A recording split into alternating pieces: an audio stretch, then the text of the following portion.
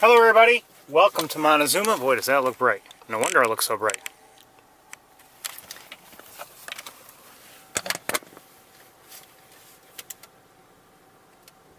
Welcome to Montezuma. It is 55 degrees. At the moment it's cloudy. I'm not sure if it's going to clear up later or not. It's actually, oh, I think I see a falcon or something.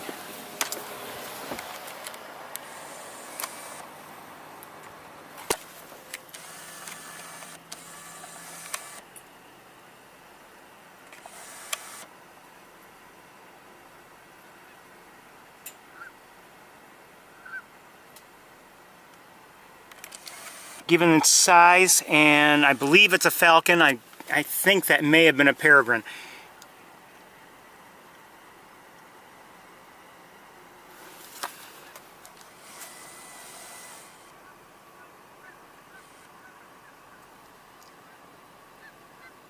I've lost track of it. Anyway, so including, oh, is that it? Okay, it's out of our view. Including that bird, which I believe was probably a peregrine falcon. I don't think it was like a Cooper's hawk or anything like that. I've actually seen a decent variety, including Canada geese, and you're hearing some now. Mallards, green-winged teal,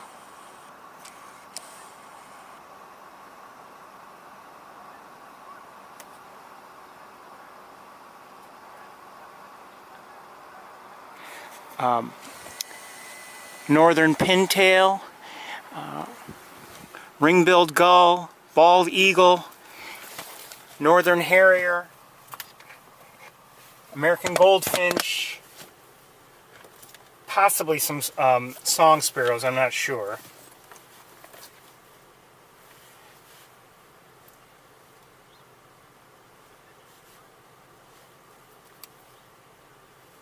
I think I might be hearing a house finch. I'm not sure about that either. Maybe. I don't know.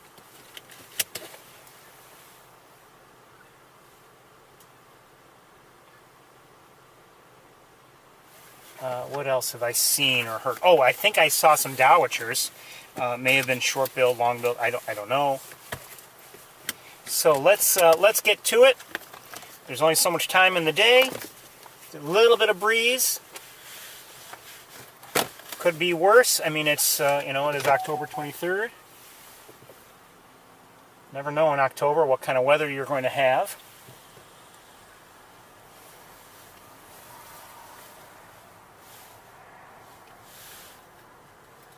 So let's go take a look at the area preceding the visitor center. You know, we have that wet area, and it did have a lot of birds as I drove in.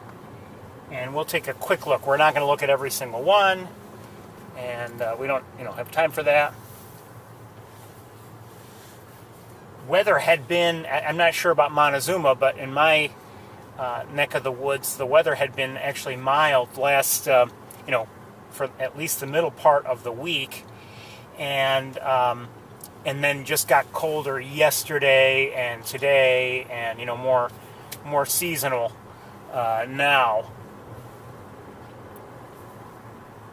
Had some beautiful days. Very mild, very sunny, just very comfortable. But things are different now. Let's see where we want to turn around.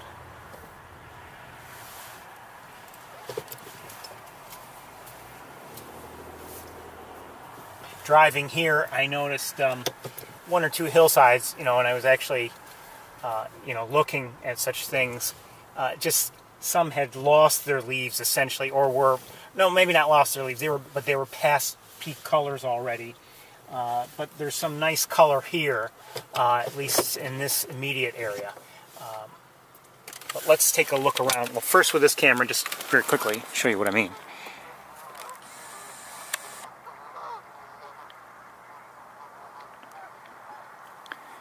And now I'll give you a general look at just the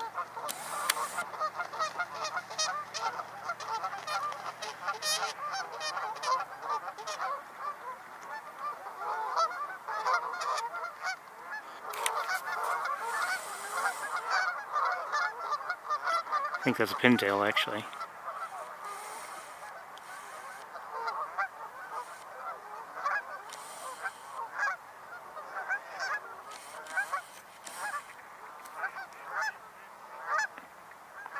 I believe those were the dowitchers I mentioned. We'll look at them a little bit more closely.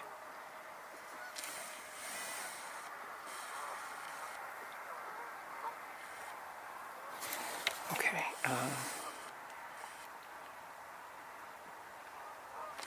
Again, I'm just giving you an overview of this area, and now we'll switch cameras and take a closer look at a few things.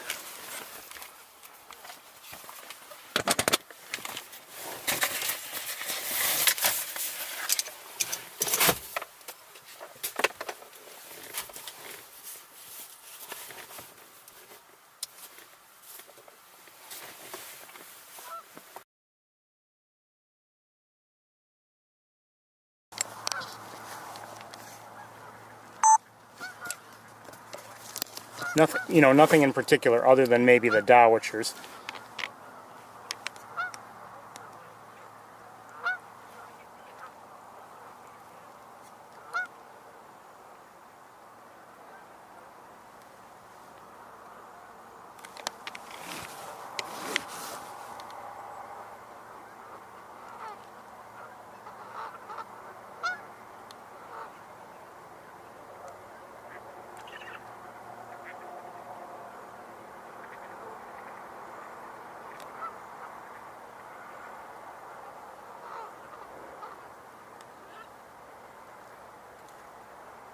See some mallards there. Oh, who's that?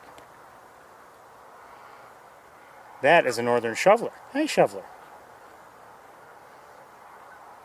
Male. If he's not in full breeding colors, he's awfully close.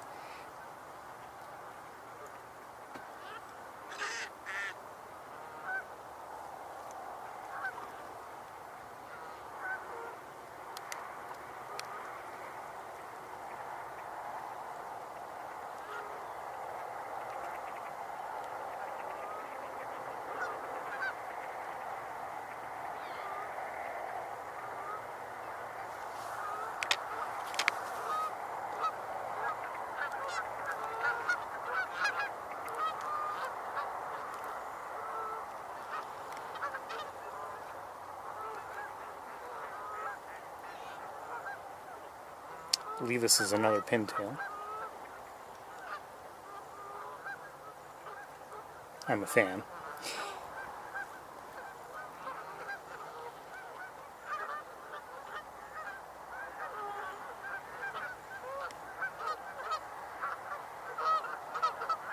Is that a green-winged teal? I think it might be.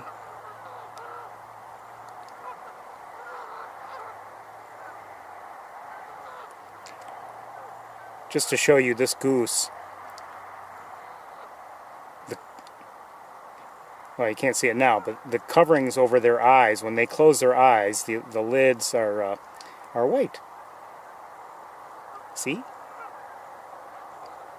If not white, they're close. They're maybe but they're definitely a lighter color. They're not black.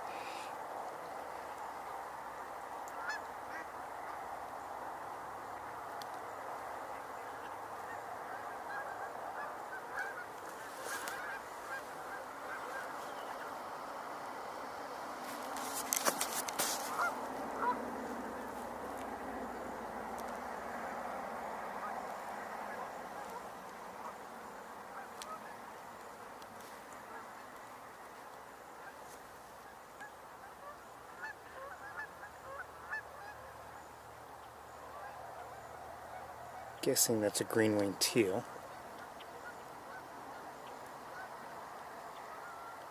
Looking with the naked eye, I'm not sure where those dowitchers are now. I believe they were dowitchers, I should say. I'm not positive, to be honest with you.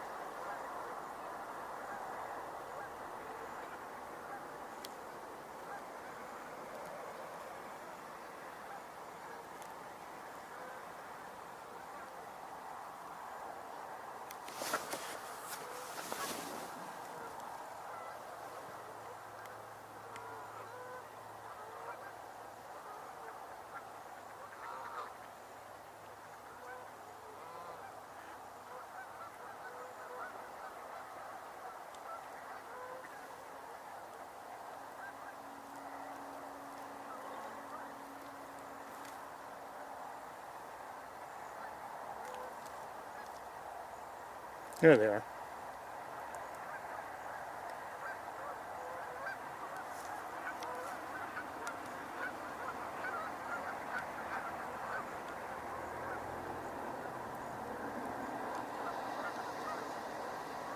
I don't know for certain, but I'm guessing they're short-billed.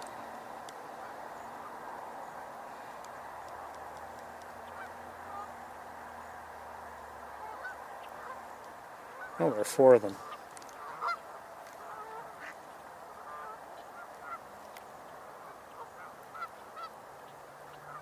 And this duck right here, I just want to point out something too. I've pointed out before on the male. This is a male green-winged teal, and for me anyway, one of the markers. Now you don't see it, or at least I don't believe you can see it during the non-breeding season, or at least meaning when it's in its eclipse colors. But see that white line, which is not perfectly vertical, but more or less vertical at the shoulder. That's a good marker for it, and a good distinguishing mark also from something that we see less often, and that's the Eurasian teal. We've seen those before on a couple occasions. The Eurasian teal, when it shows, has a on the males anyway, a longer horizontal cream-colored or white-colored striping there.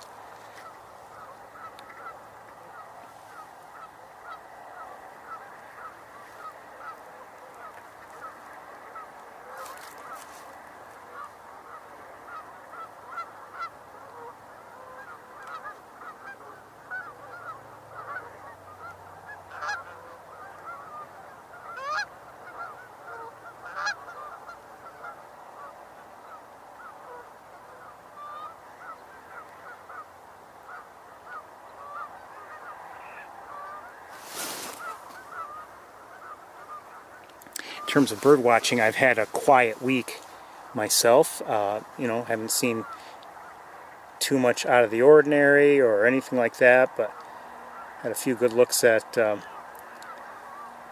decent looks at my neighboring red-tailed hawks, and those looks were welcome, of course.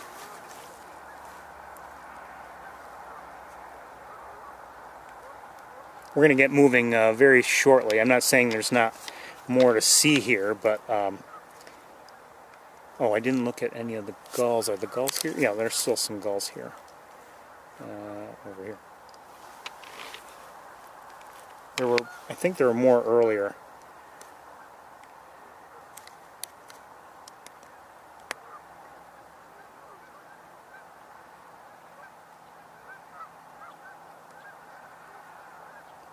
Either that or I'm just not seeing them for whatever reason.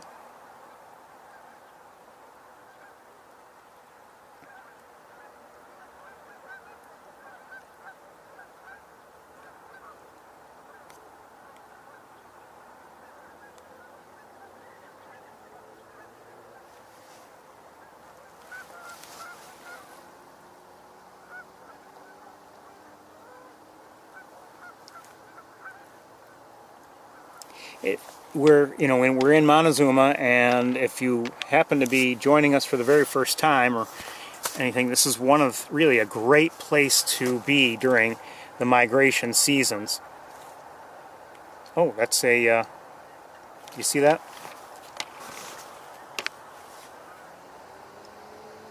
American widgeons, 2 of them. Male there in the front, and then a female behind them. There's the female. Where'd the male go?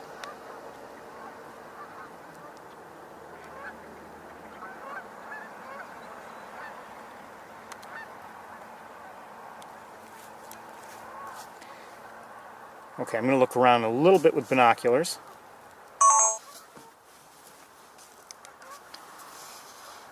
Just to see if there's anything I want to really look at.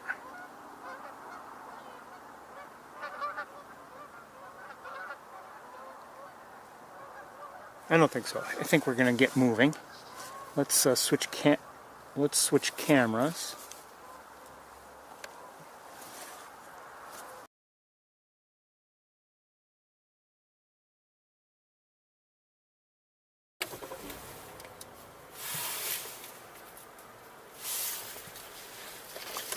anyway, this is a great location to experience migration. It's good, you know, it's really pretty good all year round, but, you know, it depends on what you want to see and what you're expecting to see, etc. And, you know, let's admit, I mean, in the middle of winter, if there's snow covering everything, it's as good as any other place, which is meaning, you know, maybe not that great.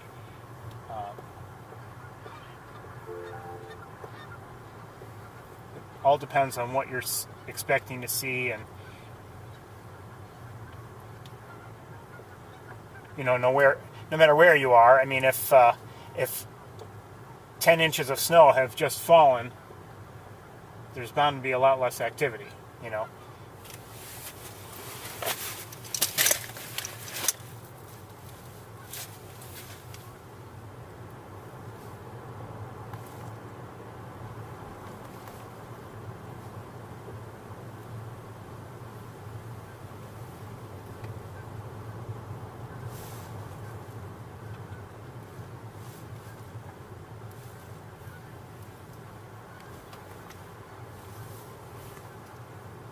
Earlier, while I was setting up, I did see some flocks of geese at, you know, relatively high altitude and in formation.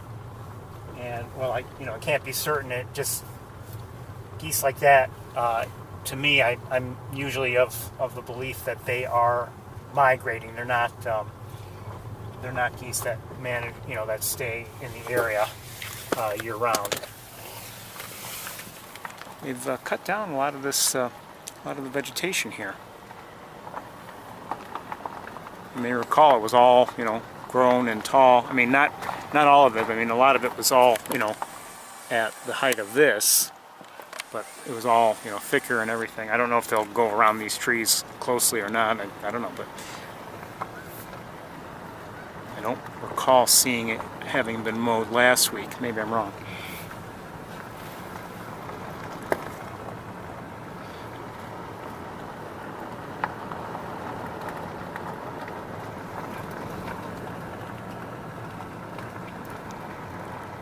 .55 degrees, so it's a little on the cool side, and maybe I should be wearing a light jacket here in the car in case I open windows for an extended period of time. But I'm not.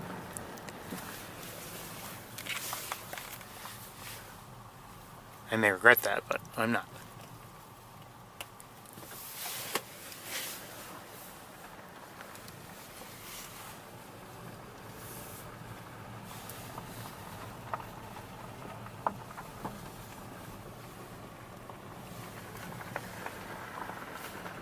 I have to say, I really enjoyed last week's tour. I think I came back home with a smile on my face, and it's just nice the way things worked out, even though we had a, you know, relatively rainy day. I hear somebody, a little somebody. Well, until I see that somebody. Who's this up here? Cardinal, northern cardinal.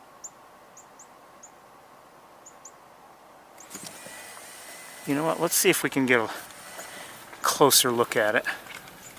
We don't actually look closely at cardinals too often for various reasons.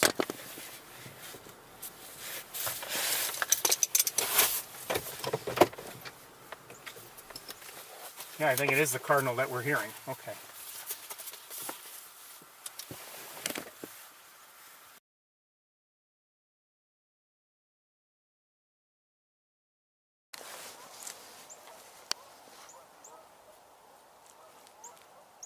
Where are you?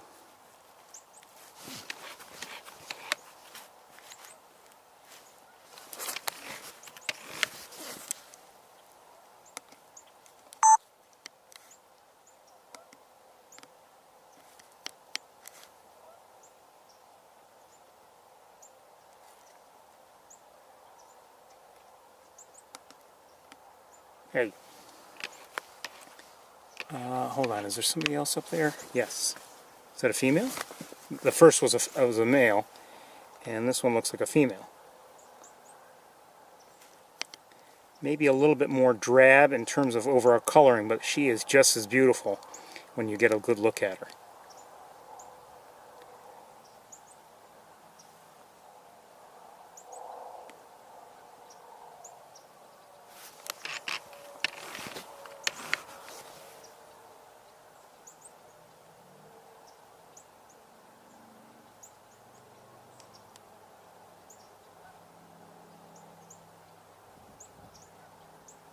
Just heard a mallard. So I don't know where the male is, but these two are... Oh, there she goes, and there he goes. Okay, let's...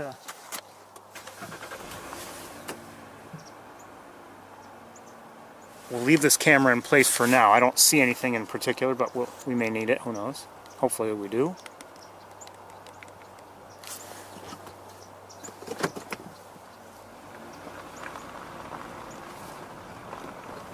Hopefully we will need it. I still hear somebody, so I don't know.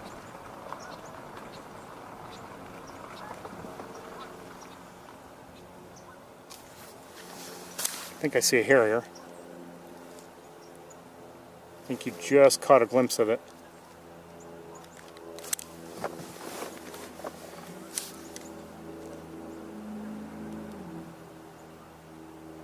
Went to the ground. I don't see it now. It's out there a little ways, but oh, somebody, a sparrow of some sort, just flew by. I don't know what it was. Let's see if that harrier pops back up.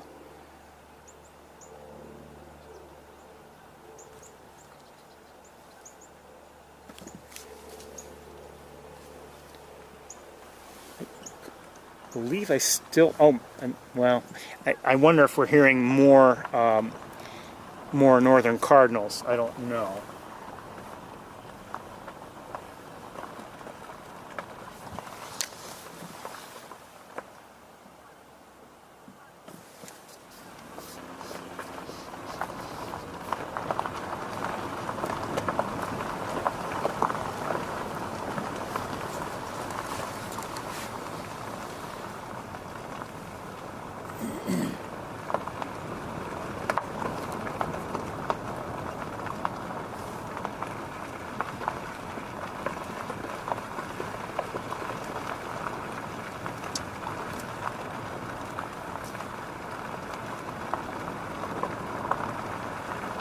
On the other side, it's been mostly grass, so you're getting grass in stereo.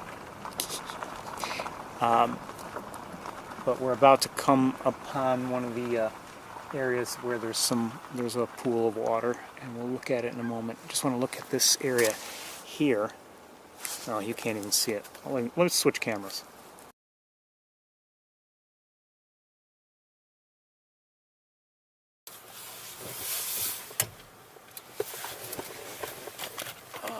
I think I see some ducks.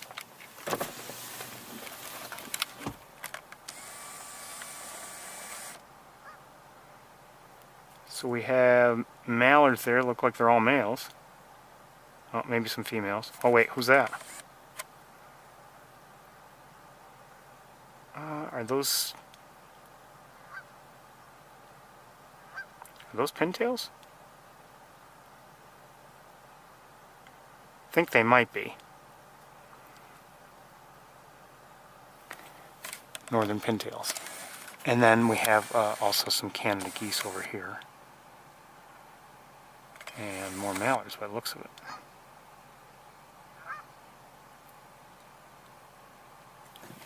Let's get a little closer to there. From what I've seen, not that many people today. Maybe here. Maybe it's because the weather is not sunny and beautiful, and maybe that's what draws people out.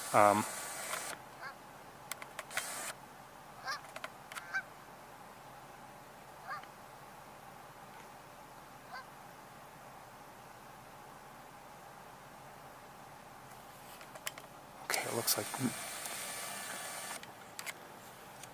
geese and mallards. I think we'll keep moving.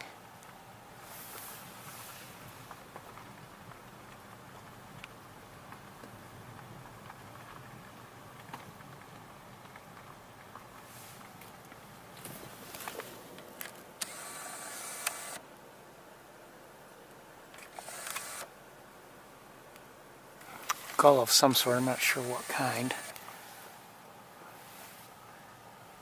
I'm not sure I'm going to be able to see it.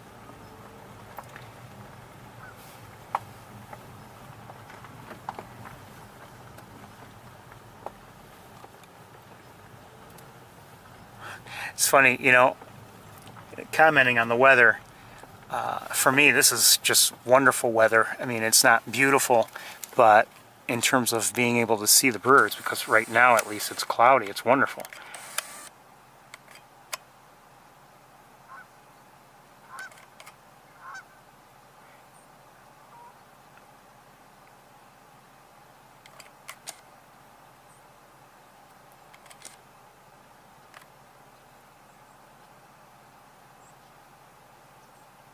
I think that's a pintail, if I'm not mistaken.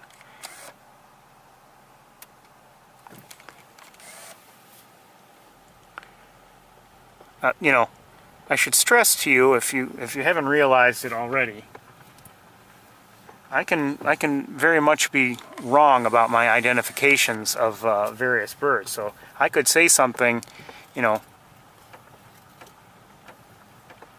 doesn't mean it's correct. I mean, please feel free to double check anything I identify. You know, you never know.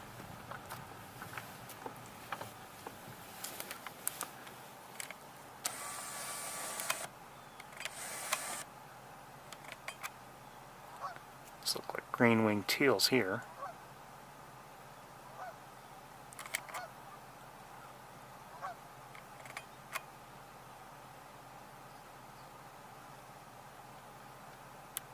Those are, you know, pintails here. They are such beautiful ducks. Jeez.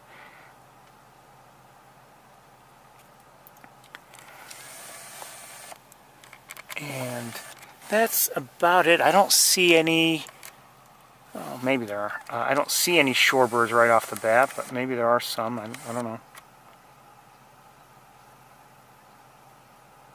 I'll look with binoculars in a moment. Those are green-winged teals again. Oh, you know, there's a lot of smoke coming through. I mean, it smells like a wood fire. I mean, you know, but all of a sudden there's a lot. Let me look with binoculars, see if there's anything we're missing here.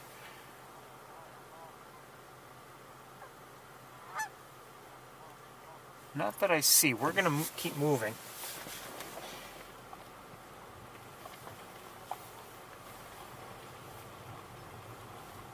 There's always a balance when you're out bird watching, depending on what your goal is. Now, if your only purpose is to visit a given area and, you know, see what's in that area, okay, fine. You know, use whatever time you've allotted to it. But, you know, on the tour, we have a number of areas we want to see, and you know, we could visit like maybe the very first area, whatever that might be, and you know, wait there for far too long, maybe waiting for something to come along or whatever, and maybe something will, but you know, that's always at the expense of the other locations in terms of time. So I try to keep things moving. Sometimes we will stay around for one reason or another. Maybe we're seeing something really interesting or whatever.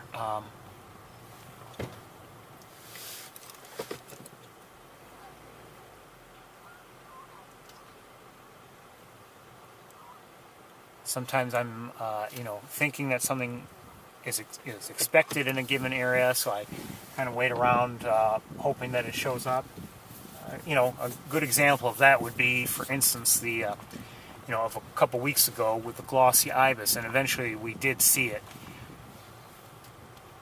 It had been reported, you know, in this area, and we did eventually see it.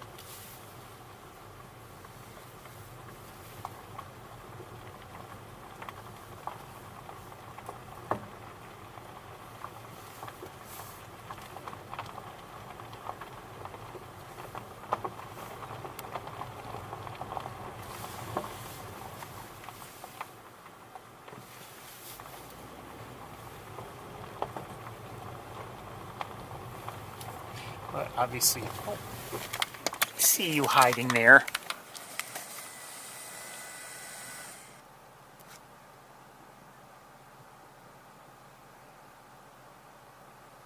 When I first saw it, it was a little bit more visible than now. So,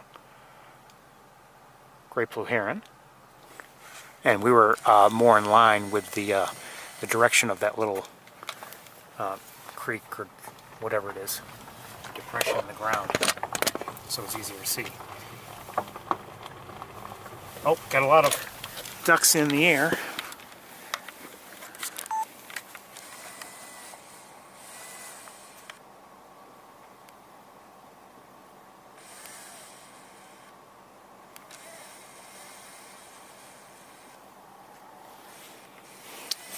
Maybe is this why?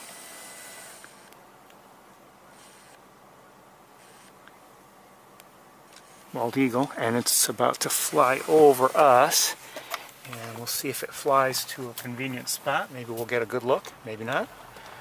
I can't see it right now. Oh, there it is. And I have a feeling it's going to be in a very inconvenient location. Yeah, it's behind those trees now.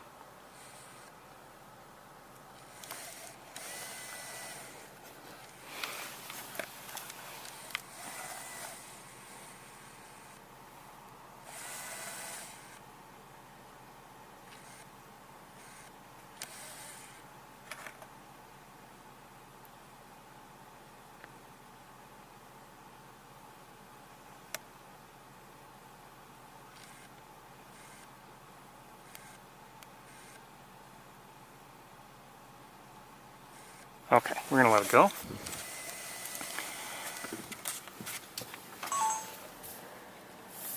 And looks like things have settled down.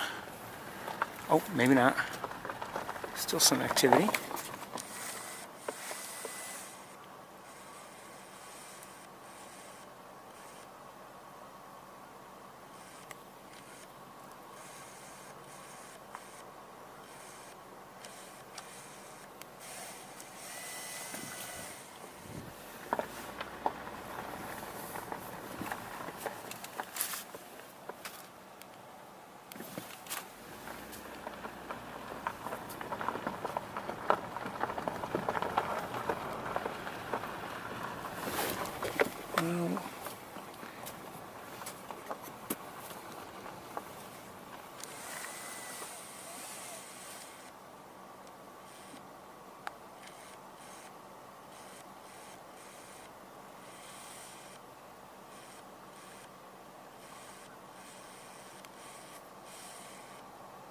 Okay, this is the first time this season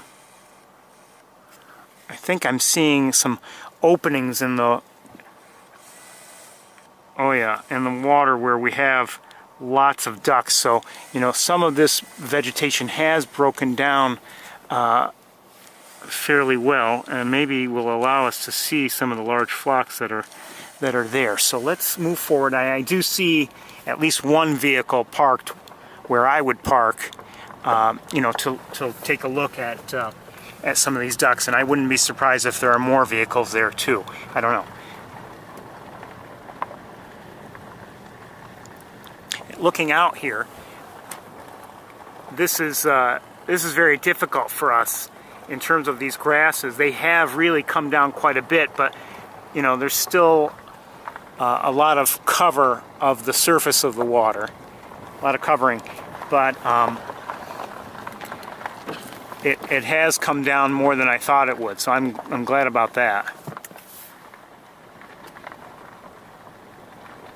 I would imagine, I may be wrong, now it also depends on how much snow the area receives this winter, but I would not be surprised if we have you know, an ordinary winter with at least you know, at least a couple good snowfalls.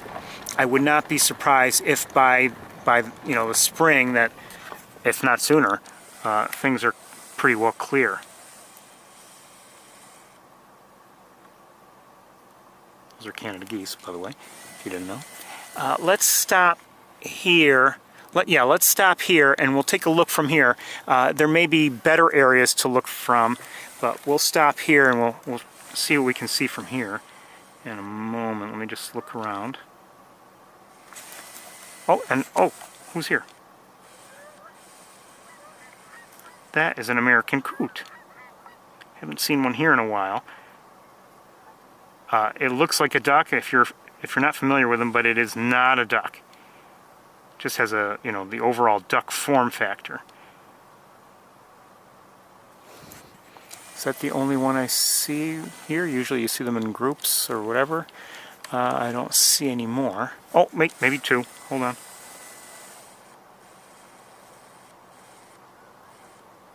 Looks like two.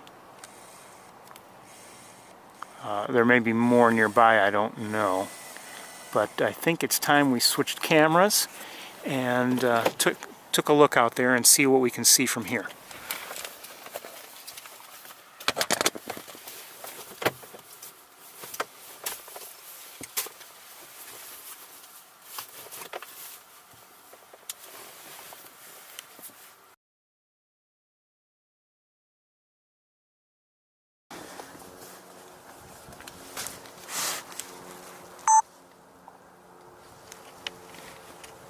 Now, these, you know, all these ducks, well, all these birds, whatever, they may not all be ducks, they're all quite distant. So, I mean, there's only so much we can see, but it's actually, because it's cloudy, we may do better today than we would normally. So, I'm not going to be too ungrateful.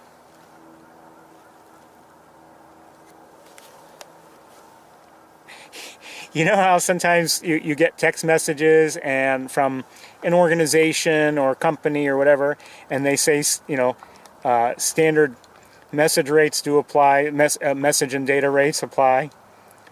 For this, we'll say my standard complaining applies. There's another American coot back there. And who else is back there? We see Canada geese. I'm not sure what else. We're essentially at our extreme range right now. We could switch scopes if we really wanted, but get a little bit more range. Oh, I'm not sure who that was.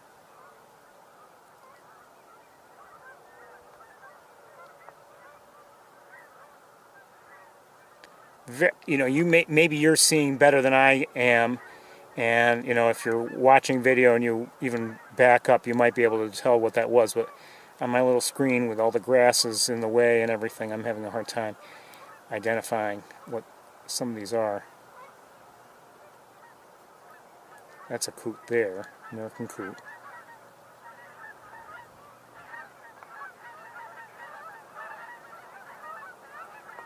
I think that's a northern pintail in the back. I saw a white breast.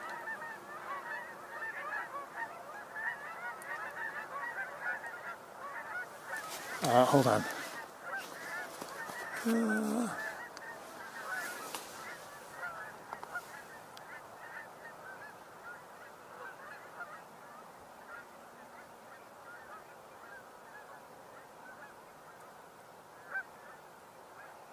Might be hearing, not sure, but I think I might be hearing American widgeons.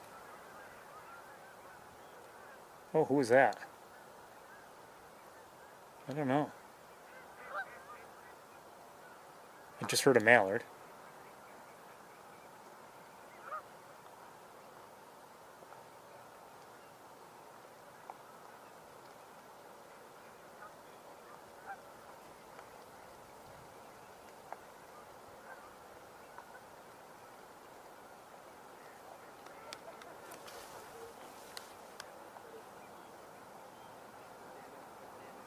I think I just heard a gadwall.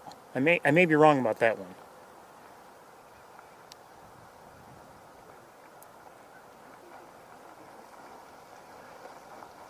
Is that a ringneck duck, I think?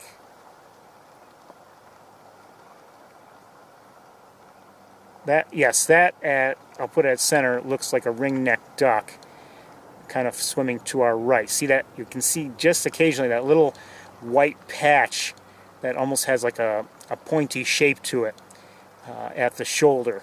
that for me is a good marker and a good way to distinguish it from, let's say, a scaup.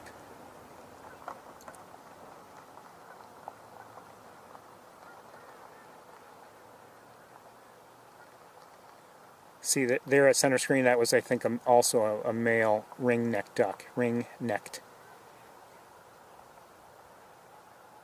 So we're seeing some of them out there.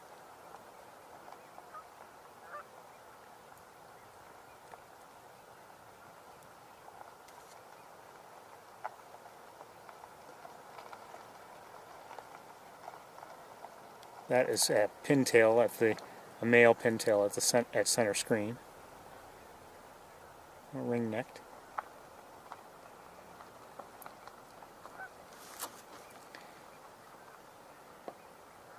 Now, if you feel bad because you don't see the ring at the neck of a ring-necked duck, don't feel bad. It's very hard to see.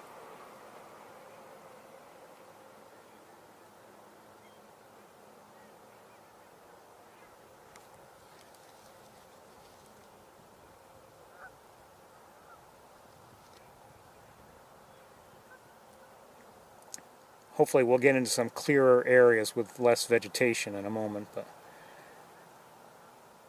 I just want to see if anything stands out that we might be happy to have noticed.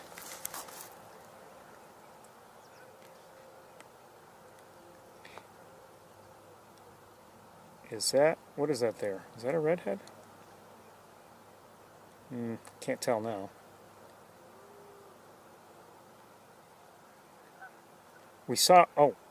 We did see there's a redhead. Right at center. Hey, what's going on back there?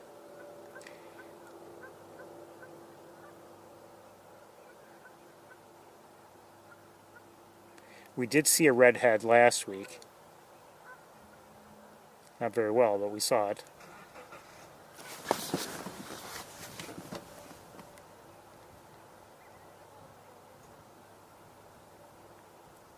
I think that's a female ring-necked duck there.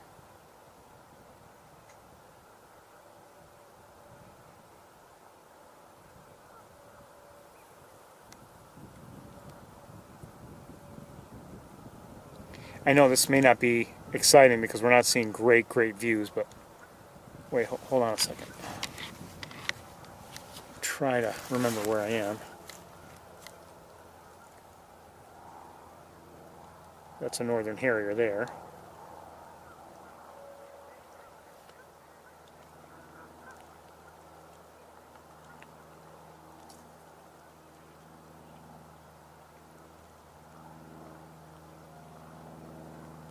Let it go because I see something else. I don't know if I see an eagle or what do I see?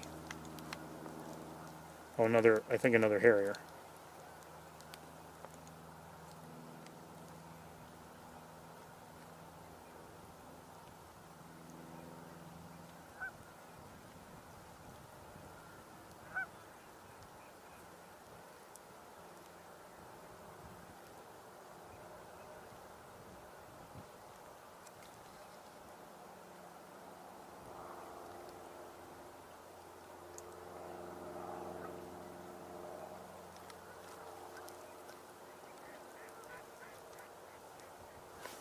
Okay, there's something, hold on, that's what I want to see. And that looks like a bald eagle.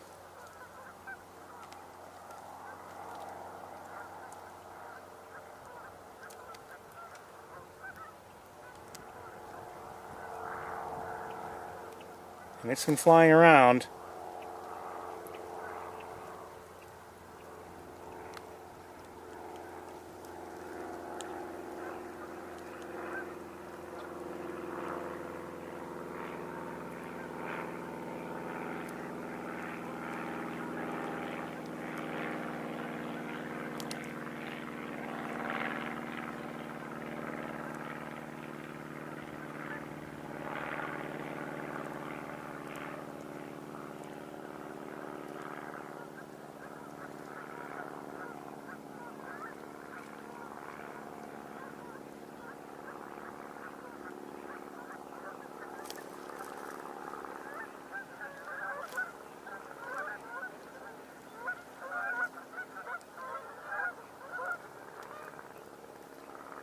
I am hearing gadwalls, by the way, or at least I believe I am.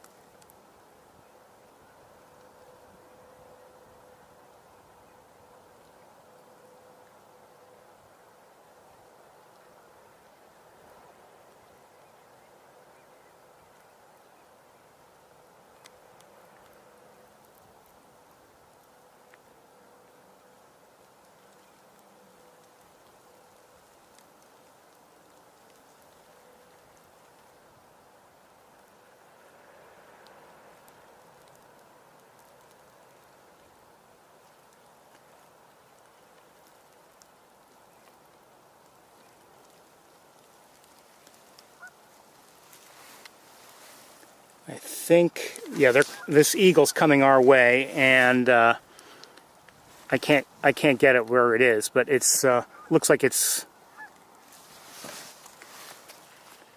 well along the way to maybe even crossing over the road.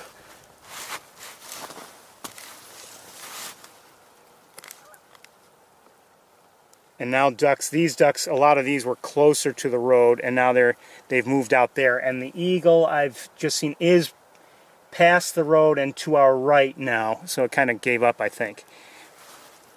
So closer to home, what do we have here? I hope you like that. I did. So these have moved in. I don't know where they were before, but they've moved in. Oh, shovelers. That's a female shoveler. The bill is very distinctive.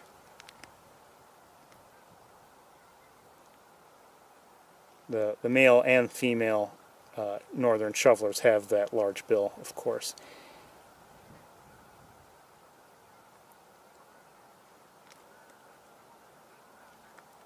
So we have that one. I don't know how many others are nearby. I don't see any males. Not with the naked eye anyway. Oh, that's a male there. But in this lighting and at that stage of his switch back to breeding colors, he doesn't really stand out. See, I mean, he's not the pale, he's not the bright colors. Look at that. Hello. Look at that face. No, please. We want to see that face again. Some vegetation in the way.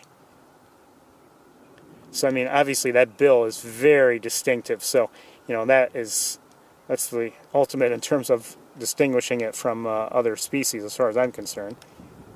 But his colors, when he gets his breeding colors, he's fairly easy to spot.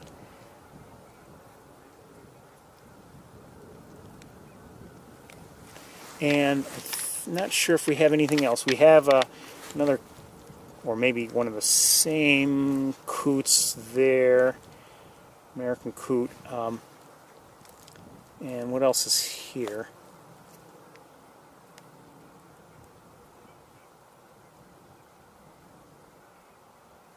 That's not a shoveler. Is that a blue-winged teal, maybe? No, is it a shoveler?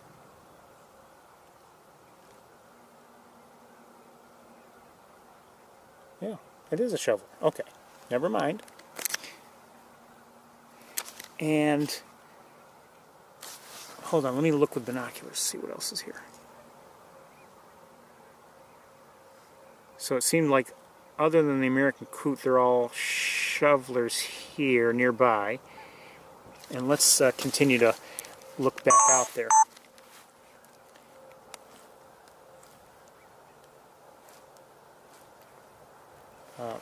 Totally lost track of where I was, but it doesn't matter now because everyone moved around, you know, when that eagle was flying around. Let's take a look. Some of these birds are more in the clear than they had been. So we have I think these are ring-necked ducks. They are. You can see that little spike of white at the shoulder, and also the, at least on the males and the females, I believe, you have that white ring near the tip of the bill.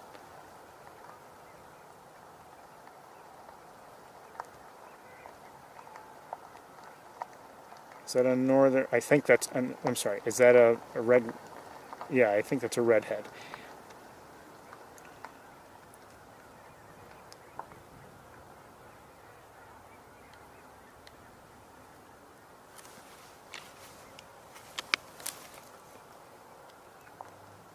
All right. Let me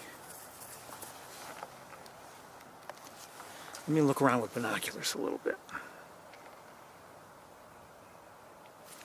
Okay, we don't have, we don't have all the water completely covered with ducks as we have sometimes in the past back there, and that could be partly because of the eagle that was flying around.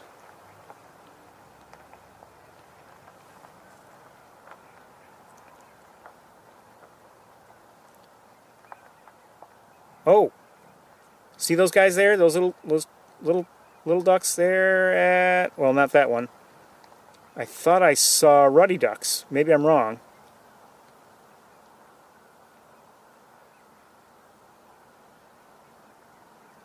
Where'd they go? I may be wrong about that. I thought I saw a couple male ruddy ducks. A small duck.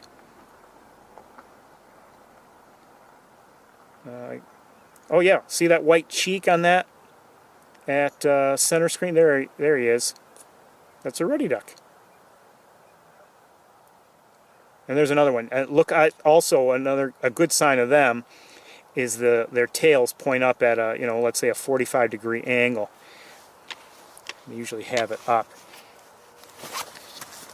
All right, let's move on. Well, you know what? Hold on one second.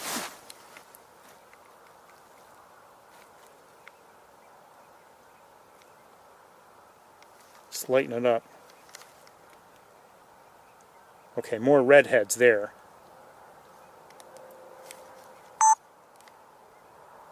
So I'm lightening it up just so we can see colors, or so at least I can see colors a little. Oh, and so those are redheads. I know I've gone over this before. Oh, and there's a gadwall there at center screen. And okay,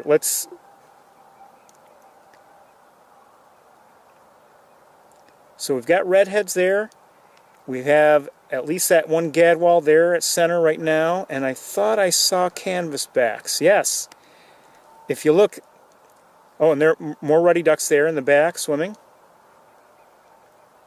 See how small they are? Oh, and I think I see some scops. I don't know if they're lesser or greater. Yeah, that's a scop there at center. I'm guessing it's a greater scop.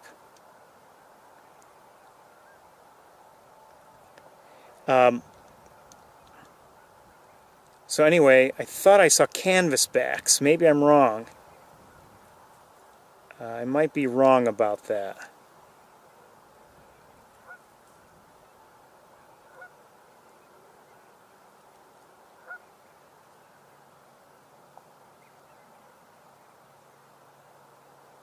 Yeah, I think I am wrong about that.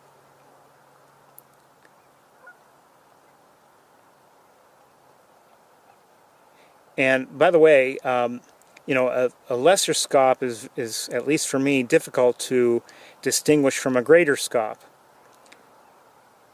And one of them has a more prominent little point of feathers on its head. And I've decided the way to remember which is which is, I believe it's the lesser that has the larger, relatively larger and more noticeable point on its head, and I think it's because it's trying to be noticed. So, you know, compared to the greater. So just think of it that way.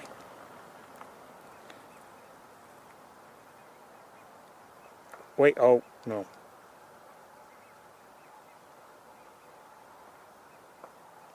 Hard to see with that vegetation there, of course. That's a female ruddy duck there at center screen. She doesn't have that white cheek that the male has, but she's cute too.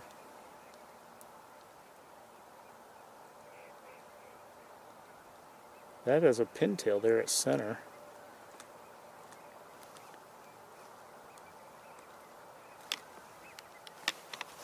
Okay, let's we're gonna move forward now.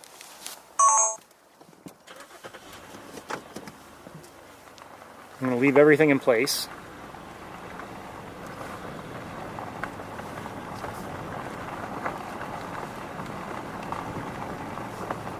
Obviously, we're not seeing some of the prominent species we saw, you know, recently, like great egrets. Haven't seen one yet. I'm not saying we won't, but you know, it's getting later and later in the season.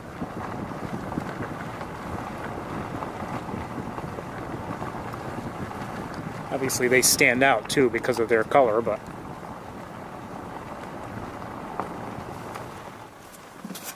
hold on one second. What did I just see? Nothing. Well, nothing we haven't seen. Alright, let me take a look here.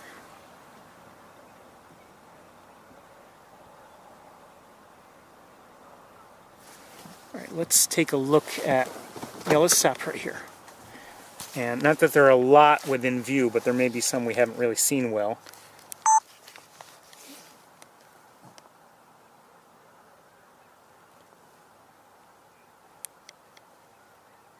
That's a shoveler. And I thought I saw... There. These are ruddy ducks.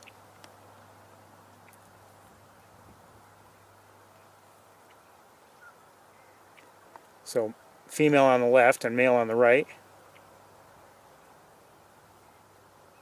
I don't see their tails though, so that's interesting. There we go.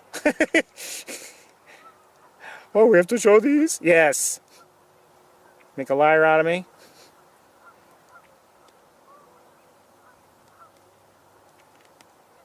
American coot back there. Another one. A couple more. More. Oh, who's that? Green-winged teal. Which obviously is a small duck as well. Hold on one second. So let's look out at some of these we've seen already. Maybe. So again, we have some redheads and some, I believe, greater scops, if I'm not mistaken. Ruddy duck there in the background.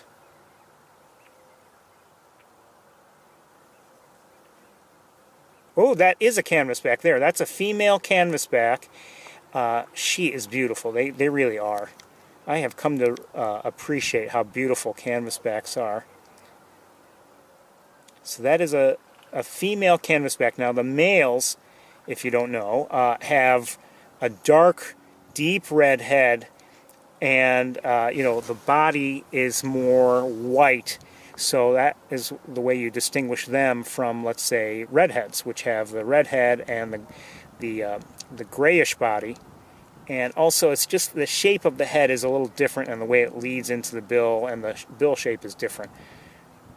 But that's the first canvasback I've confirmed, anyway.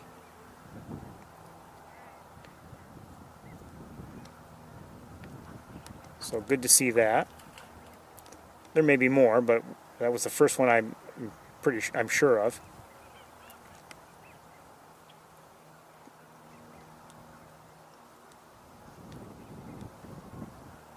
Oh, lots of ruddy ducks. Oh, there's another canvasback. That's a male right there. Let me lighten it up a little bit. And you can see he's got a deep red head, a little black, I guess, on the breast, and the white body, you know, the flanks, the white sides. So that's how you can distinguish them from redheads. You know, you don't always have a good look at a given bird, and it can be hard to identify. So you got to take whatever clues you can get. And you know, there are people who are certainly much better at identification than I am, but those are some of the clues I know of anyway. I think a red-winged blackbird just flew by, if you're wondering. So we're just watching everybody. Oh, there's another canvasback there. We're just watching everybody swim by here. It's nice when they do that, so I can just keep the camera still and we can watch, I have to admit.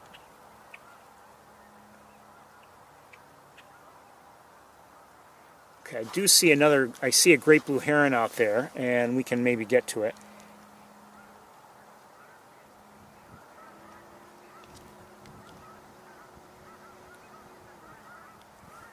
I hear geese. It sounds like geese coming in. I don't see them yet, though.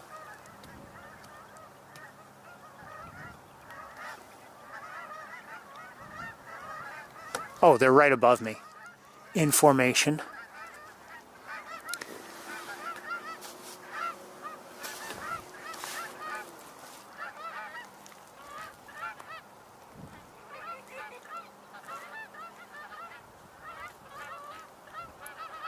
There's a great blue heron.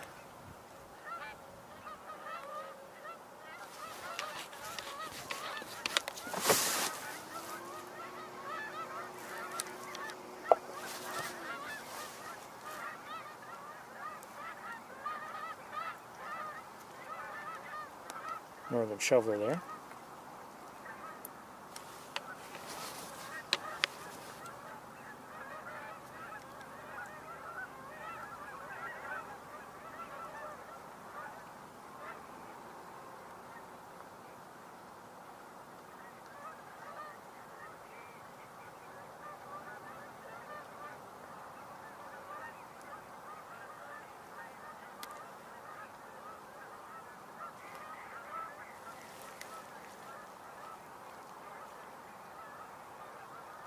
So we have some vegetation blocking our view, but we're still getting the occasional nice glimpse. But we're going to let her go because of all that vegetation in the way. And who's just flown in over here? These two just landed, whoever they are.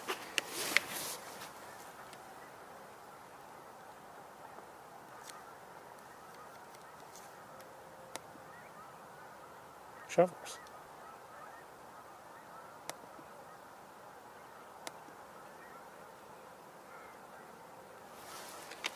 Alright, let me look around with binoculars for a moment and see what else we might look at. Oh, wait 1 second. What's going on out here?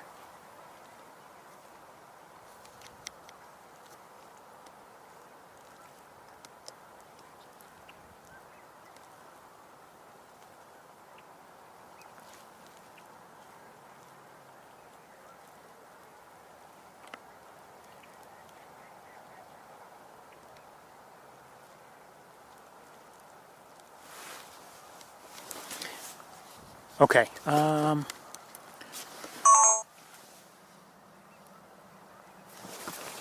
might get a decent look at a pintail. 1 second.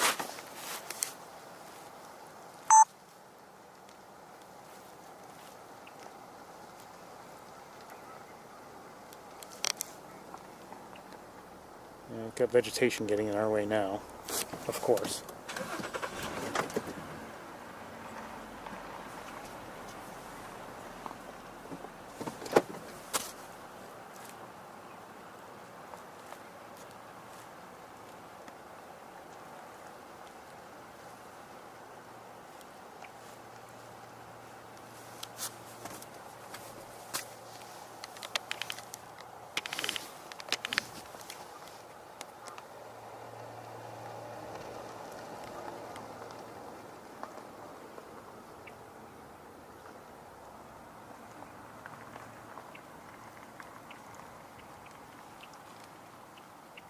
A few red-winged blackbirds just flew away. They must have been nearby and I didn't realize, or they landed quickly and then flew on. So we're looking at a male northern pintail. He seems to be, if he's not in full breeding colors, he's very, very close. That white breast, the long neck, and now, where is he? He's in the vegetation. And that's a female with him.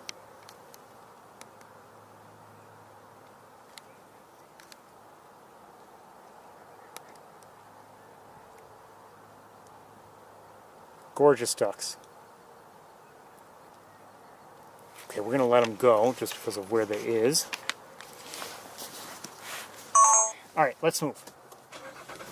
Hold on, do I see something up ahead? No.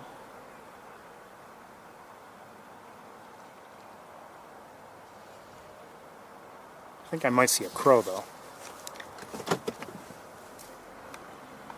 Oh, and I see two eagles.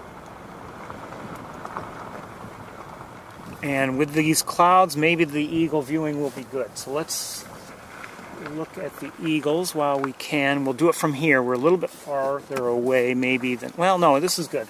Angle-wise, this is good. I'm just going to take up a lot of room on the road, which we shouldn't, but we will. Is that a mosquito in here? It is. Get out. Come on, give me a break. It's October.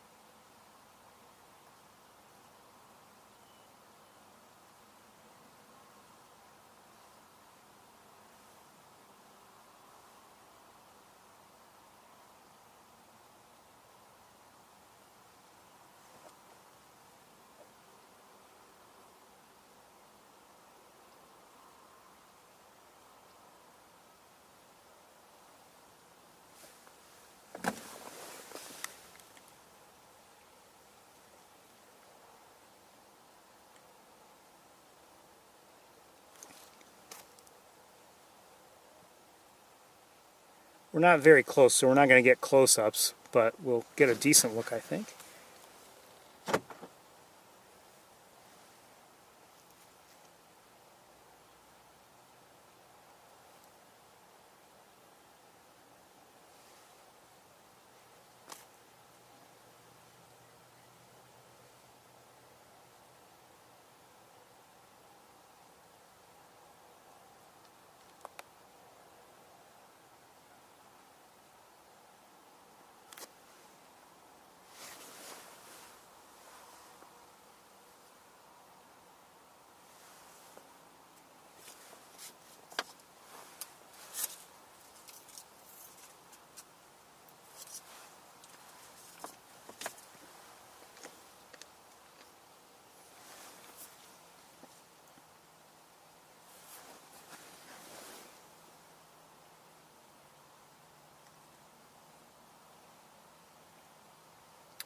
I had said I thought I saw a crow. I believe I see three now.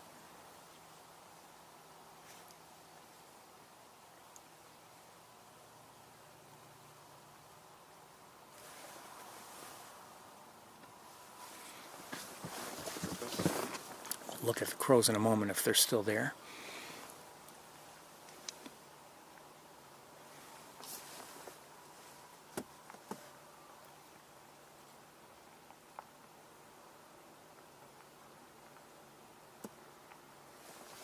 Okay, let's look at the crows while we can.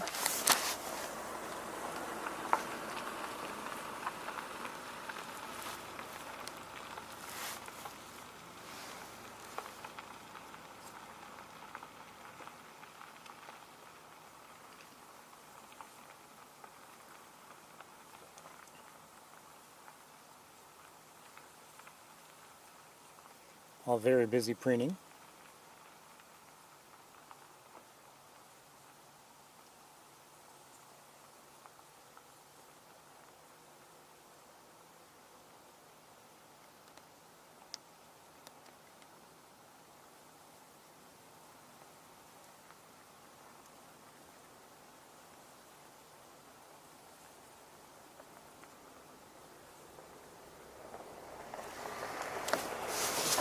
One more look at the eagles and then we're moving on.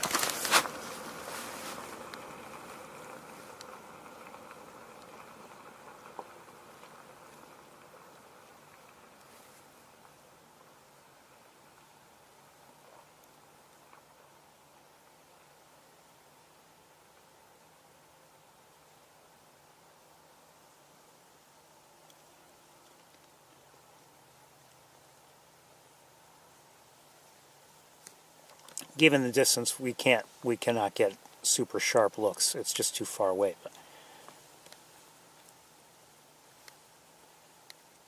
Okay, let's move on.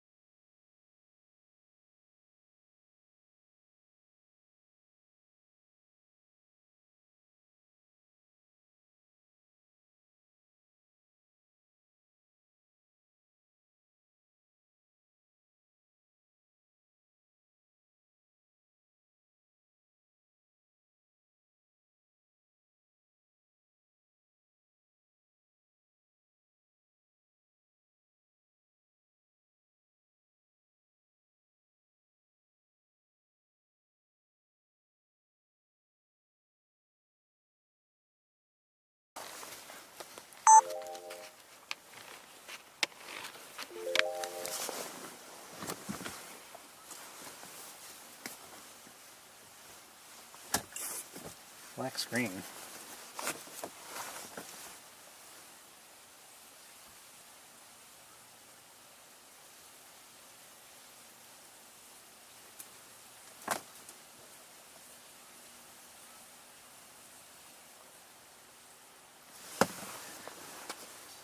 No, there's no black screen. It should be up and running.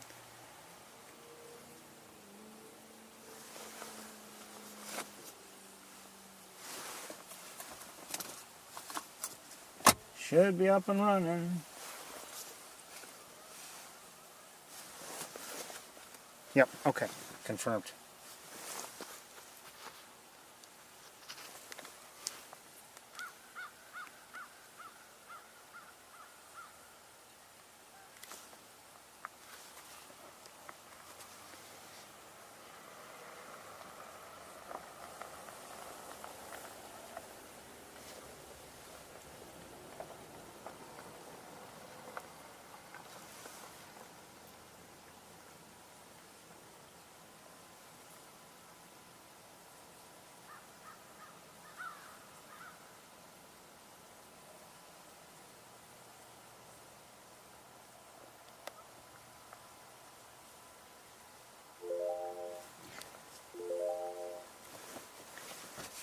I know. Thank you.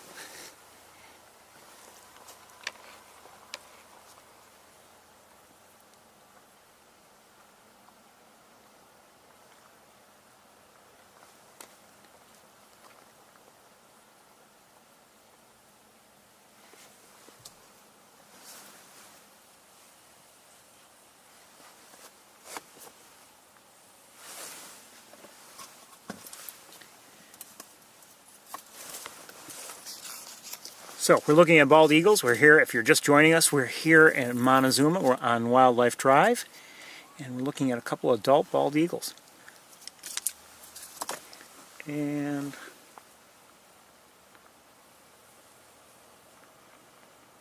the three crows that we had looked at earlier. Oh, there's another bald eagle coming along, and they're vocalizing maybe as a result.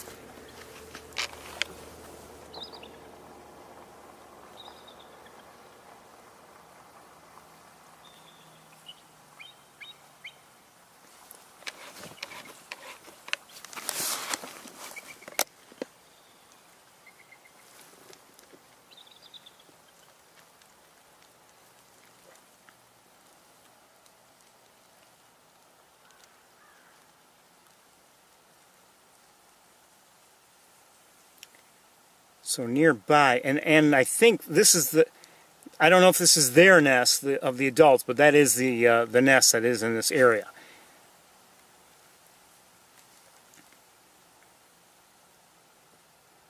So we just saw this young one fly in. I don't think that is a first year though, given how much white we see on the belly. A first, you know, if it had just fledged earlier this year, I think it would be all black, but I may be wrong about that. Or all, you know, yeah, black. So we can't see that one that well. Let's quickly go back to the adults. Ferris. There they are.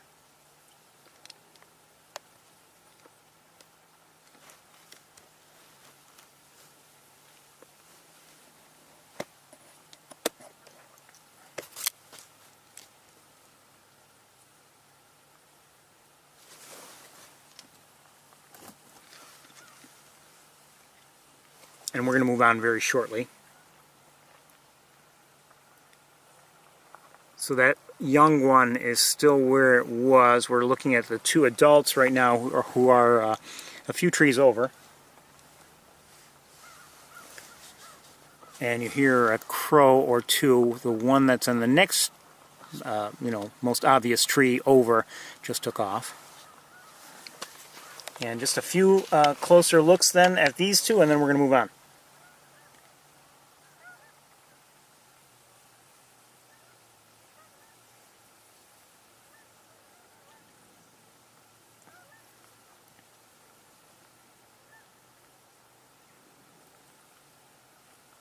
I would say this one here at the lower perch looks larger. So if I had to guess, assuming they are a pair, I would guess that that this one is the female and this one's the male.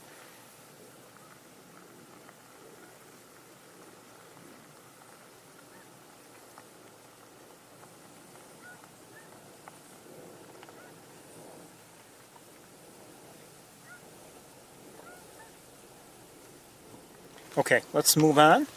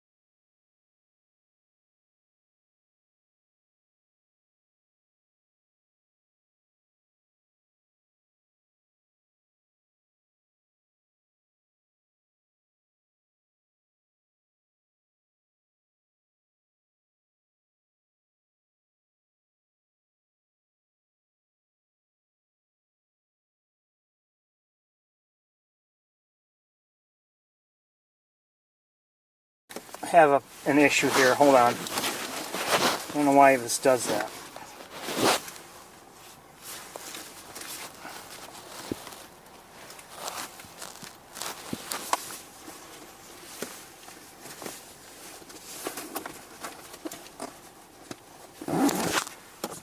Okay.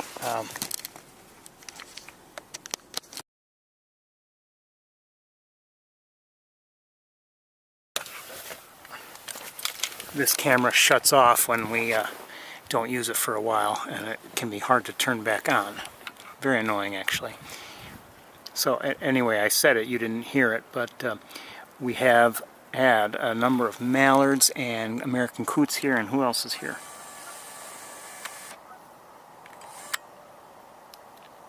Those are northern pintails. You know, if they're going to stay... Oh no, and those... Is that a shoveler there? Yeah, I think so. Let's see if we can try again to get another look, since they're somewhat stationary. Hold on. I have a little bit of vegetation in the way, and the angle is not great for me, but you know what, hold on, let's see if we can move backwards just a bit. I think those eagles are drawing a crowd of onlookers. Can't blame them, we did. Oh, hold on. I wonder if the pintails are moving on now. Hold on. Maybe not. Let's try to take a look. Oh shoot.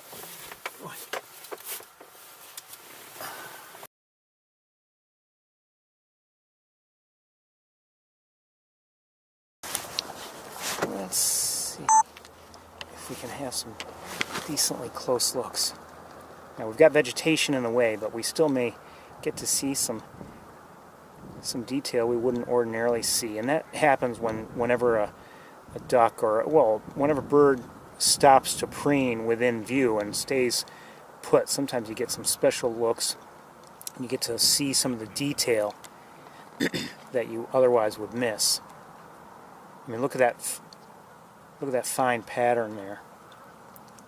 This is a male northern pintail, and he's just preening right now, and I think if he's at least pretty close to being in full breeding colors if he's not already there.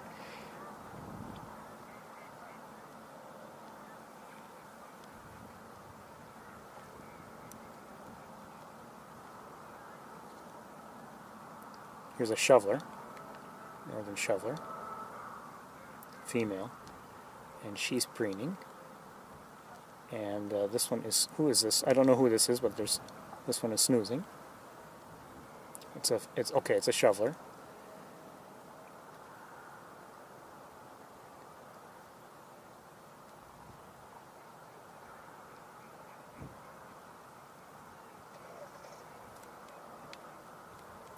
It's a good look at the bill.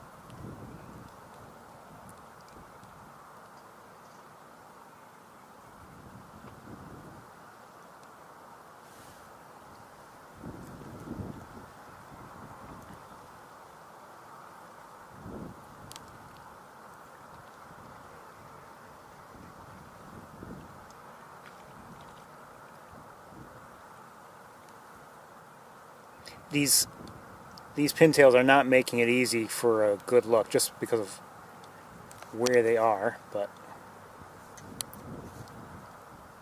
and what's around them and in front of them.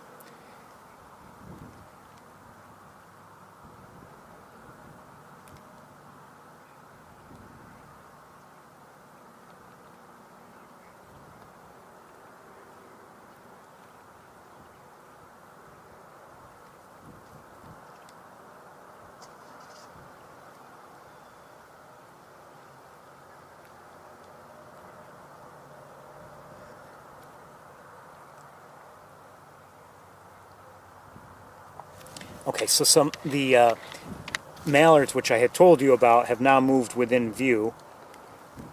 And here's a coot. You can see the size comparison. And that's a pintail there. I was hoping to get a look at the coots while they were kind of staying still, but now they're moving on, so that's not going to happen.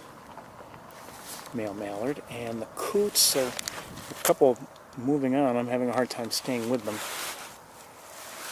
Right, back to the pintails for a moment. I think it's, yes, starting to sprinkle a little bit of rain. No big deal at this point. There we go.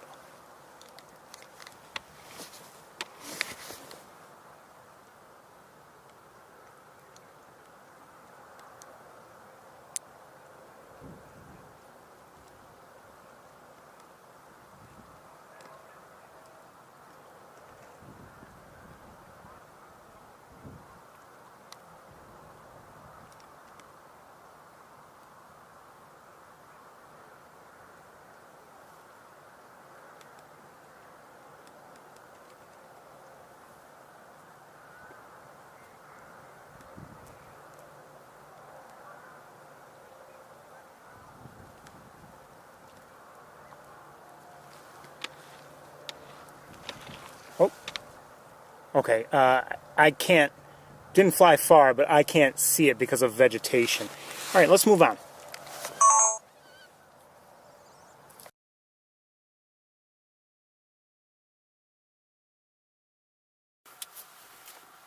Oh.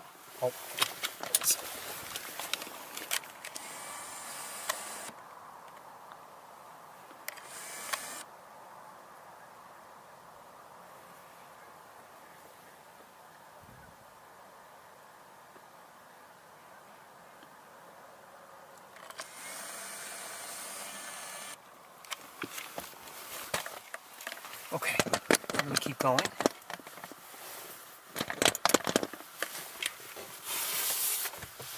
Oh wait, hold on.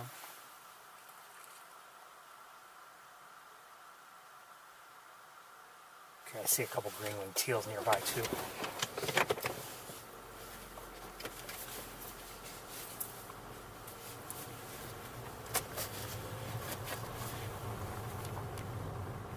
Oh, the mallards kind of turned around and now they're heading the other way. We're going to keep moving because we need to.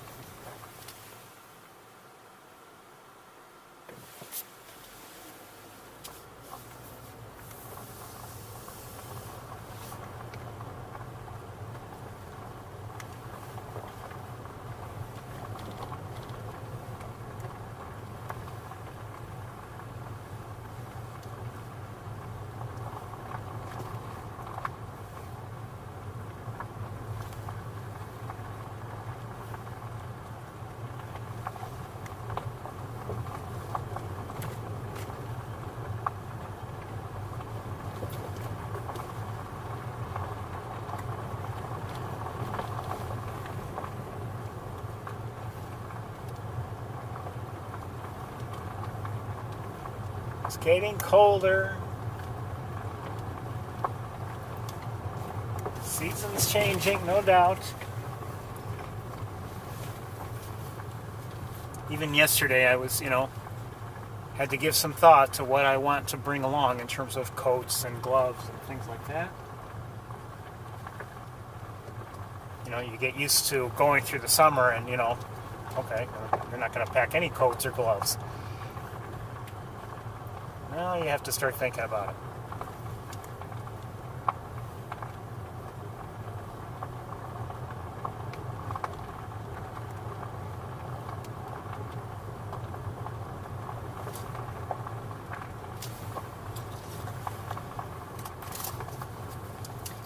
And as I've said before, it's not just a matter of packing them. Sometimes you really have to choose what you're actually... I see some Canada geese to our left, but they've got a lot of vegetation in our way.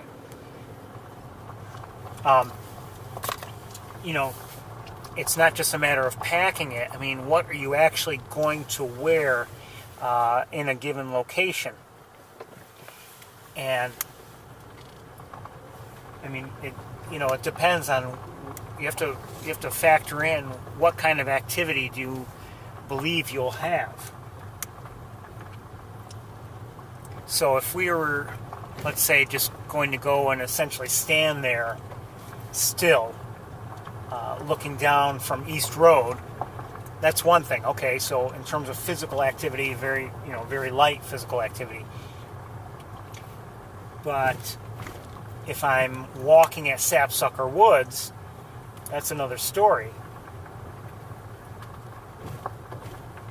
I mean, I stop quite often and stand still if we see something.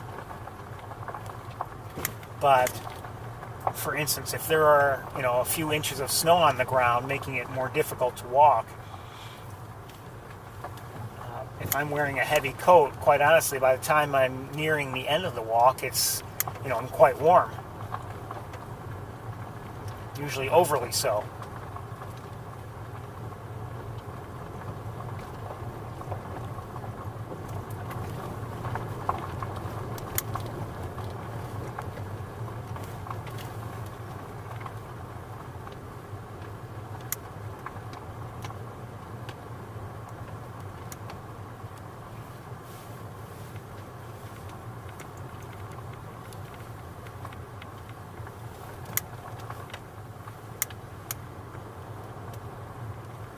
I just saw some little somebody fly across the road. I don't know if it was a sparrow of some sort.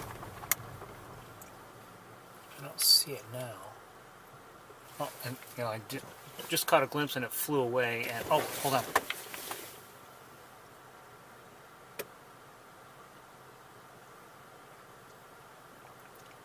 I see it. It looks like a song sparrow to me. And now I can't see it at all.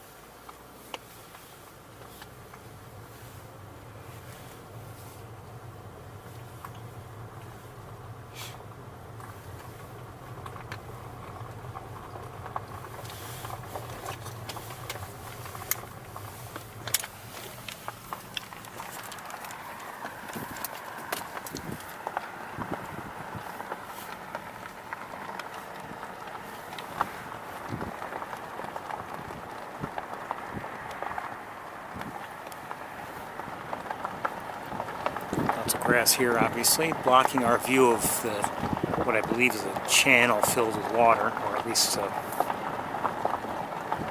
stretch of water where we would ordinarily be able to see, but we can't see to it. And on the other side, oh, I just saw a mallard over. Just spotted a mallard in here somewhere.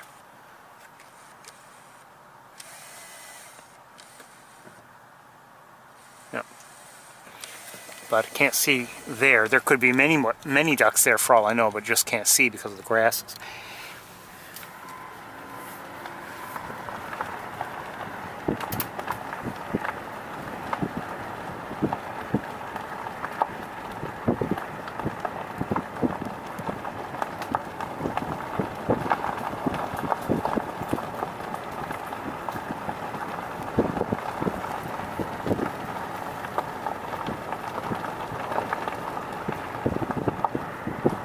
Overall, I would say I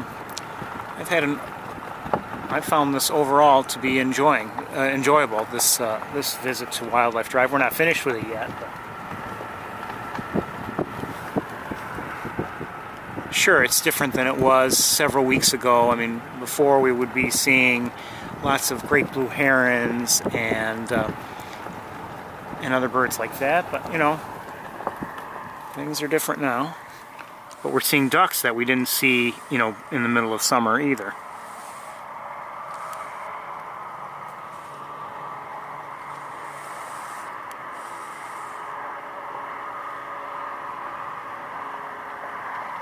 Look like Canada geese to me.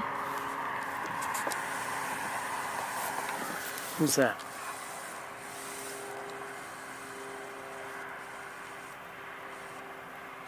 Oh, I can't tell. Hold on, let me get binoculars on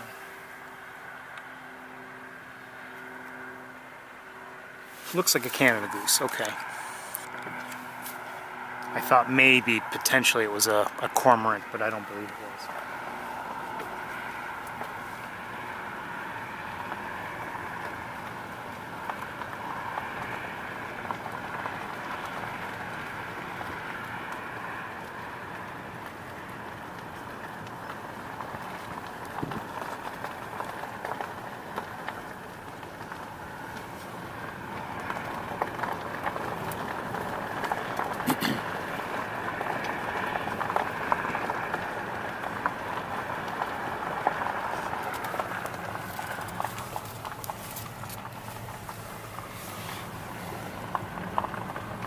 you know, for people who are unfamiliar with bird watching, you know, they might just assume, oh, this is, you know, it's autumn now, and you know, it's bird watching isn't so good anymore. You got to be there during summer and maybe spring, you know, later in spring once it gets warm. And depending, again, obviously what you want to see, but at least for areas like this is like one of the best times of year.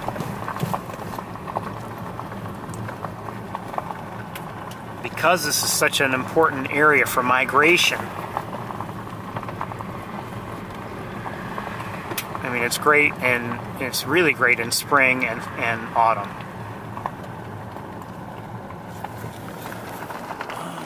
Oh shoot, let's go forward a little bit more.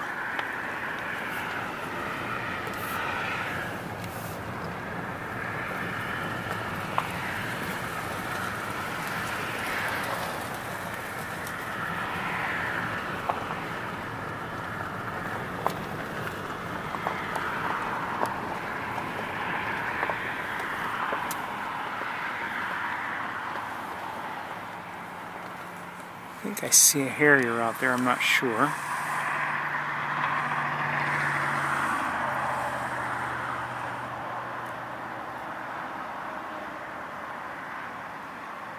Now I'm sure. And nice color in those distant trees.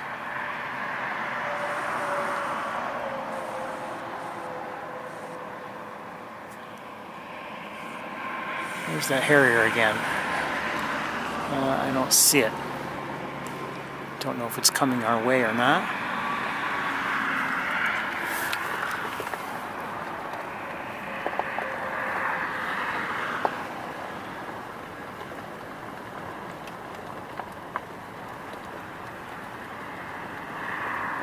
This stretch is usually, you know, without a lot of birds, but sometimes it has some very nice sightings of one sort or another, so it's definitely worth it. Of course, we have to go through it anyway to leave, but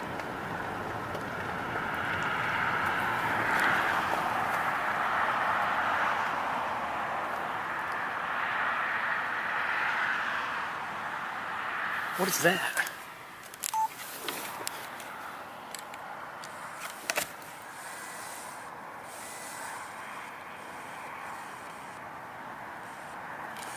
I'm not sure what kind of ducks those were. Maybe nothing out of the ordinary. You know, many of these duck species, I have had few, if any, good looks at them in the air and been able to, you know, knowing what I've been seeing. So I don't necessarily know what they really look like in flight. So I may have just seen, you know, ducks that, okay, I've seen many times before, you know, in the water, but not necessarily in flight, so I don't know, you know, I don't know what they were. Now the question is, will we be able to find them? And I don't think so, given where I thought they landed and all the grasses that we see between here and there.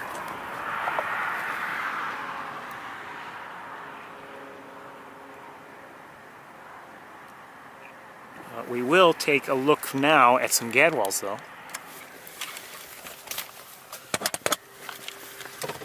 Quick look, they're not very, very close, but we'll look at them.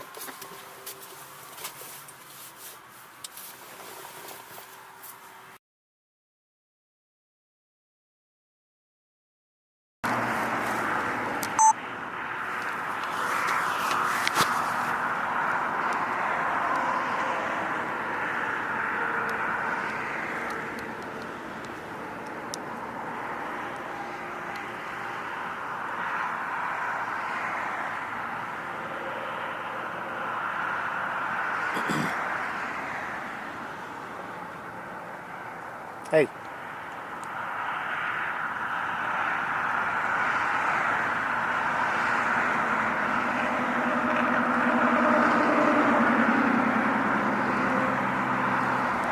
Just a quick look. You know, they're not very close, and we only saw the one earlier. One or two, I thought. hold on, let me see if are they still within view of that? One more distantly and partially blocked. So let's keep moving on. I'm going to leave this camera in place.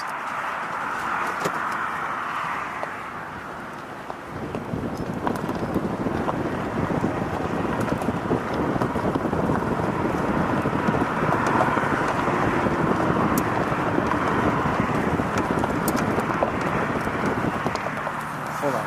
What do I see here?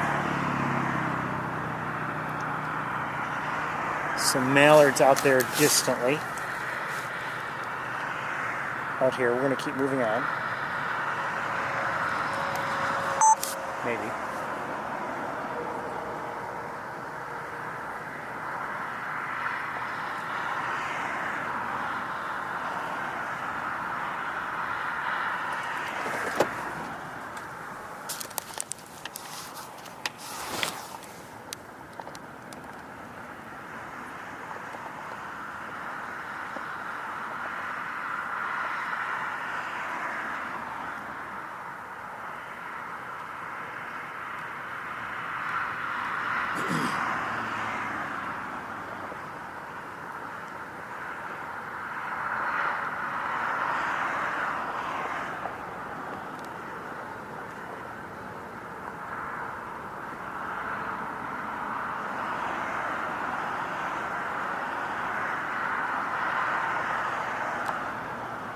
Okay, they're getting to be impossible to see.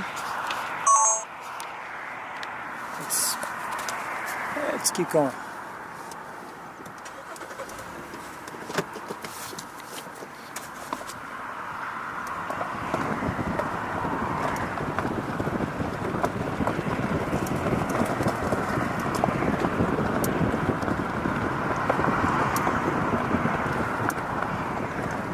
Okay, number of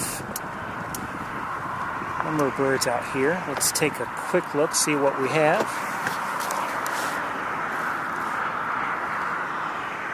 You know what, let's shut off the engine, maybe take a longer look. Hold on.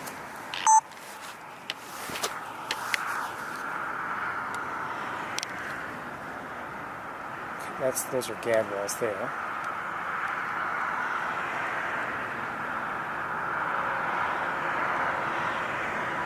Something about this stretch that seems to draw the gadwalls. We often see gadwalls along this stretch. And it's, you know, even on days where we haven't seen them much elsewhere, or just in a limited fashion maybe.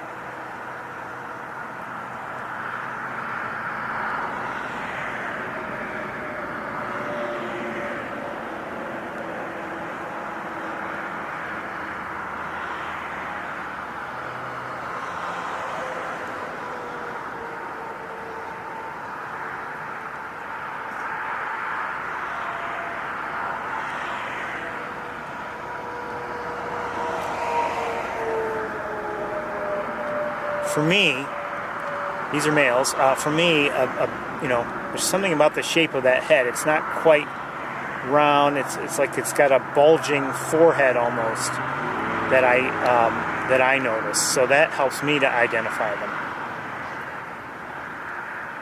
That little white near the base, near their tail, helps also. And just they have a certain, I don't know how to describe their coloring.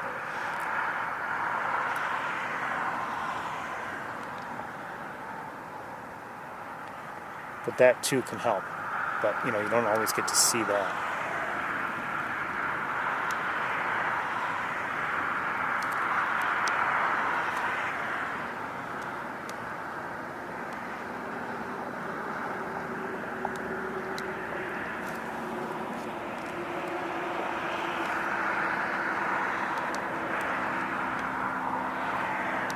Those are green-winged teals there.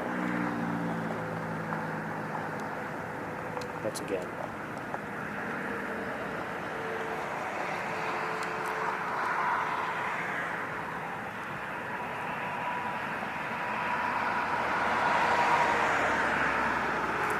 Okay, let's move on, I think. Oh. Let me look back here. I think these are more gadwalls, if I had to guess. Look like it.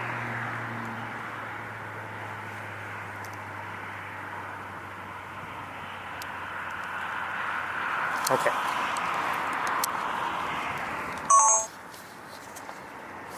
We'll leave this camera in place. Come on. Come on. Hold on.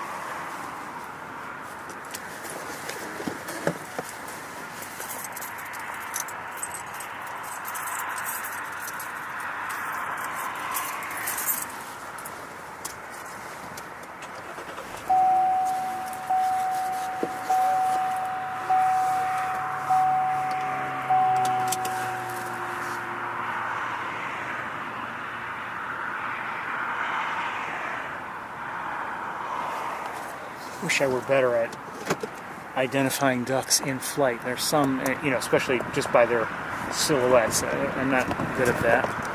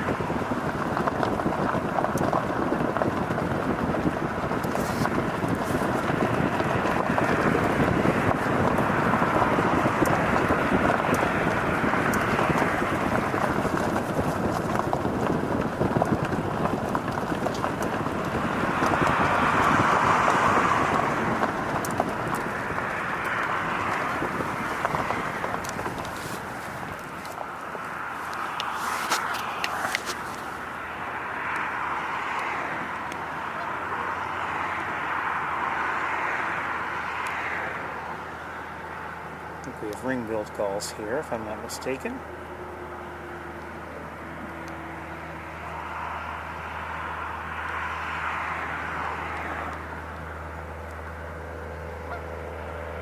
Is that a herring gull?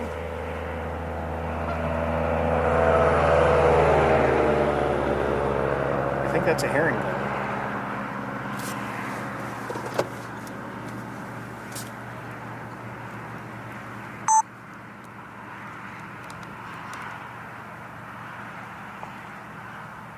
Significantly larger than the ring-billed.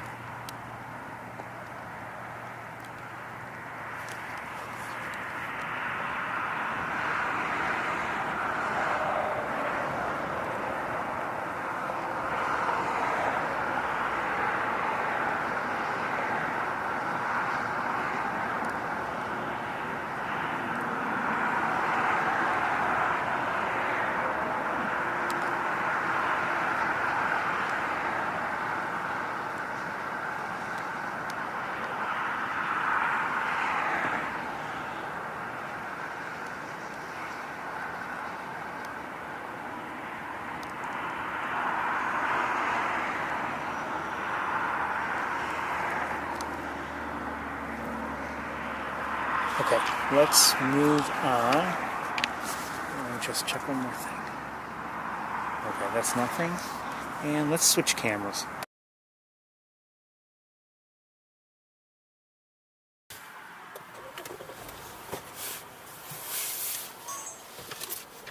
Oops, shoot. Shoot, shoot.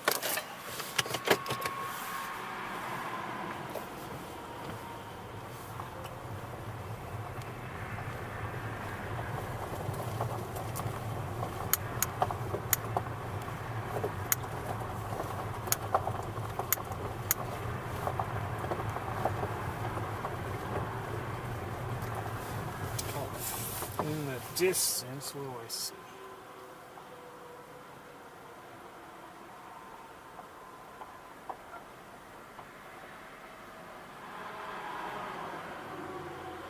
Looks like just more Canada geese in the distance. I'll just give you a quick look with this camera.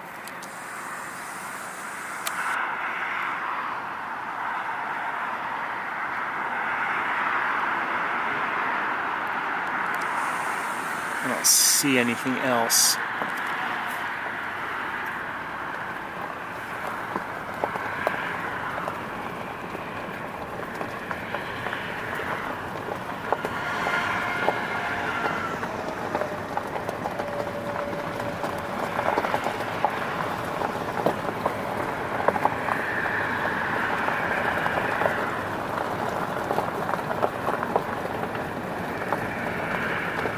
I think that's gonna just about do it.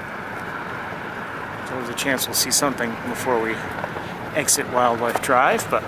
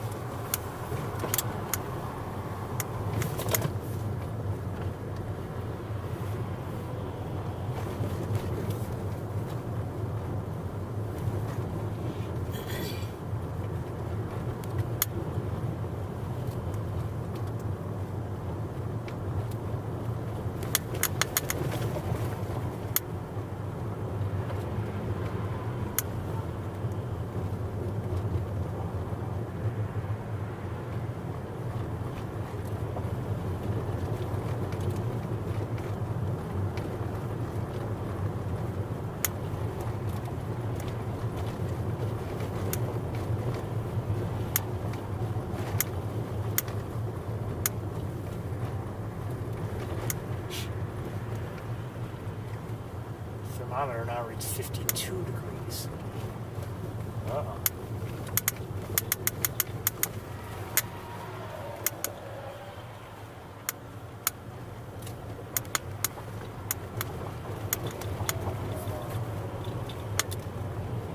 I'm trying to think if I want to spend the time,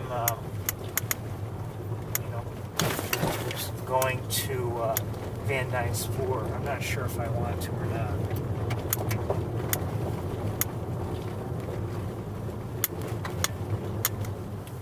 I think we might be better off staying here, in this area.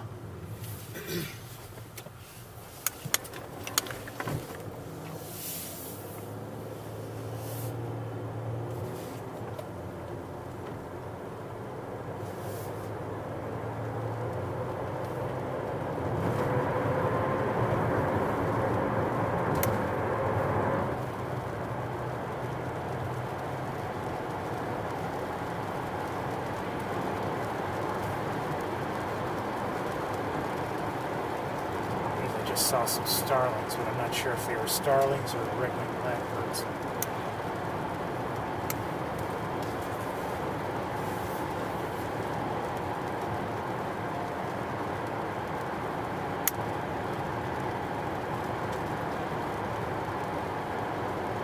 Well, I don't think we're going to go to Van Dyne's Spoor just because of time and everything, but we're going to drive a bit as if we are going there, just because I want to look around a bit.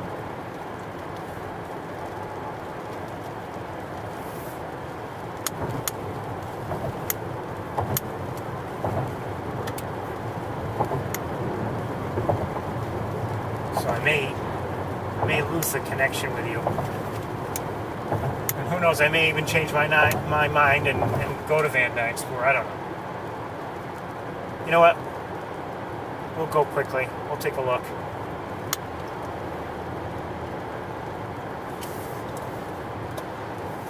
So we are headed there. We may, like I said, I may lose connection with you, and that's always the case.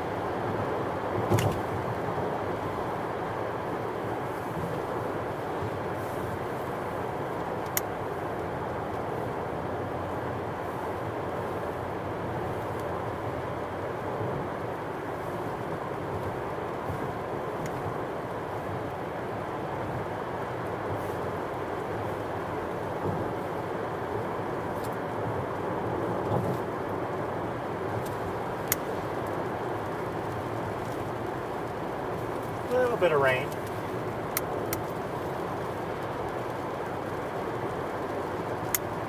These cornfields have not been harvested as far as I can tell.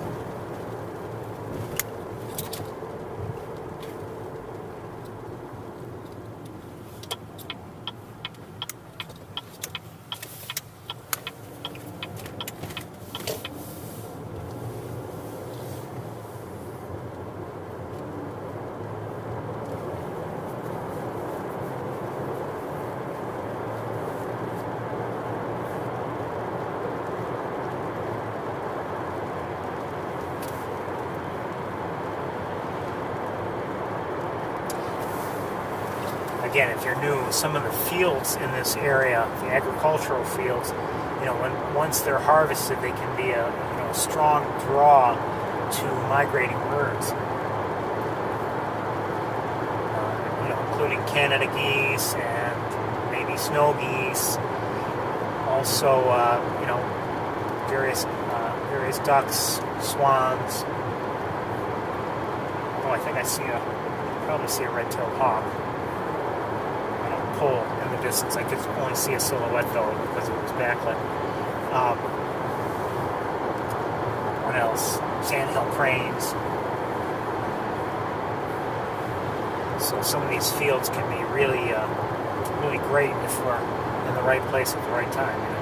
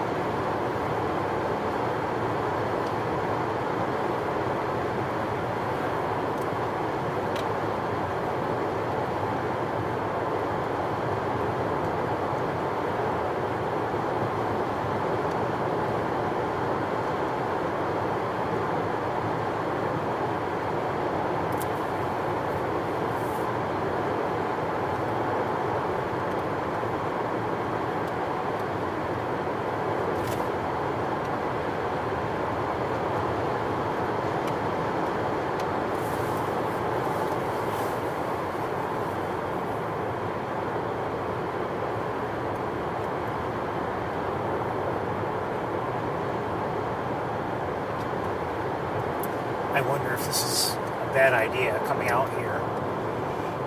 Like I said, we only have so much time, but I think basically this location is going to be on a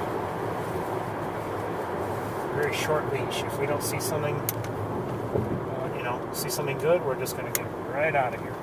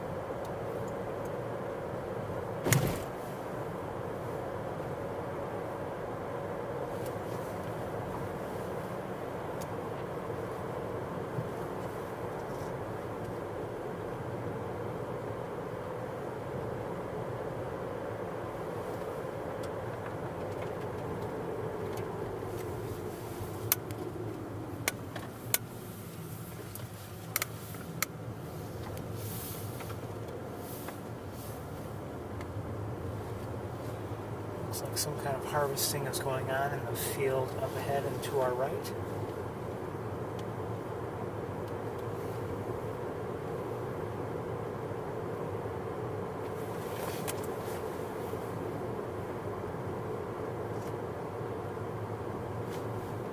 You hope it's efficient, but you hope it's not too efficient, and they leave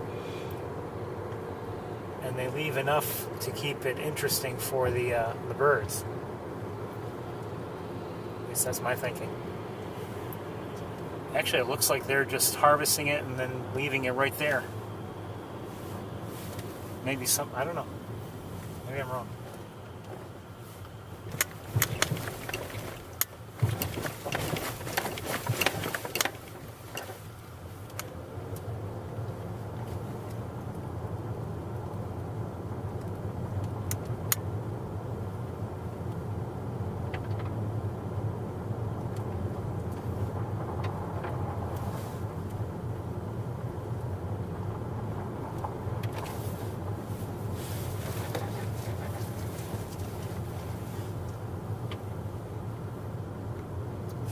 Degrees. It ain't getting warmer.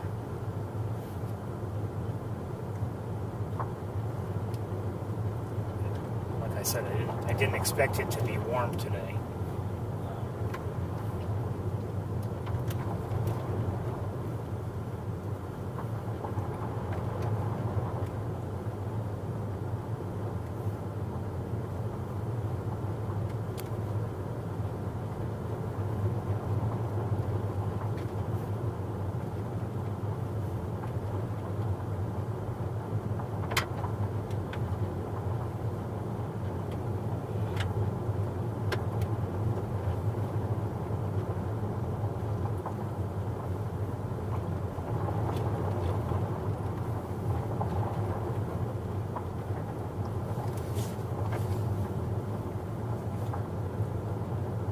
Someone just flew by. Who was that?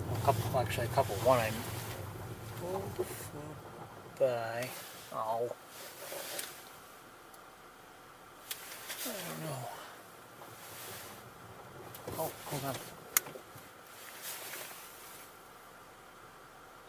Okay, I see a robin up in up high. I can't really show it to you. I mean, I could, but it wouldn't be a good look. But American robin, good to see. I've been seeing them a little bit lately, but without a doubt, I mean, it's not like it was in the summertime. Is that mosquito in my car? It still is. Came with me. Thanks a lot. Here, get out. There you go. They're, like I was saying, their behavior is definitely different. I think they're spending more time in trees and wooded areas, whatever, as opposed to, I'm not seeing them on the ground. I'm not seeing them, just spending time on the ground looking for insects. I'm not seeing that at all. So I wonder if that is what has led me to believe that they leave the area. Either that, or else I am seeing robins that have migrated in from, areas further north, and they're on their way. That's possible too. I don't know. But I definitely don't see them, just on the ground in yards or wherever, looking for insects and whatever and worms.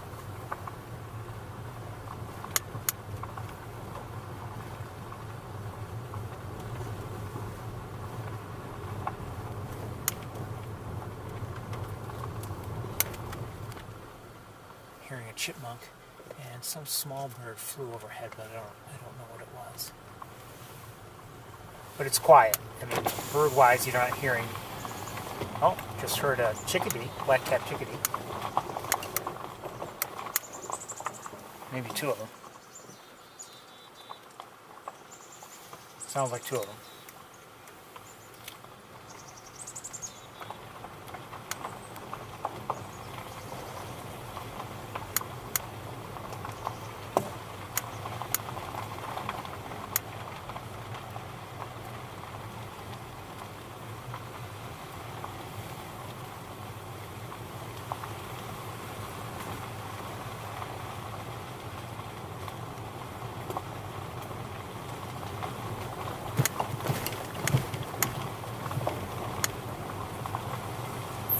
So I don't know how long you've been out, but we're here at Van Dyne Spoor, and I've spotted what I believe is some sort of raptor up here. And I don't know what kind, so we're going to try to see if we can figure out what it is. I don't dare get too close, or we might frighten it off.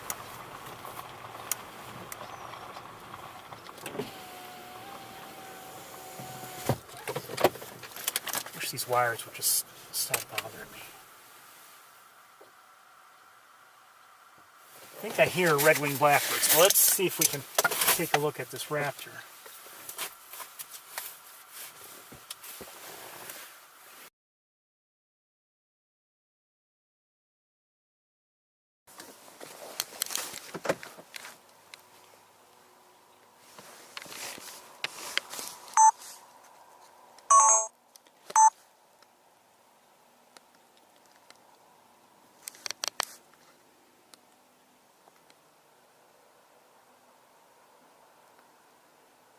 Looks like a Merlin.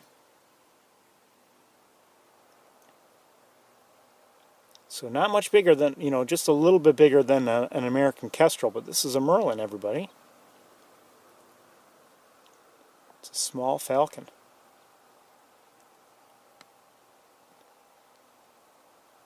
Okay, we're going to try to get closer. I have a feeling it might allow that. They're not. I don't believe they're quite as skittish as our American kestrels. So let's see if we can get a little closer.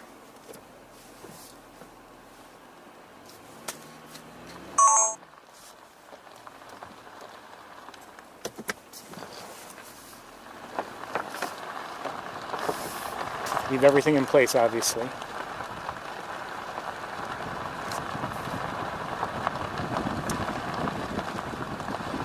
I'm sure it knows we're here.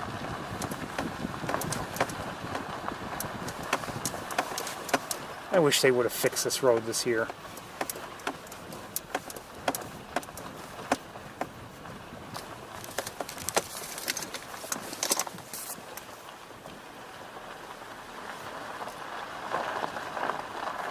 Alright, I'm not going to get any closer than this, I think.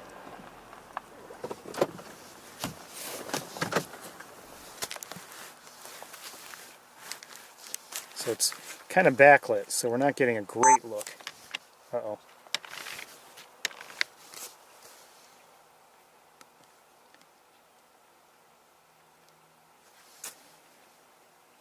Hold on, I gotta get it there.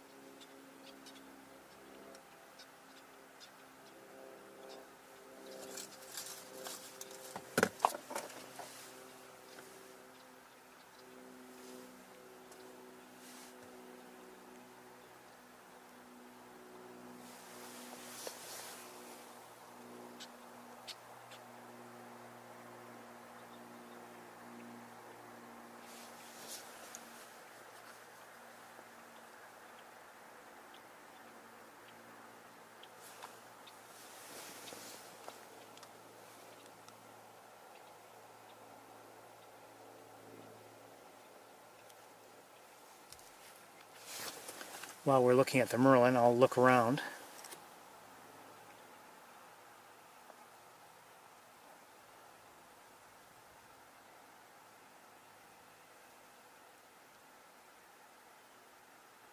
I see some turkey vultures in the distance, and a northern harrier. Oh, there goes the Merlin, and it's behind me now. And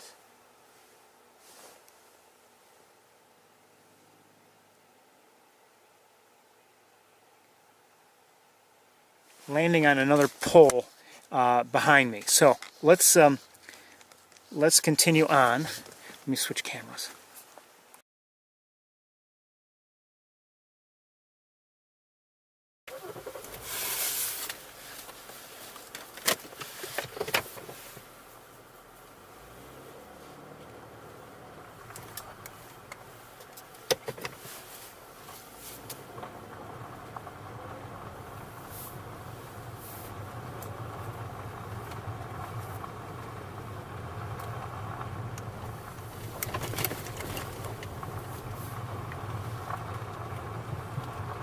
We may catch up with it again, I don't know. On the way back. We'll see.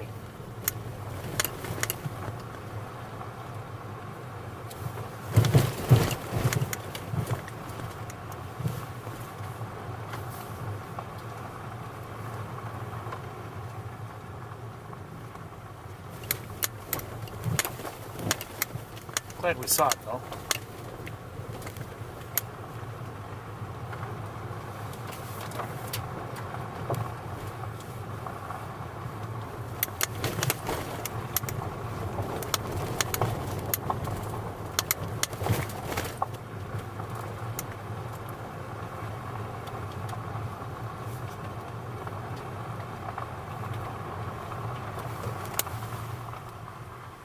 I did see somebody swimming. I think it's...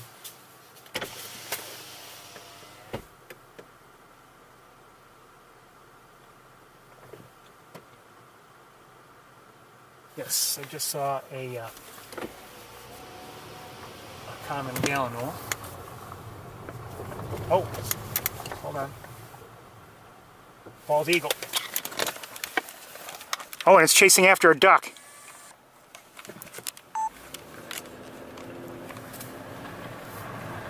It was chasing after a duck, but that duck landed, and now the eagle seems to have given up on it. It was chasing after it, and the duck went to the water, and now the eagle has, it looked like it was going after it, but then with the duck getting to the water, it kind of gave up and is circling back.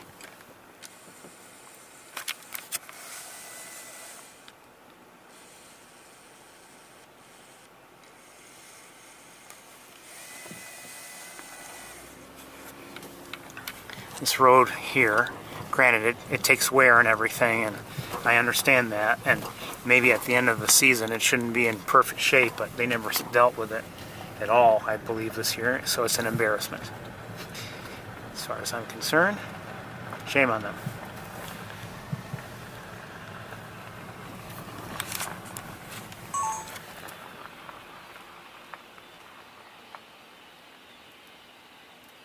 If you listen, don't know if you can hear it or not.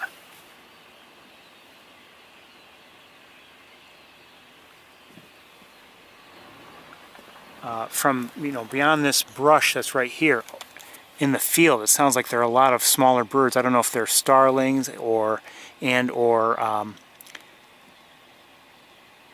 red-winged blackbirds. I don't know.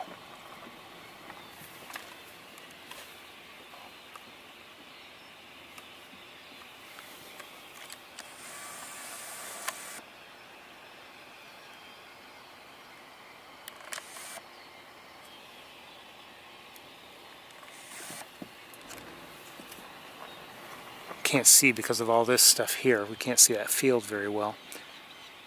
Just heard a blue jay.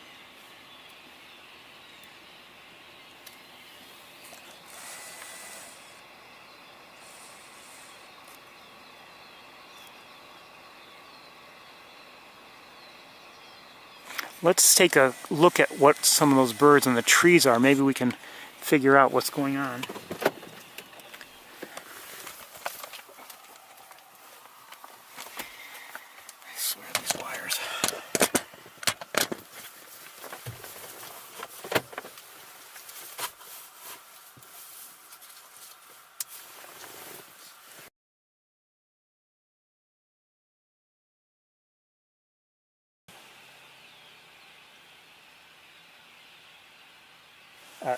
By the way, the water in the main area here has a pied-billed grebe that I just saw.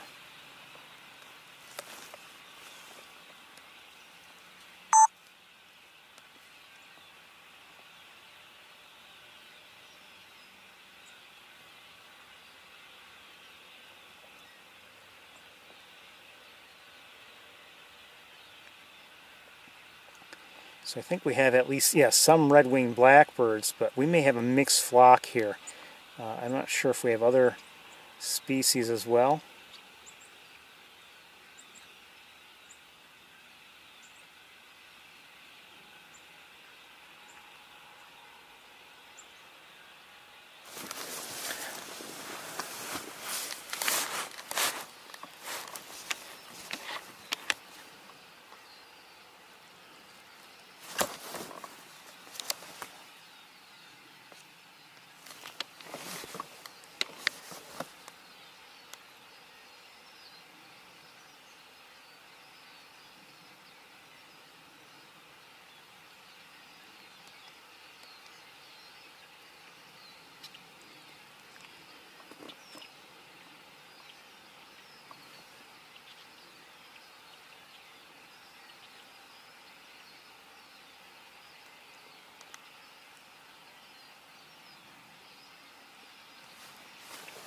Well, unfortunately, we just can't see over there.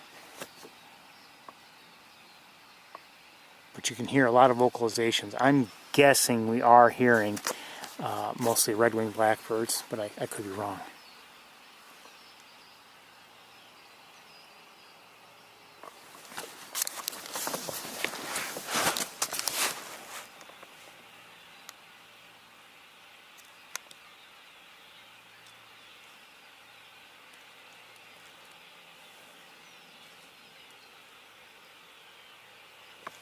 Okay, we're going to move on. Let's turn the car around and look at the nearer areas that we have a better view of.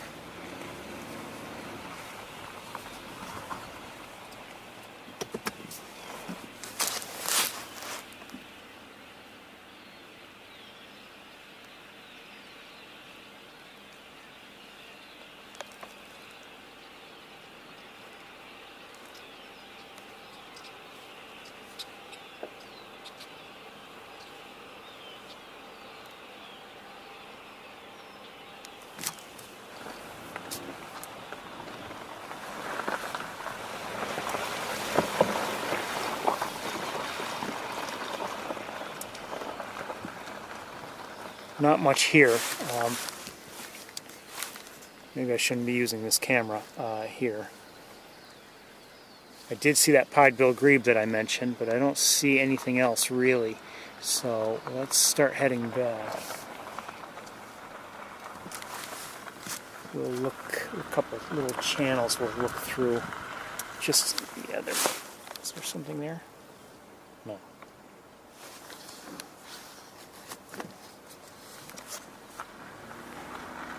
Alright, let's leave this camera in place just in case we get another look at that Merlin. Hold on a second. I see a gull up ahead on one of the poles.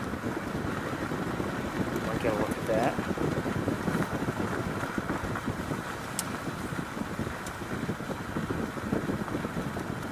But I'm not seeing any herons or anything like that now. I mentioned them earlier. Let me look for them with binoculars. 1 second. I had seen a northern harrier and I had seen turkey vultures flying around, but I'm not seeing any of that sort of activity now. Oh, I see a harrier in the great distance, but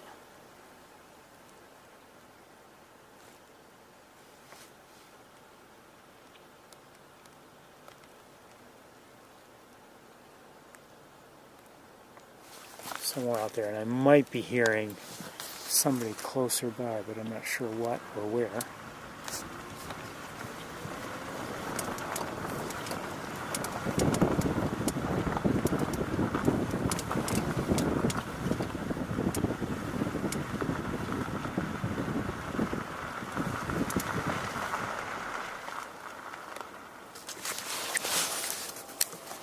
I think that gull's going to take off.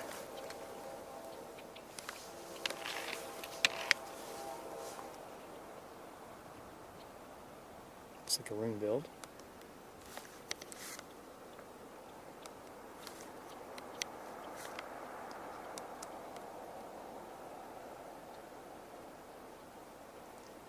Sorry, the camera's shaking because of the car.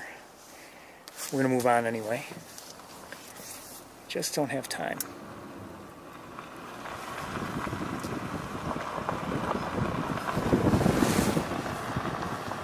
That took off. Probably because of us.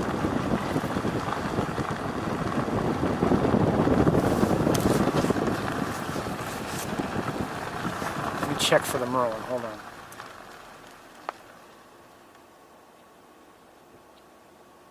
Possibly. I'm not sure if it's still there or not.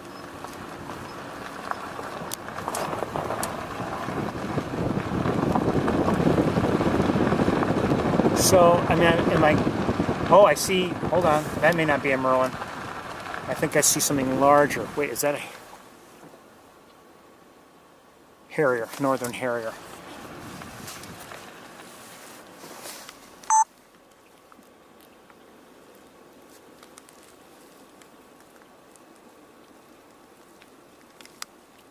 Shoot. Trying to get too greedy there.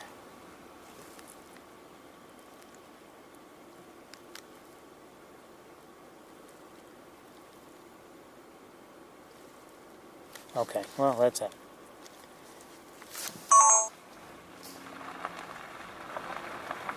That's that.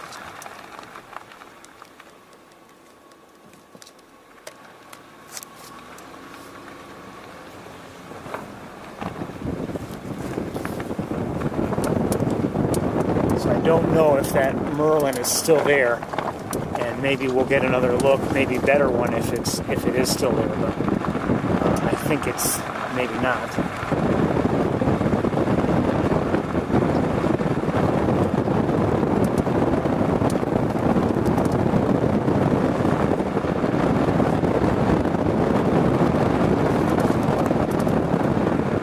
Red and black we just flew over.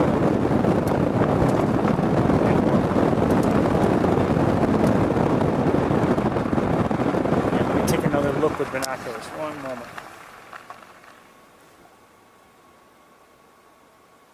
Okay, let's switch cameras. I don't see the Merlin any longer.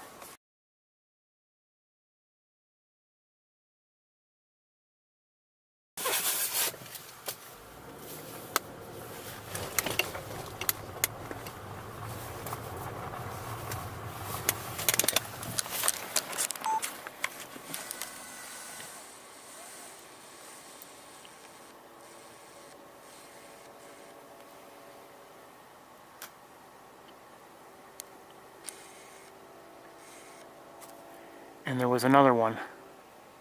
There were all of a sudden two popped into my view, but they split up. So that was a Northern Harrier again. And don't know where the other one went.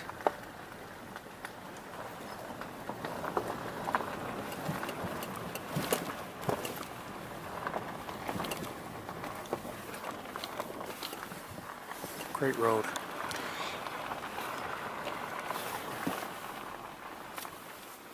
Wait here just a moment and see if it comes our way.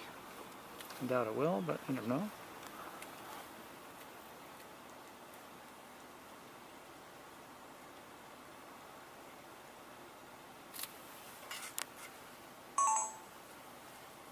All right, let's keep going. We're gonna head out of here.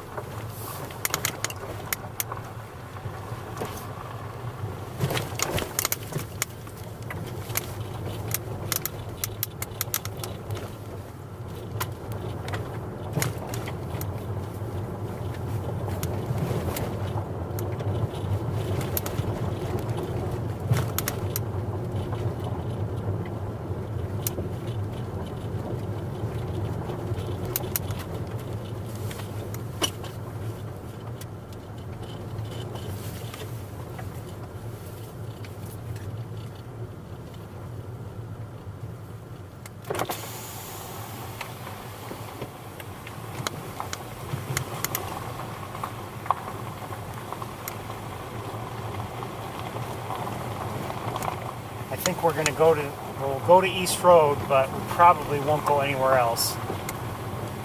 And I don't think we'll be missing out on anything, in terms of our usual places, just because we've seen so little at those other locations lately. We could miss something, who knows, but we only have so much time. Remember, I need time to get back to Ithaca.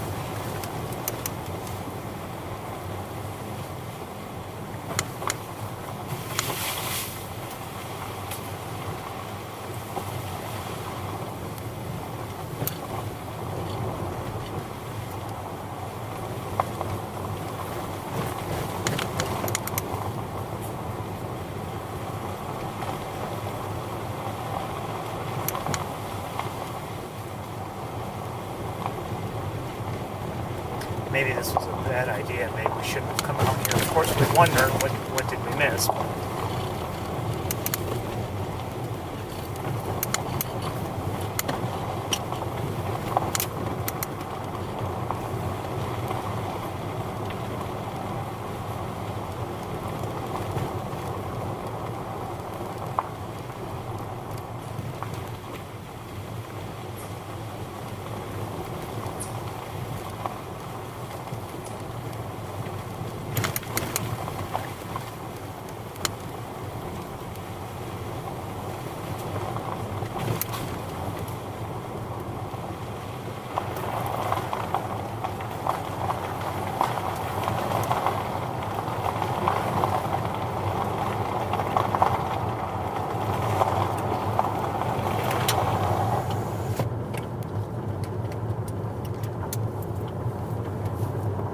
Overall, I liked seeing the Merlin, but, overall, bad choice. That's how it is.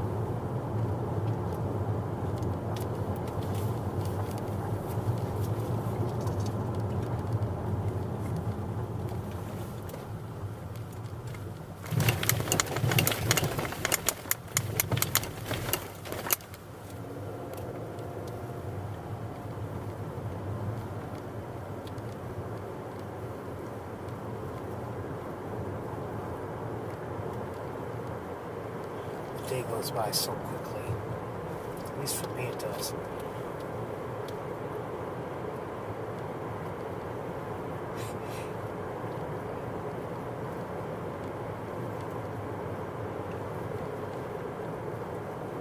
The whole weekend goes by very quickly for me, actually.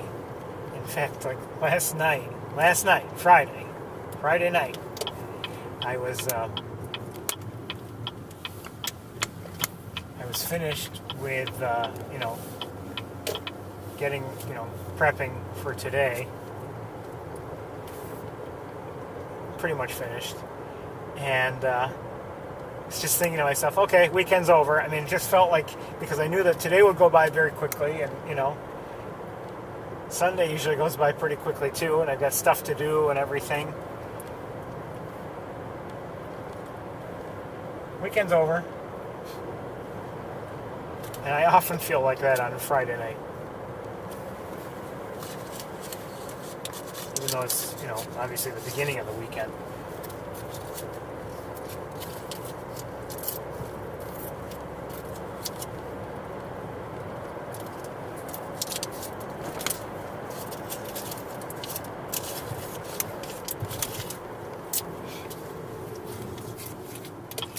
As much as I enjoy this, sometimes, if for whatever reason we're not going to have a tour that weekend, and we've had a few,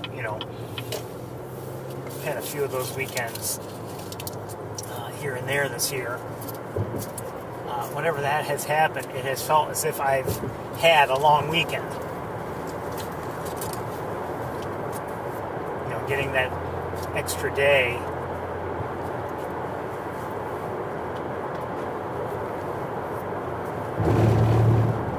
It's really felt like an extended weekend.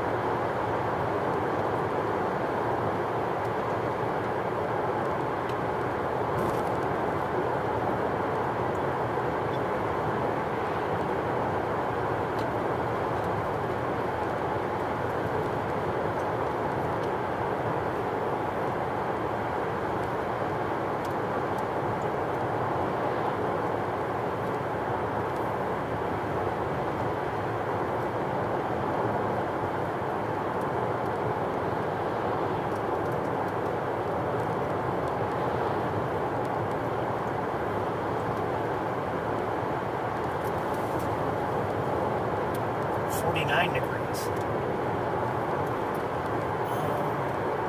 Actually, I think it might be tonight that this area has a freeze warning or a frost warning.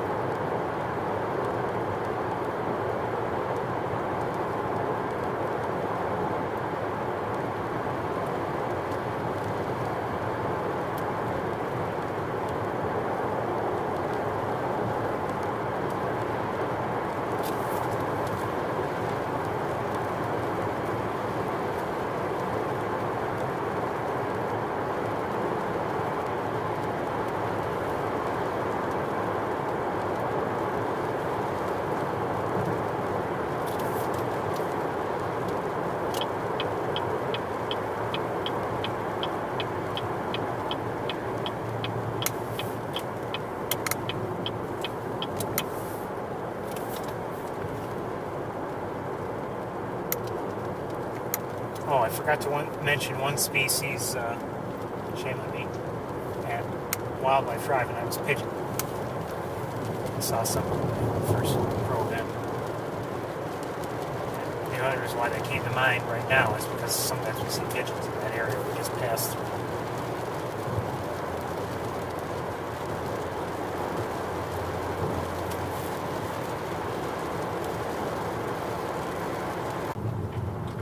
Now we get to the rough stuff again. Okay.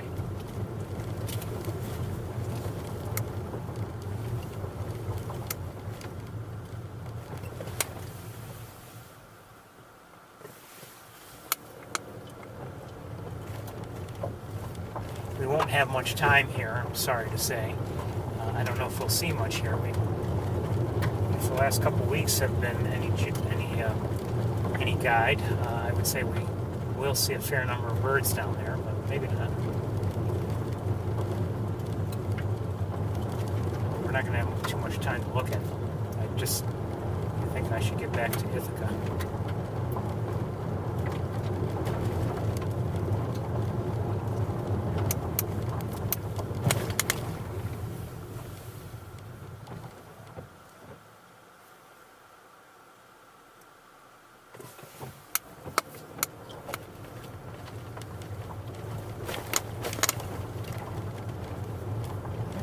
Less water, well, no, about not as much as might be expected. Yeah, actually it's maybe more than it was last week.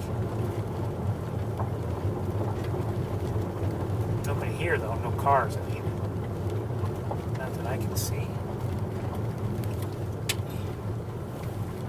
And it looks like some things have been freshly cut down vegetation-wise, so that might be good for us as well. Actually very good for us. So let's take a quick look here and see what might be seen. Visibility is not great because there is some rain in the air, so we'll make the best of it.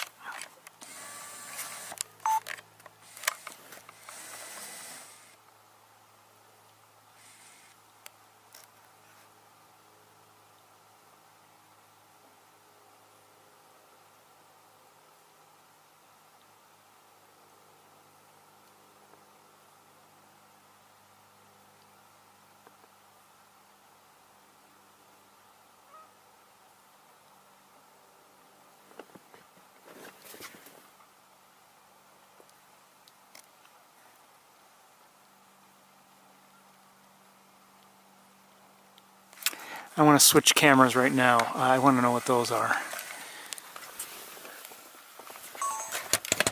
If I can.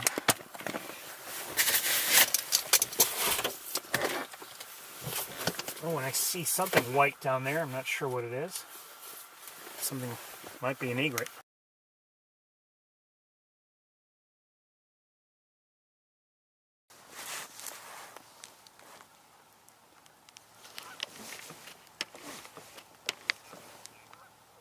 I think I just heard gadwalls.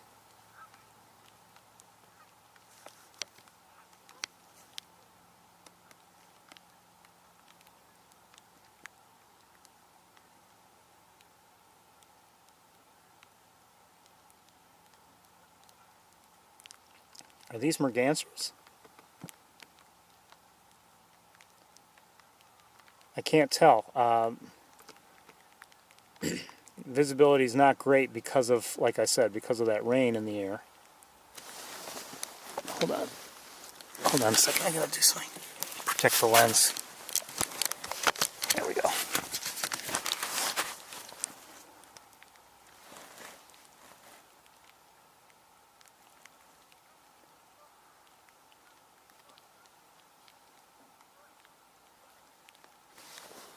Where are they?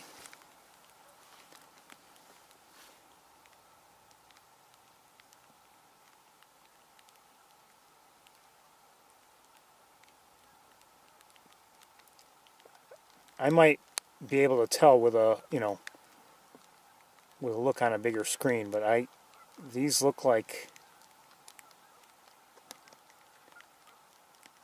I don't know, they may not be mergansers.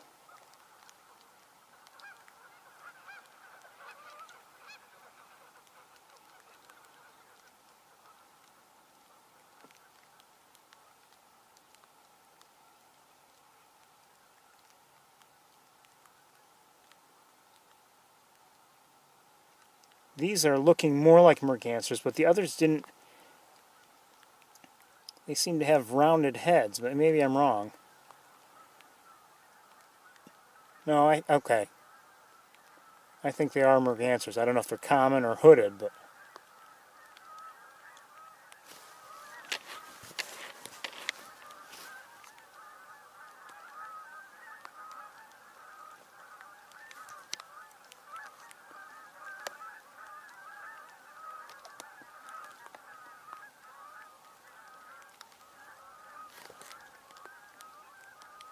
Anyway, that's our first great egret of the day.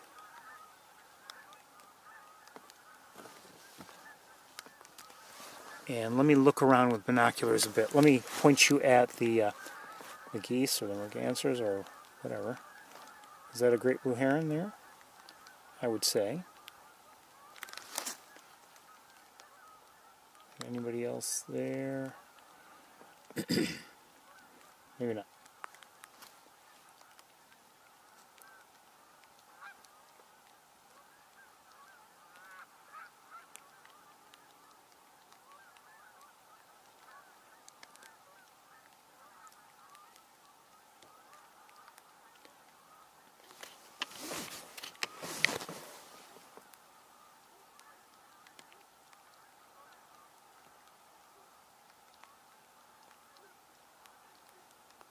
These look like mallards, I would say.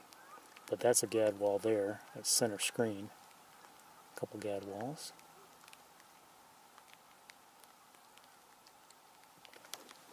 Okay, let me, again, I want to look around with binoculars, see if there's anything we should be focused on.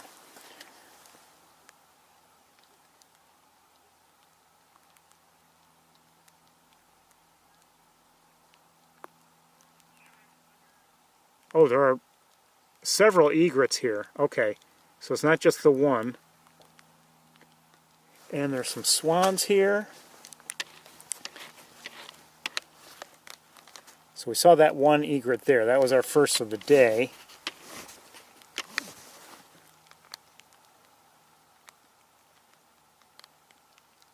Gulls are doing their thing back there, but I believe we've got more. There's a great blue heron there. These are swans here. And I may have seen more swans, I'm not sure. I'm guessing these are trumpeter, but I don't know for certain.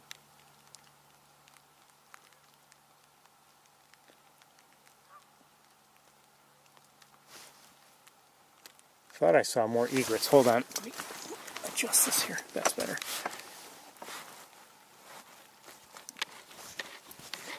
I haven't seen a sandhill crane yet, but could be I'm not looking the right place or looking the right way. I don't know.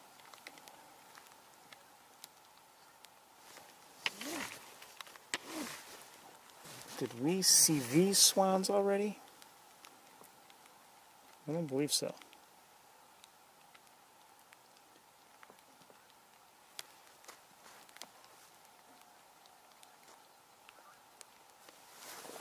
Hold on, I'm going to look with binoculars. No, so that's, yeah, these are different swans. Many of the geese are taking off now, Canada geese.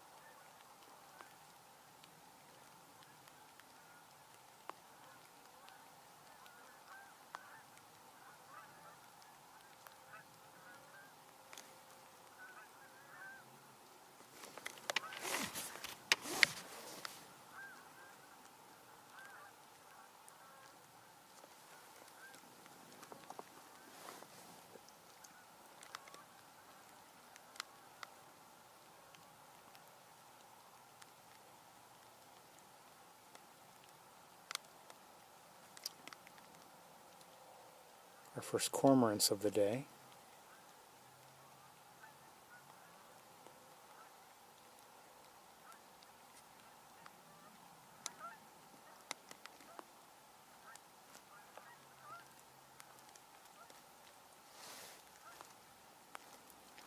I haven't noticed any sandhill cranes. I'm kind of surprised. Could be I'm just looking in the wrong places, or sometimes they can blend in fairly well given the long distances, so it could be I just am missing them.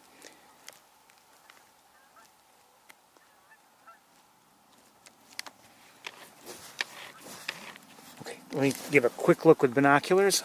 Maybe I am not missing them, I don't know.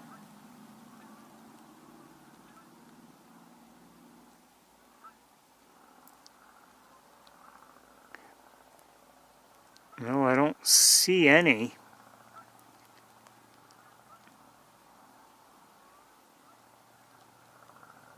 Does that mean there aren't any around, or are they just elsewhere eating somewhere? Like, who knows?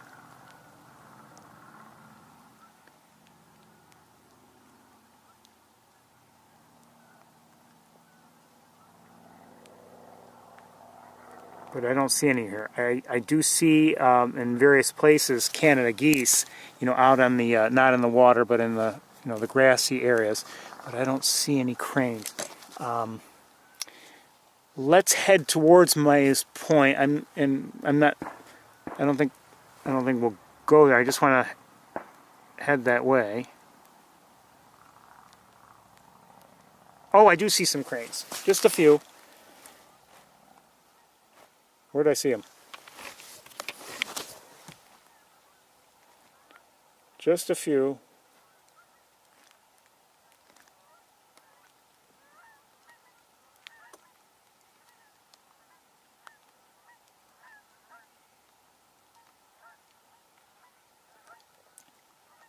Looks like it's just those three, or is it 3 or 4? I think 4.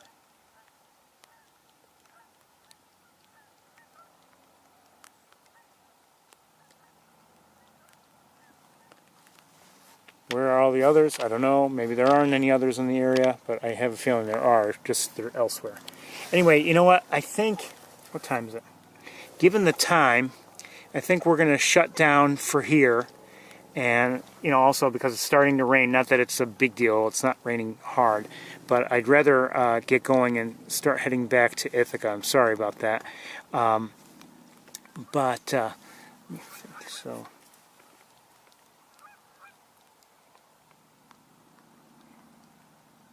How about 10 minutes to 5, somewhere around there, 4:50. Hopefully be back in Ithaca, everybody. Unless I happen to have to stop and see something or whatever. Okay? About 4:50, everybody.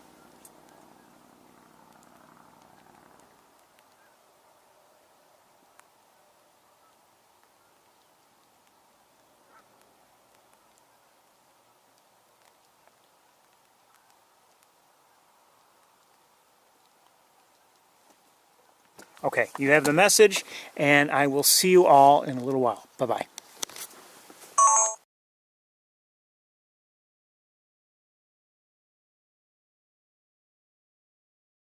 49 degrees.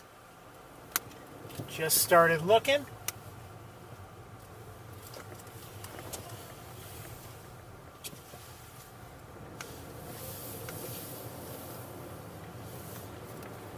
I don't know if I saw all the perches there on Bradfield, but I didn't see anybody.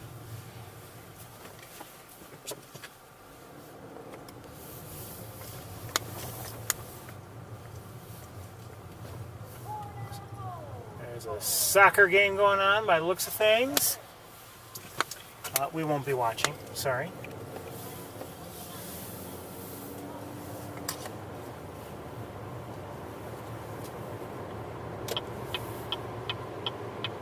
.49 degrees. It did rain a little bit on my way here, and you can see that there's, you know, the roads are wet.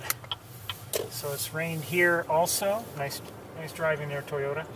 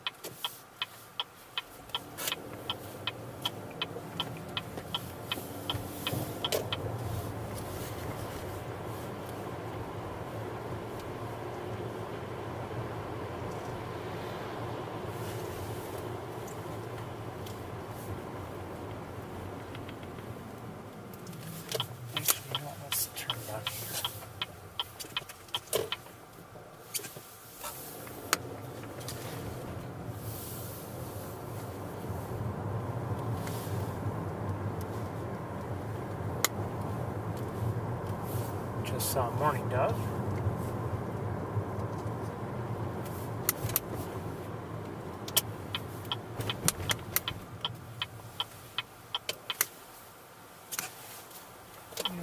We'll go to our favorite parking lot first. I don't think there's going to be anybody here, but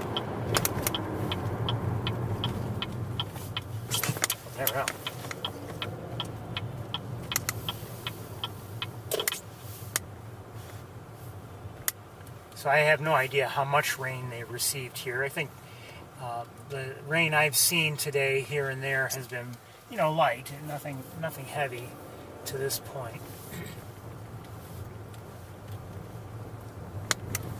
Does that matter? Well, sure, it matters. Because if, for instance, they had heavy rain here, you know,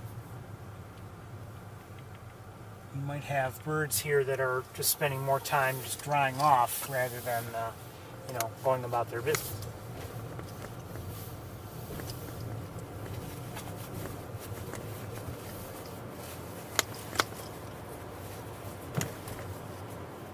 A couple little bits of blue in the sky here and there, but it's mostly cloudy. Come on, Honda, let's go!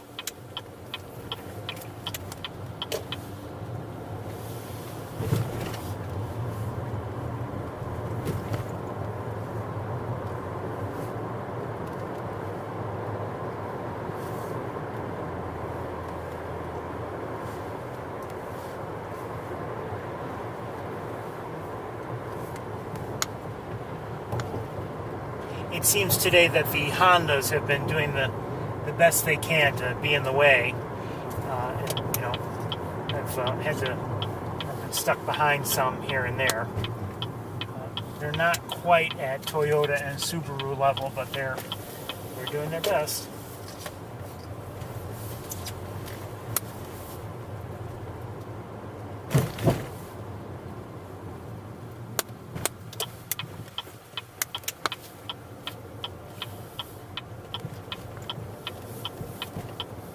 Should check up on you, make sure everybody's here, but I haven't done that yet. What do I see? Okay, crows.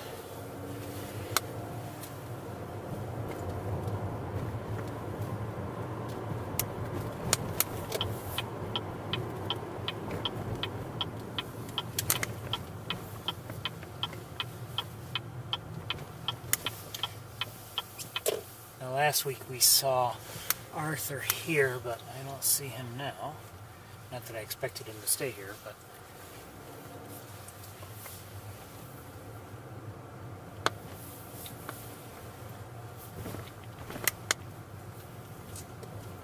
he might be in the area. I don't know. There is on that water cooler thingy. It's a starling. Okay, I thought so. And I just saw a blue jay.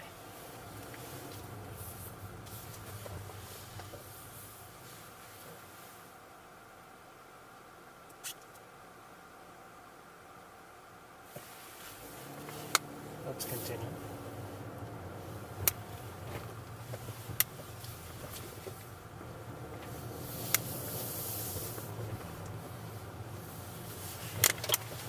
Okay, you know, let me check on you.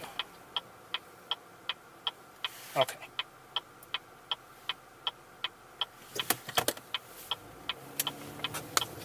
Did start up a little early. I had predicted a starting time of about 10 minutes to 5, and well, got here and got things up and running sooner, so I started sooner.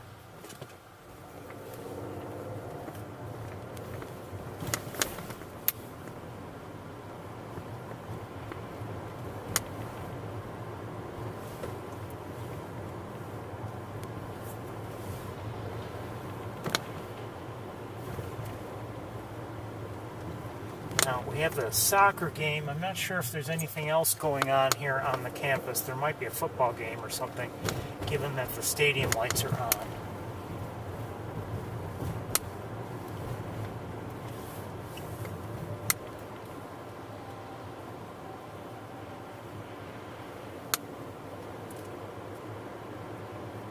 If that's the case, yeah, we won't be able to go into the various parking lots.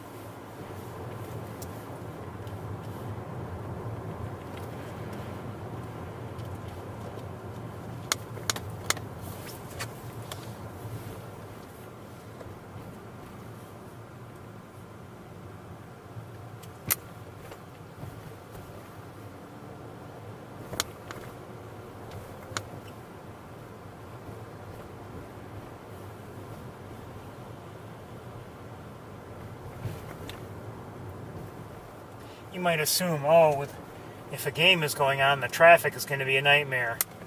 I don't know if that ever happens. Maybe at certain points, I don't know, if the game lets out, and I don't know. Now, where is this Toyota going? Besides nowhere.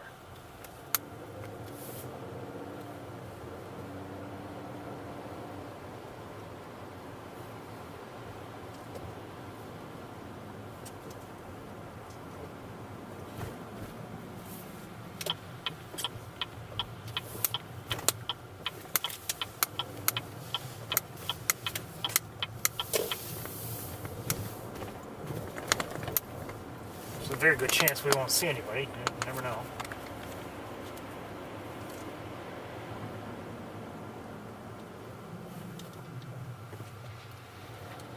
But we'll look. And you know, I think we don't have a lot of time. It's 10 minutes to 5 now. But, you know, we may... I think we will hopefully go to Sapsucker Woods and see what's what.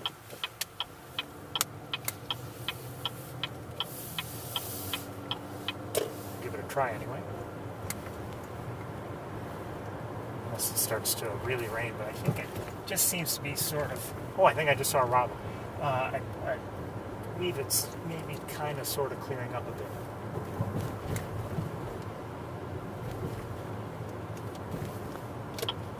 Let's go in here. Maybe we'll...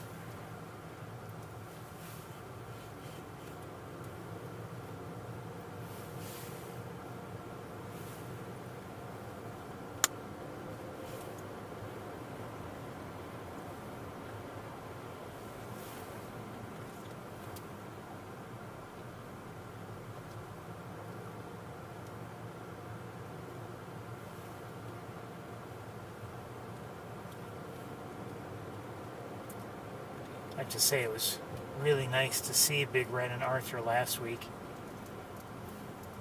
Hope we can catch up with them today.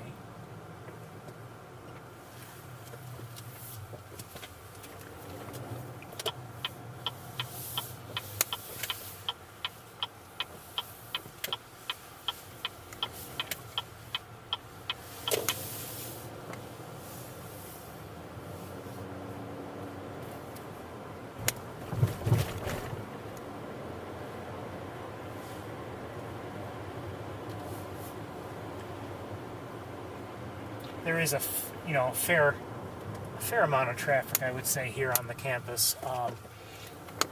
That parking lot that we just passed on our left has, more cars than we would normally expect to see at this time of day on a Saturday.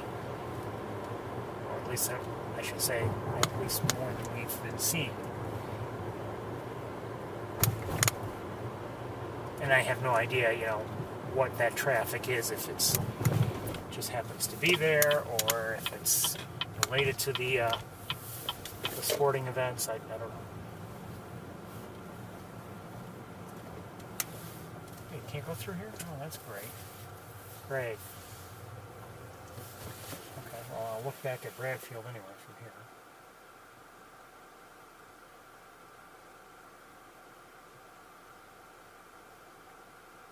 Seeing nothing, we'll move on.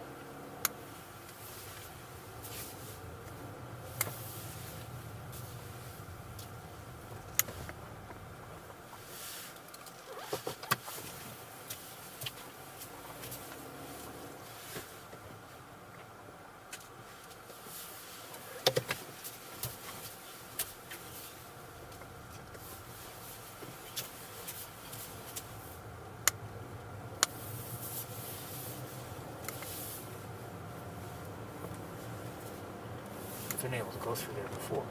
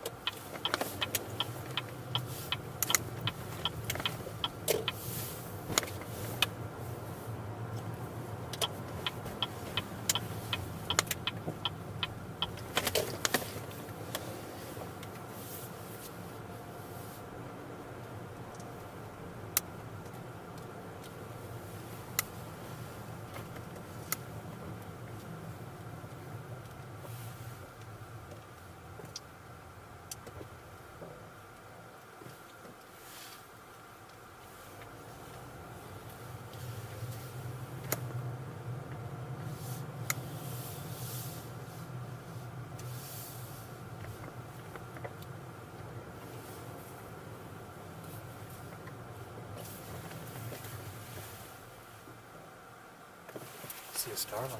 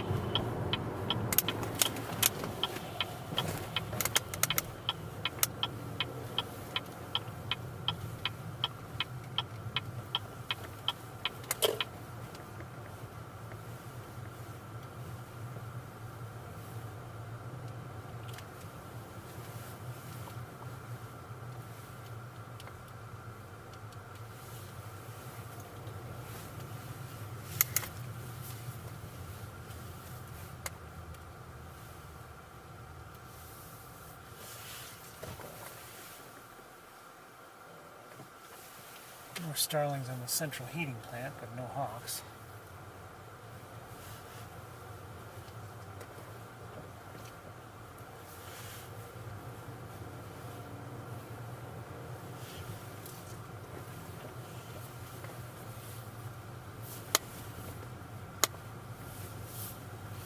At least none that I can see.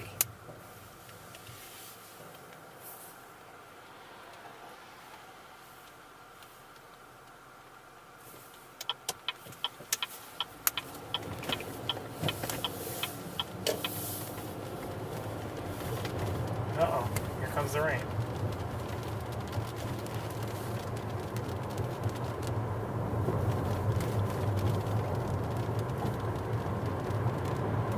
They seem like larger droplets, so who knows?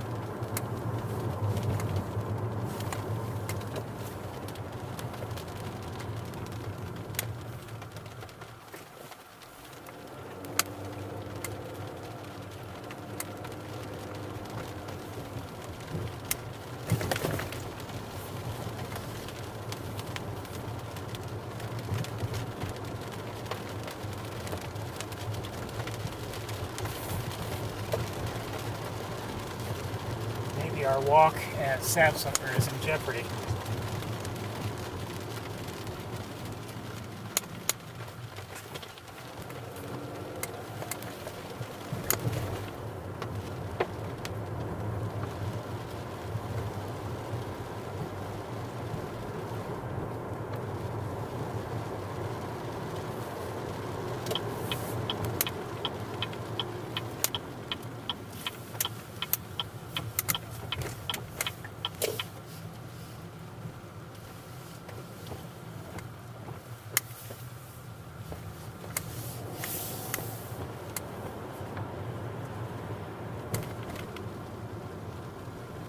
We'll see.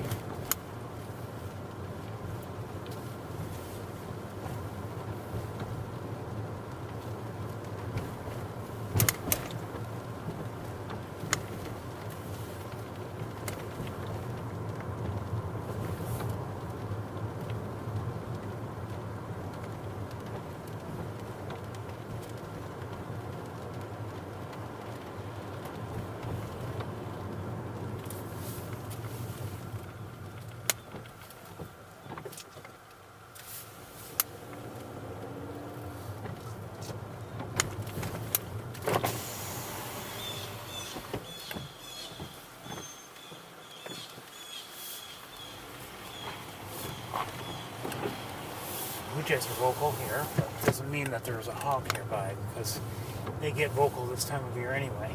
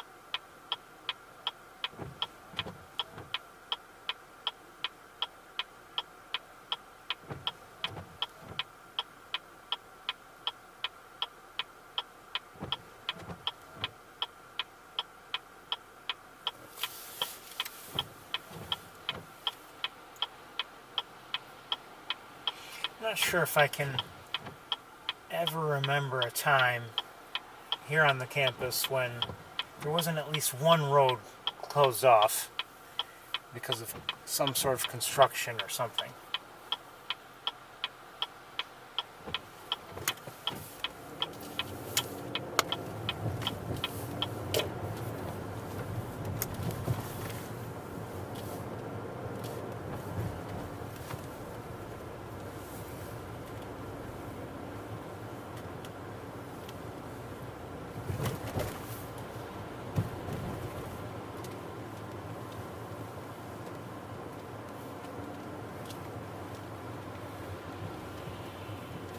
I have seen numerous gulls, by the way. I just haven't been mentioning them to you. Don't know what kind they are, no idea.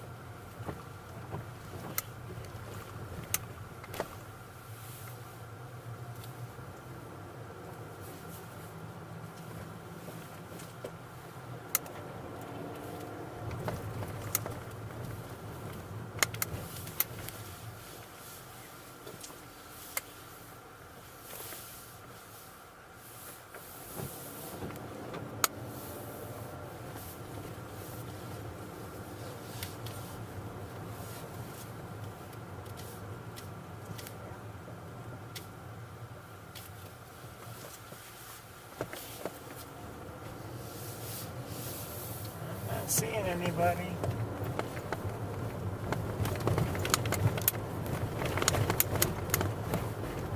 We'll look around for a few more minutes. If we don't see anybody, well, we may have to give up for the day.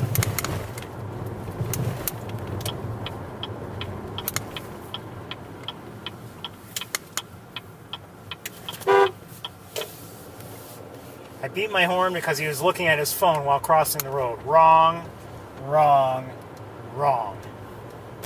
Pay attention.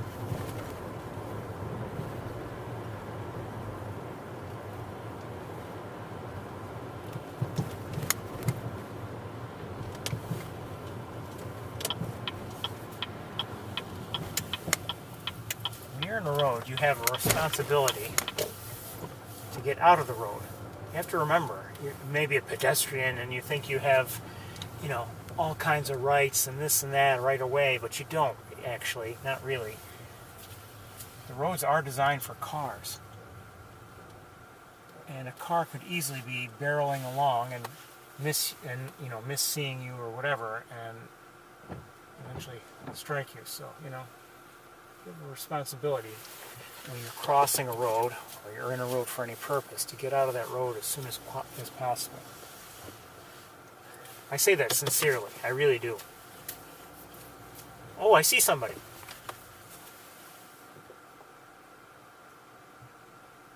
It might be a peregrine falcon. I think it is.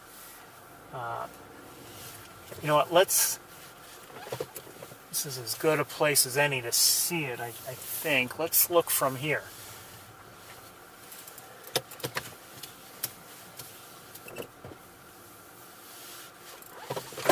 First I'll show you with this camera. I swear I'm going to cut this camera strap one of these days.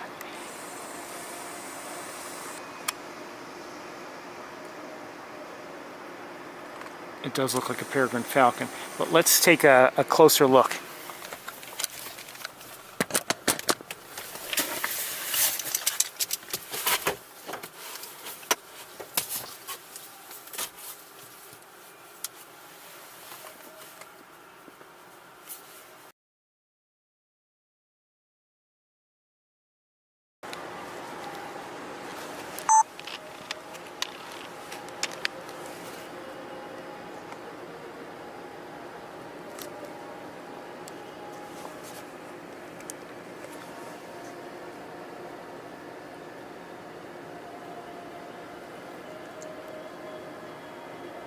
So we have a little bit of heat shimmer, maybe because of heat coming out of the car. But so we're looking at a peregrine falcon on Bradfield Hall. And I'm looking at, you know, the other perches here on this side are vacant. I don't see anybody. We'll look for just a moment or two and then we'll move on.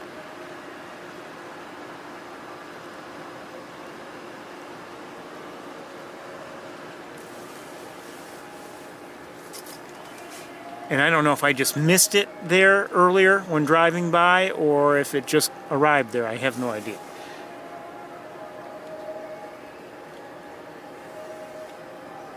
Okay, let's move on.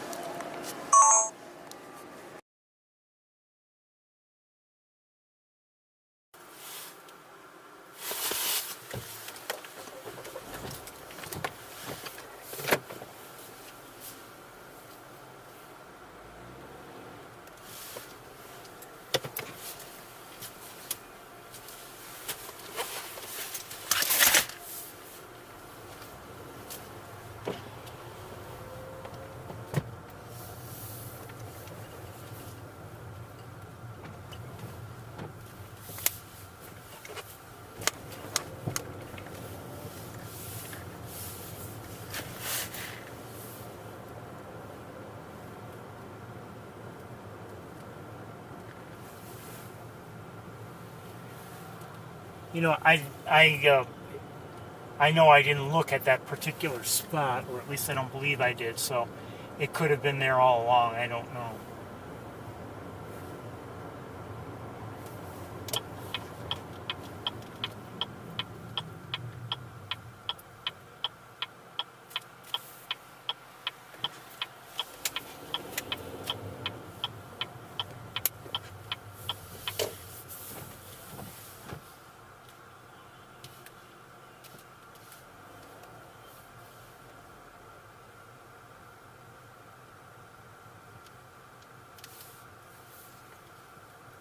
nothing from this side that I see hawk-wise.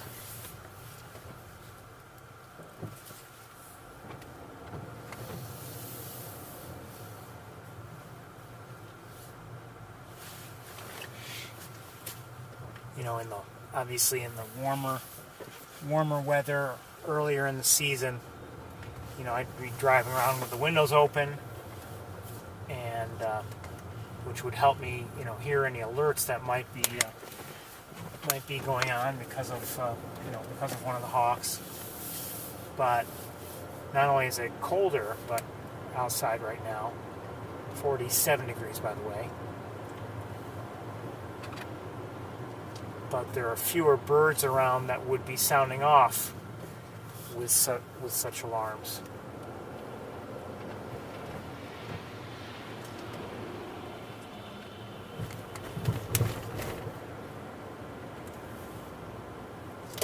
Go in here. This is the parking lot I mentioned earlier. I mean, it's got more cars in it now than I usually see. Granted, many times that I've been driving by it, it's been even later in the day. I think we're going to head to Sapsucker. I'm not seeing anybody here, and maybe we're just not going to see our hawks today. But I'd like to go to Sapsucker Woods before we lose all our light. Take a walk around, see how things go. It'll be a quick walk, most likely, because it's going to get dark in a hurry.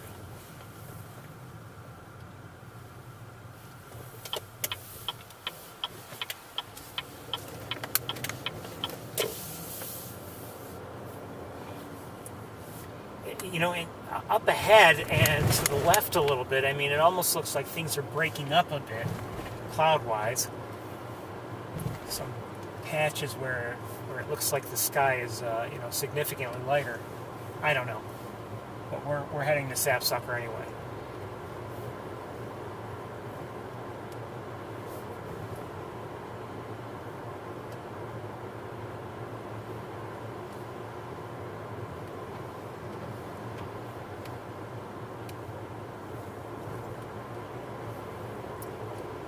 Sorry, I didn't find our hawks.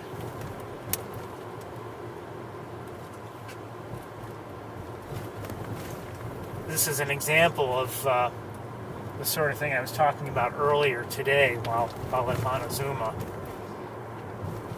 in terms of spending time in a given area. I mean, sometimes you just have to realize, okay,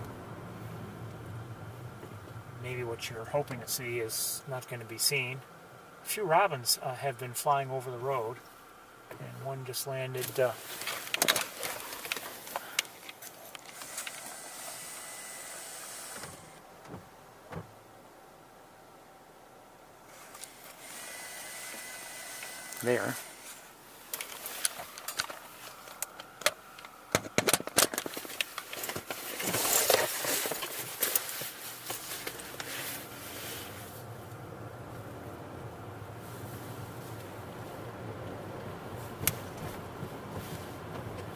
Gotta love the robins, you know.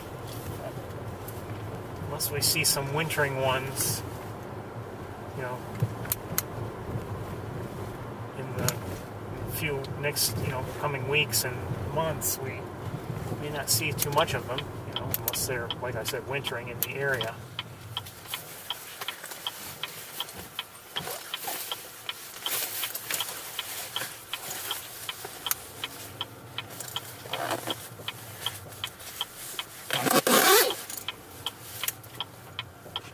And we definitely see, we definitely do see some on occasion, in winter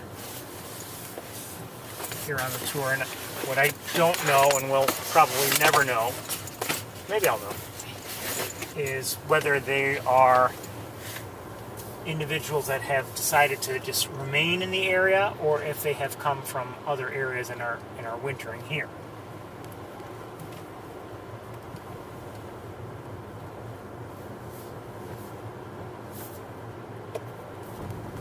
But over the years, we've seen them here on the campus and at Sapsucker Woods in winter.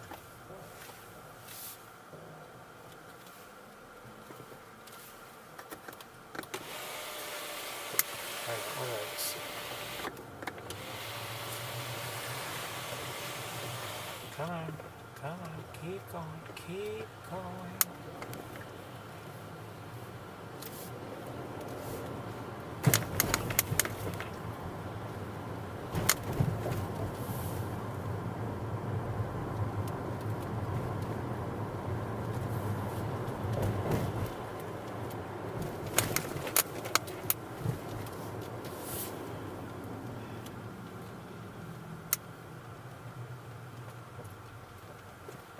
The whole pedestrian thing has gotten to be that pedestrians feel they can just cross whenever they want, and it's really not meant to be that way. It's supposed to be that they have the right of way if they're already in the road, but it doesn't mean traffic should stop before they go into the road. They should look both ways and make sure no traffic is coming. Just like I was taught when I was a child, how to cross the street. The rain is picking up again. But it may be, at a tolerable level for a walk.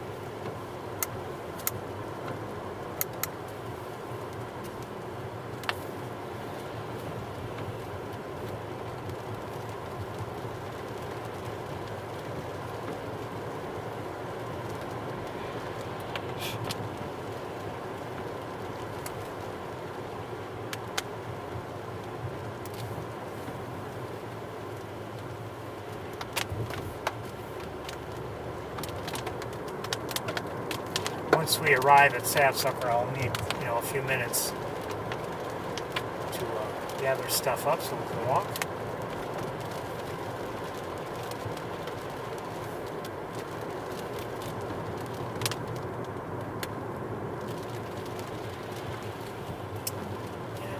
So annoying when you're driving along and you see like a cute dog or something like that, like I just did. Someone was walking their dog, and just as I drive by, and the whole time I was driving by, there's some kind of like electrical box or something there near the road that blocked my view of the dog. I never got to really see it as I drove by. And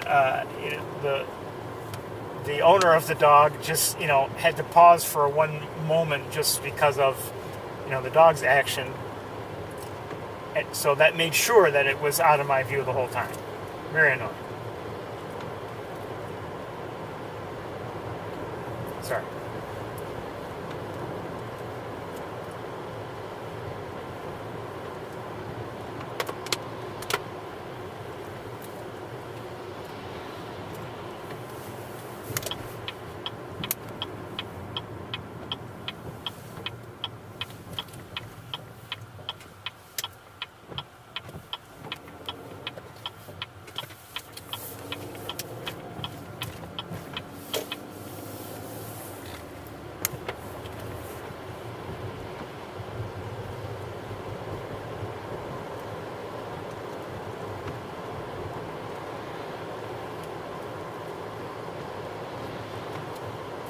We have yet to see a red-tailed hawk together today, anywhere.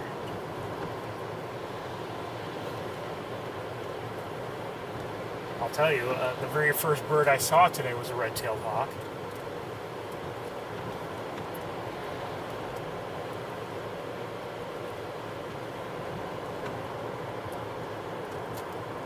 And so I looked at it through my scope briefly.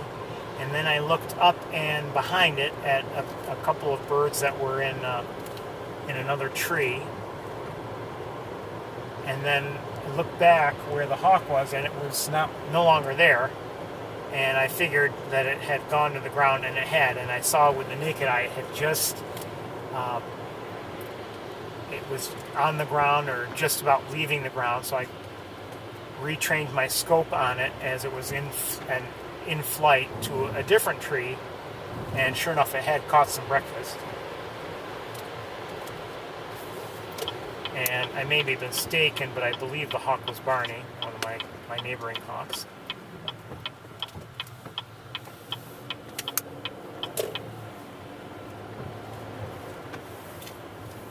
It was good to see him, of course.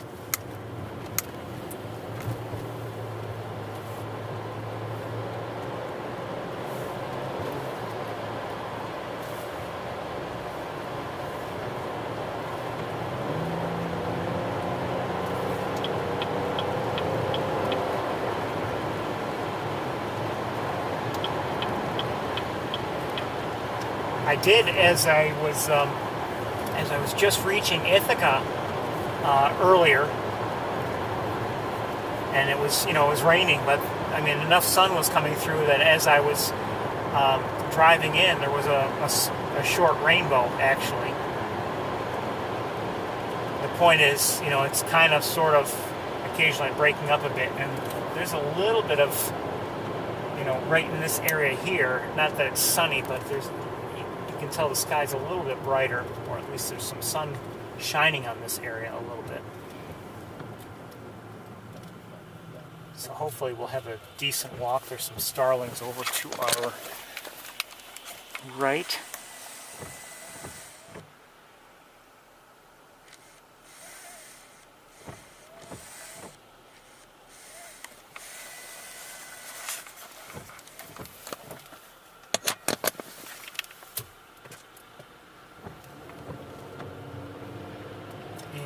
In a tree that we're about to pass to our right, there are at least 2 crows.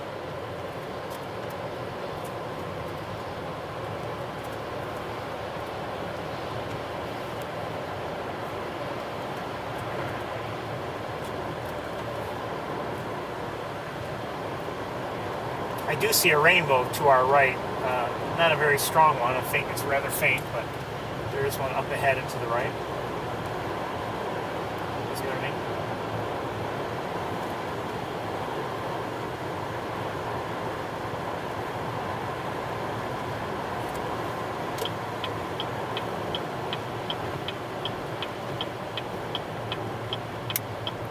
I'd have to say, I liked Wildlife Drive today.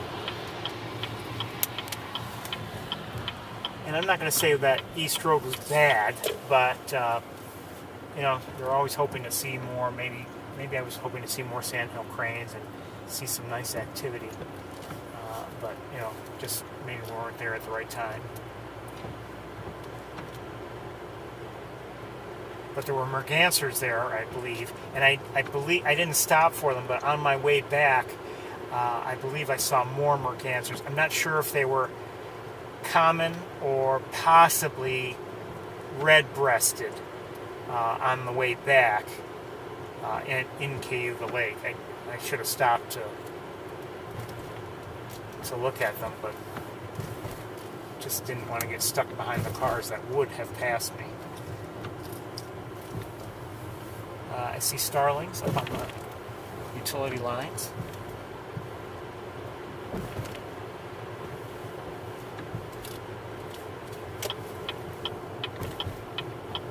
"46 degrees, so it's kind of cold.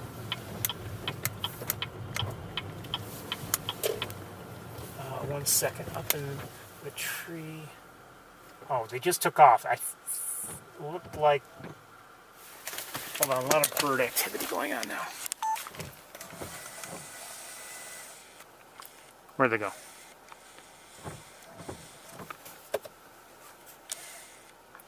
Well, they were in a condensed flock in the air, but no longer. Welcome to Sapsucker Woods, everybody.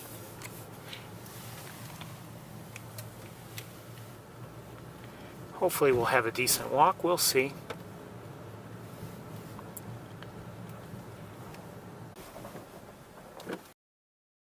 My jacket or jackets and a tripod, and then we'll get underway as best we can.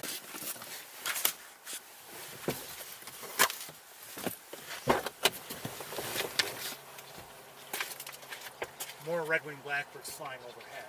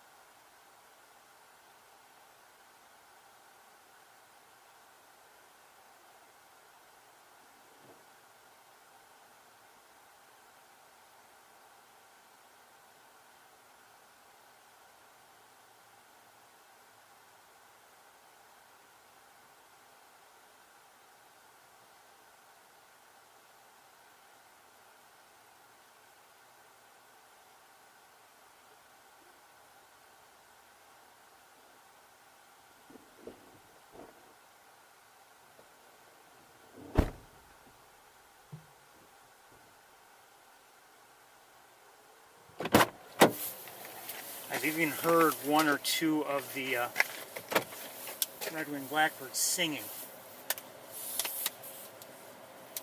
I've mentioned it before, I'll mention again, and I don't know if that's what's affecting these red-winged blackbirds, and I thought we might see that sort of behavior earlier at on Wildlife Drive when we were watching mallards. It looked like we might see some behavior that you might expect in the spring. And if you think about it, the days are about that length, and the temperatures are such that it is in many ways like spring. So sometimes we see behavior. I don't remember what it's called, but it seems like it. I don't know if the birds are confused or what, but they exhibit some of the behavior sometimes that we would expect to see, not this time of year or in the autumn, but in the spring.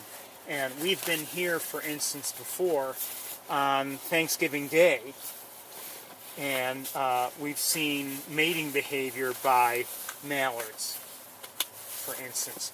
So, I mean, it's not a surprise to see some of those things.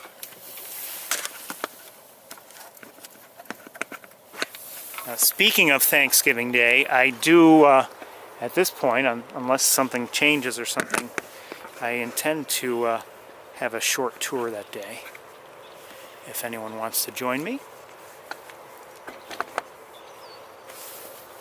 And I'm not sure if I heard, while getting my coats and things, I may have heard a northern flicker. And I think I'm hearing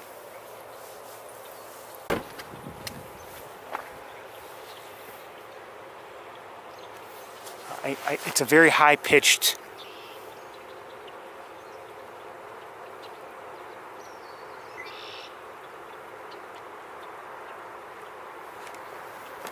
let's get going.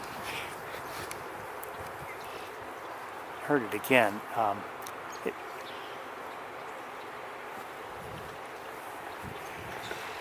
I suspect there's either a hairy or downy woodpecker. I can't distinguish between those, who makes which sound.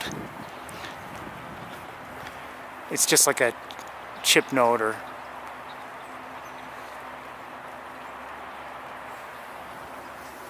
and I'm not even sure. Did I just hear a robin? Hear that deep, deep? It's very high pitched.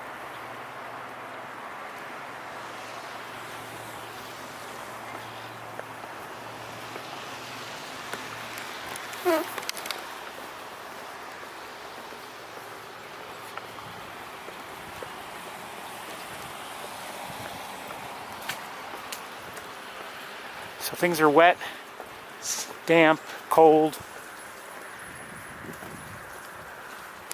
Oops, sorry. Just look up here quickly.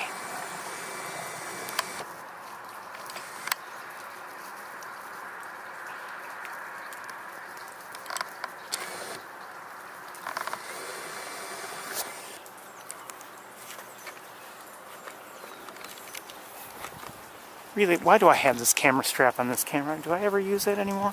Maybe. I don't know. Just gets in the way. Do I see something?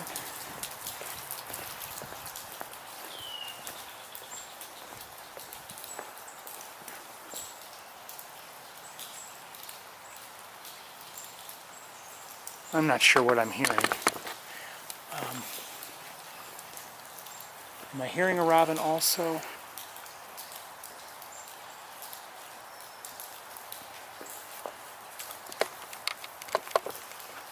I think I am.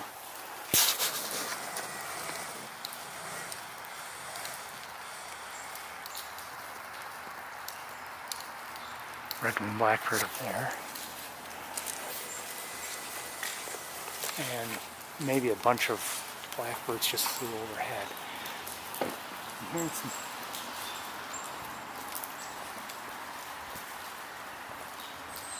I am hearing robins. And those are, you hear an alert call from one. At least one. And I think I may have just heard, I'm not sure if I heard white-throated sparrow or not. I see a black-capped chickadee at one of the feeders, but just flew off. And I'm hearing more robin vocalizations. At the other feeders, nobody. Okay.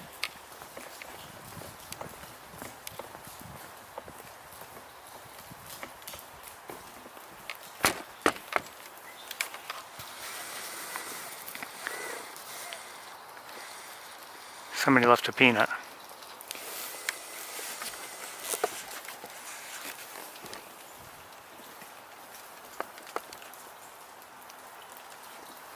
Oh, I didn't bring the thing for blowing off the lens if I need it. Oops. Let's hope I don't need it. I could go get it.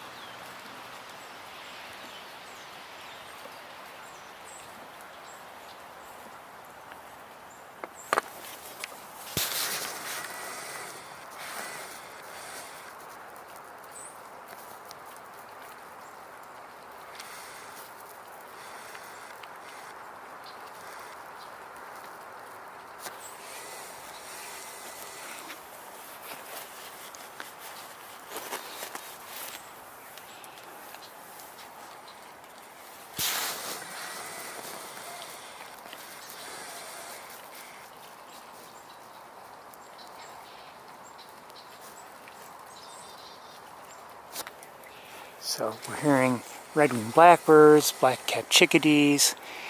Just saw those Canada geese, and we're hearing them now. Or, well, no, we're hearing different ones.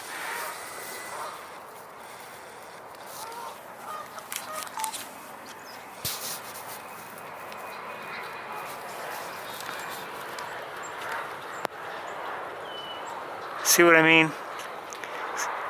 Now, it's not November yet, but this time of year can really be beautiful here.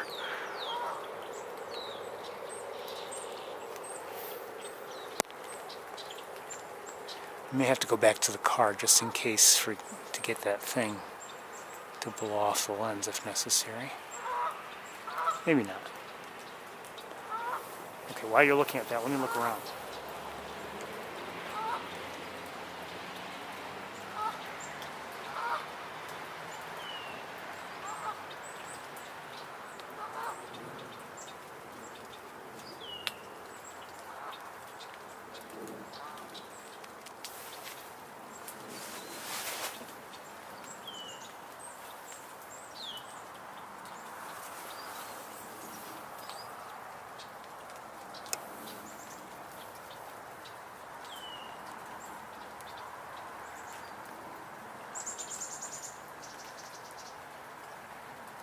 I'm not really seeing anything else of particular interest.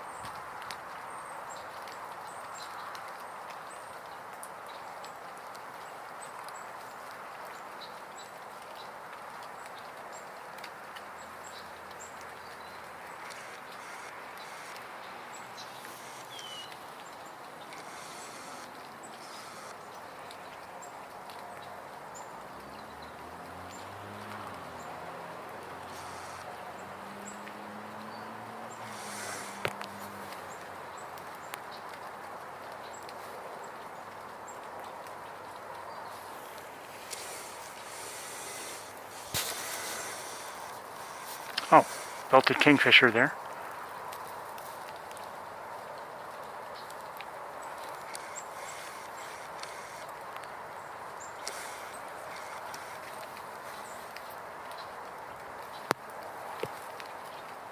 I'm not sure if I'm hearing a different one or that same one.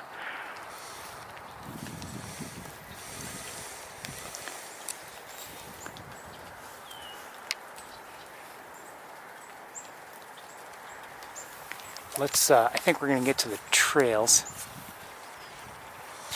very, very shortly. It's cold.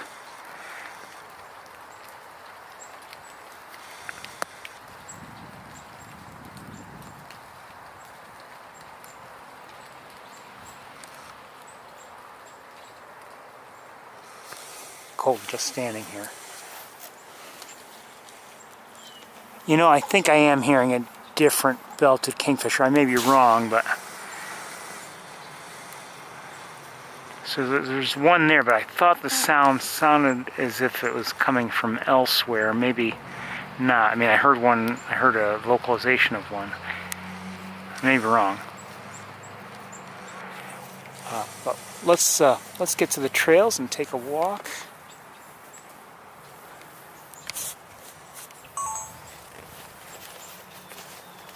Hold on, I gotta deal with some things here.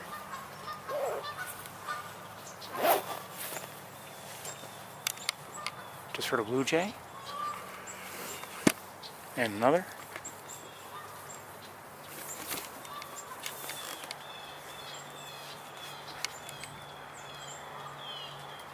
See? They get vocal. Is there any particular reason? I don't know. I'm sure there's a reason. We just, just not one that's apparent to me. Let's get to the trails. All of a sudden, as I look in this direction, it almost looks like there's sun coming through. Yeah, there is a little bit coming through behind me, but I have a feeling it won't last.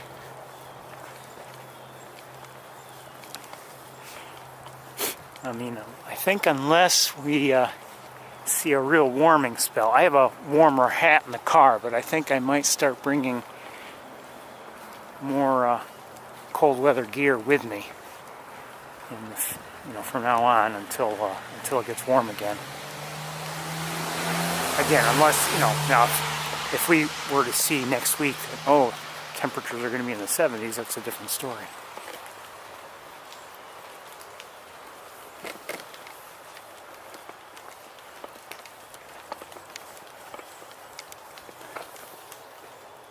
see a little bit of blue, just a little bit.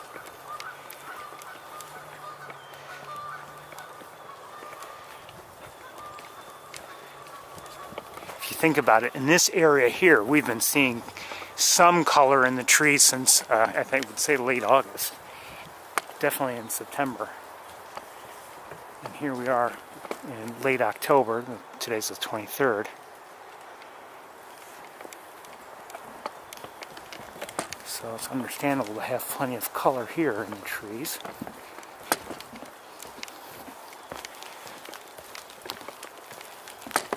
Oops, sorry.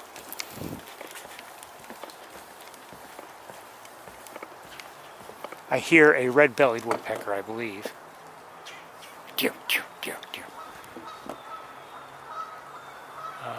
I don't see it, but...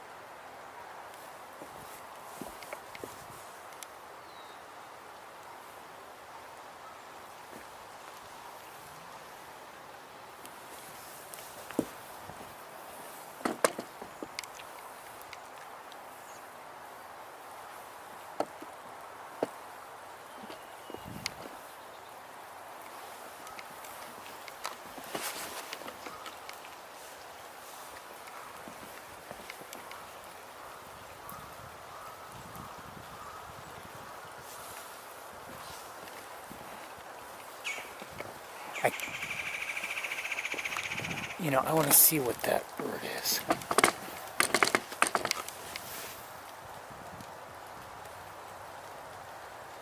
Okay, that was a red-bellied woodpecker, and I think I sometimes assume that sound is made by a hairy woodpecker, but I've been wrong. But anyway, that is a red-bellied woodpecker up there, and let me show you where it is. I think hairy woodpeckers do make that sound, but not in this part of the country.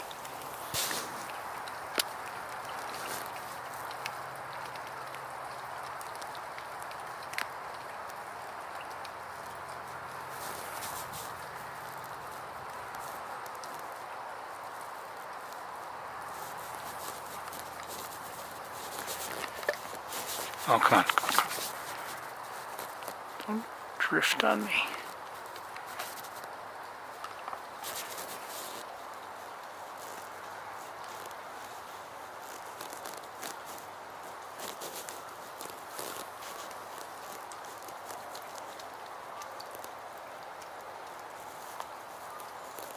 Sorry, my tripod's giving me a problem here.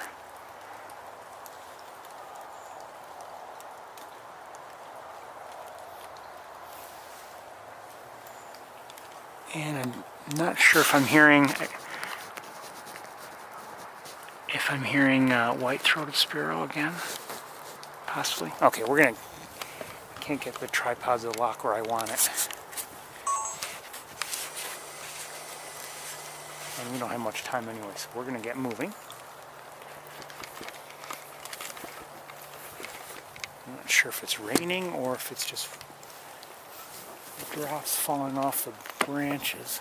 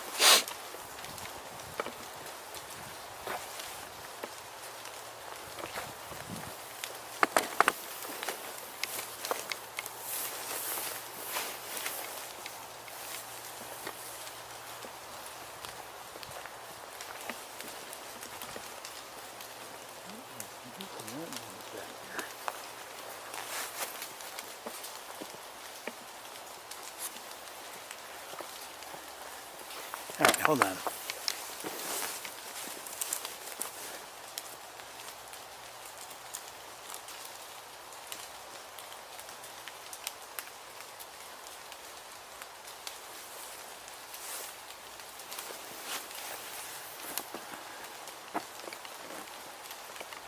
Still making that noise. Sorry. Maybe you're not hearing it, but I hear it. Just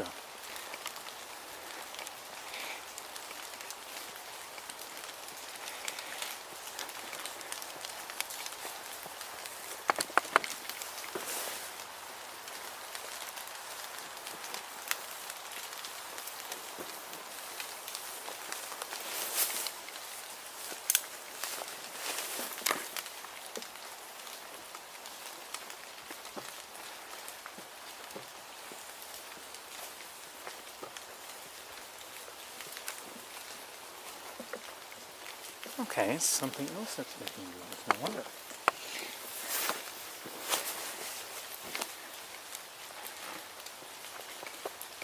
It's a conspiracy.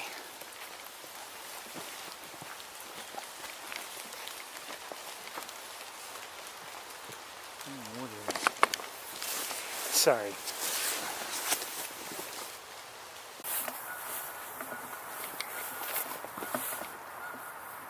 I don't know why we lost connection and why things didn't reconnect, but I have problems all the time. I've heard tufted titmice, and I heard a sparrow of some sort. I believe that was nearby. We're looking at Canada geese right now, or at least you are. I'm just buttoning things back up again. And I've seen wood ducks and female mallards, so I've seen both male and female mallards. Sorry about that. I just didn't realize. I didn't hear the text messages before because,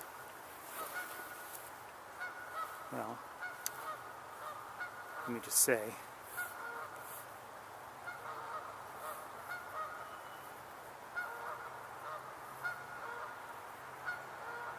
sometimes my phone is just not reliable.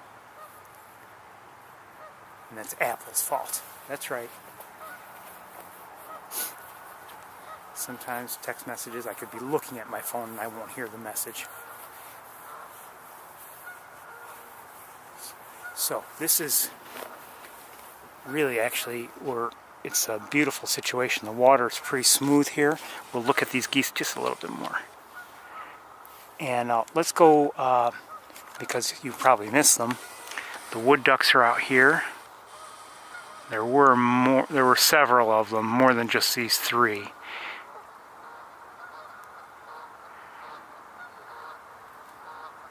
Don't know where they went, but there were several. More Canada geese. There's another wood duck there. Look how beautiful. Like I said earlier, it's not November yet, but we're getting there in terms of, you know, obviously it's late October now, but not just that. It looks like what we see very often. I just heard a downy woodpecker. What we often see here in November, for instance, is this smooth water like we're seeing here, you know, on a calm day. It's calm right now.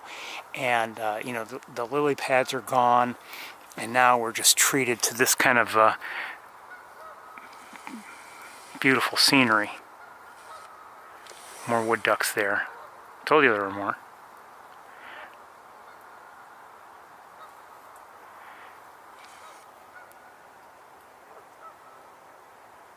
May have just heard a nuthatch. White-breasted. Not sure though.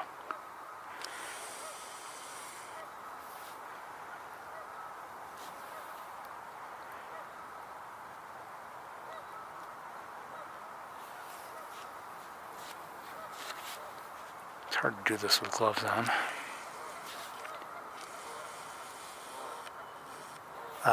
By the way, I think you missed it. Many of the geese left. They flew off and you didn't see it because we were disconnected apparently. These were the ones that were right over here a moment ago.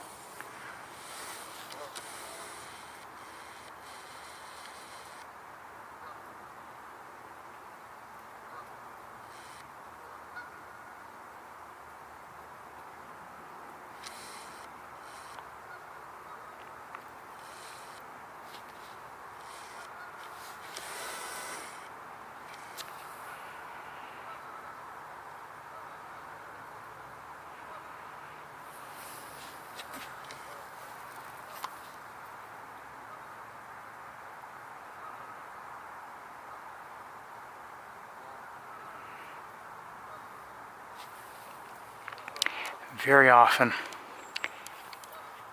What is that? Do you hear that? I don't know what that is.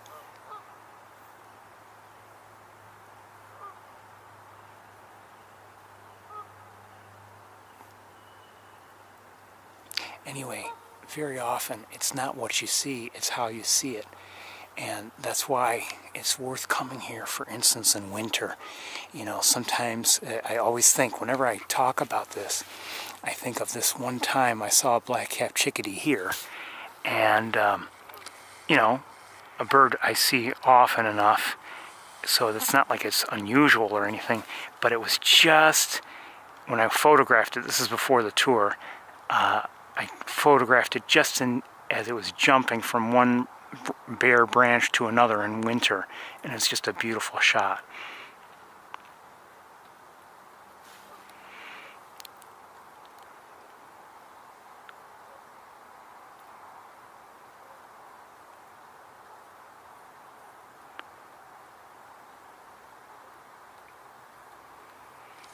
So I mean, right now there's a little bit of road noise, but it's pretty quiet here, except for my yammering. And it's just nice to look out and see what we can see here. Even though it's nothing we haven't seen before, it's just beautiful scenery.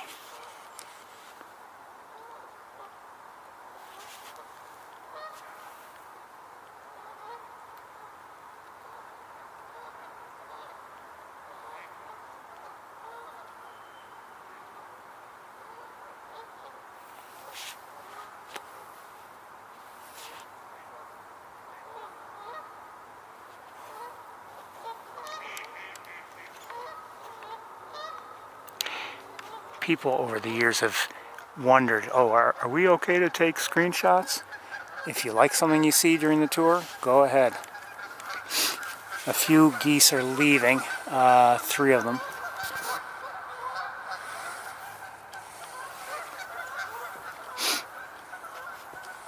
I suspect we're going to see more leaving, but I may be wrong.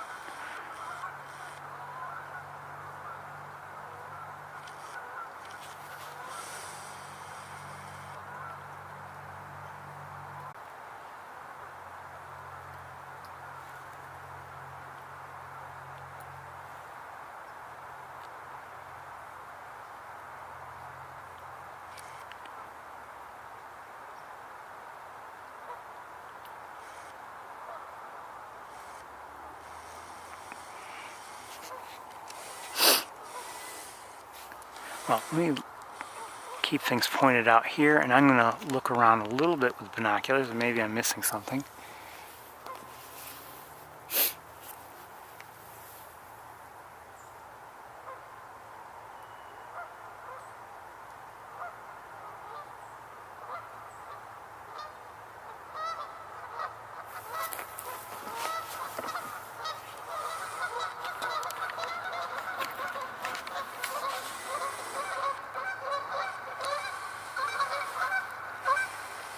Bye.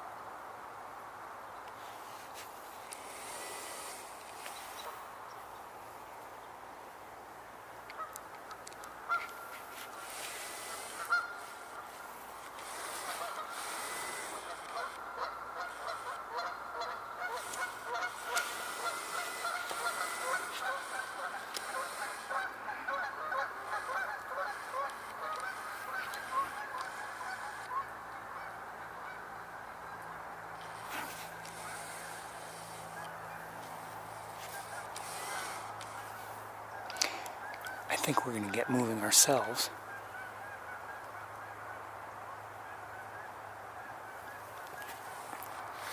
Pretty shortly.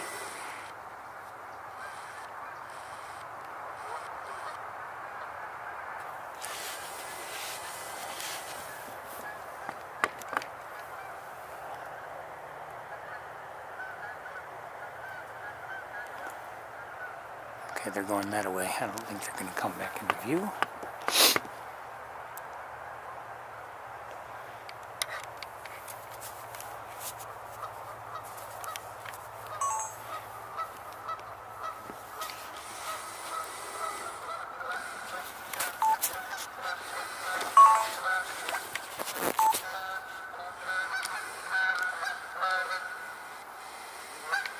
Sorry, I missed that. Bye, geese. So those are the ones that had been on the fallen tree.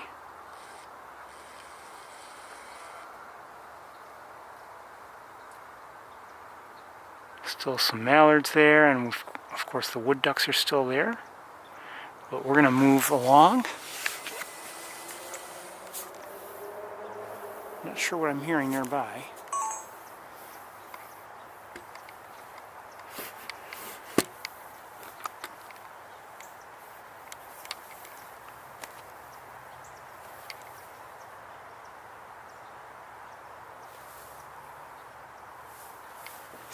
They might be,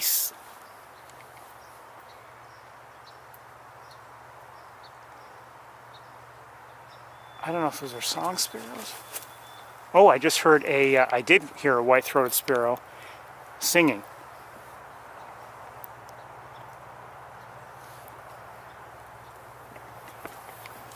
Dee, dee, dee, dee, dee, dee, dee.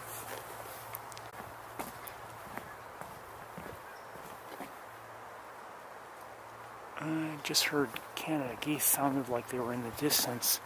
I don't know if that means that they were coming this way or not.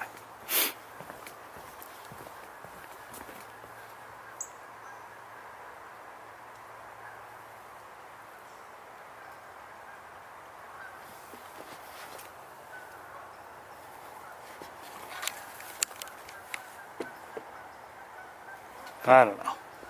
I hear them. I don't see them. For all I know, they're the same geese that just left. Doesn't make sense to me, but might be. That almost sounded like a cardinal, but I'm not sure.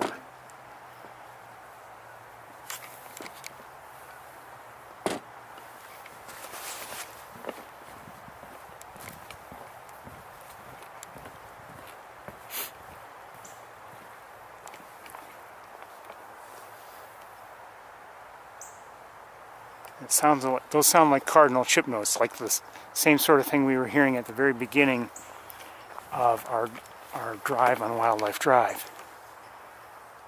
Cardinal chip notes, if I'm not mistaken. And over here somewhere,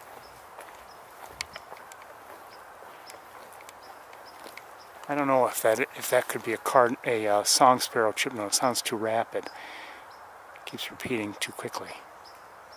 Could be more than one of them. I don't know. I'm not sure.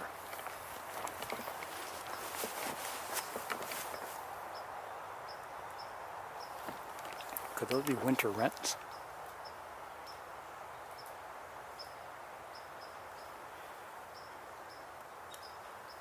I'll have to listen to those again, I guess.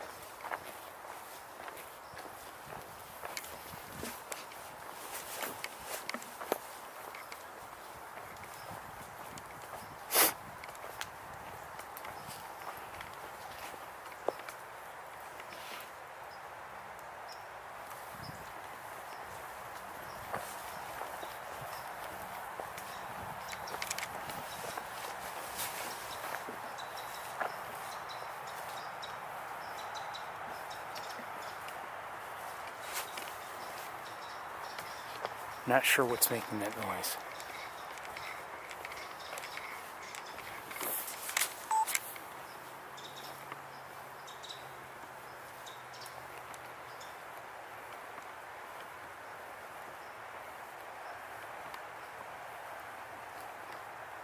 It's getting dark.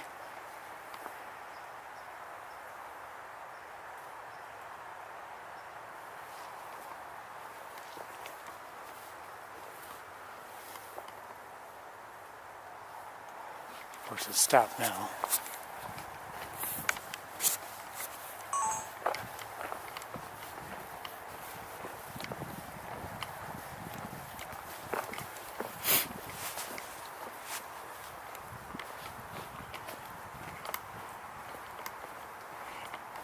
You know, like I would say it's still that it has been a, ooh, even with the stone underneath here, this is really soggy. There's more water here, I believe, right now than I don't know if I've ever seen this much here as I am now, and I wonder what is causing it. I mean, it hasn't been that wet lately. It's not like we've had a lot of torrential rain or something. I think something must be blocking the water in, and they haven't done anything to release that. I may be wrong, but that's what it looks like. Either, and I don't know if it's, for all I know, it's deliberate. But I can't believe that the lab is doing it deliberately. Could be wrong, but there's more water here than I've ever seen. It's always been a relatively wet area of the trails, but this is more than I've ever seen here. So something is holding the water in. Okay, this is gonna be tricky walking here, so we need to focus on that, and you'll just have to see whatever you see as I'm doing it.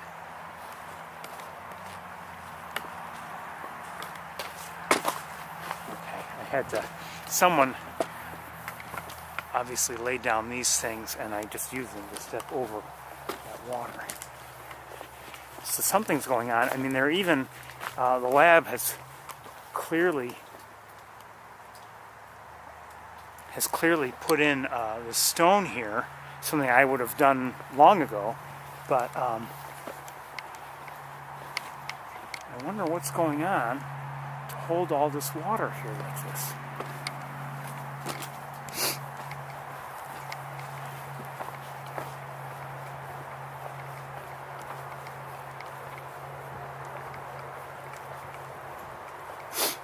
Maybe I should try to, I don't know if I will, but it'd be interesting to reach out to somebody at the lab and see if anyone can tell me, you know.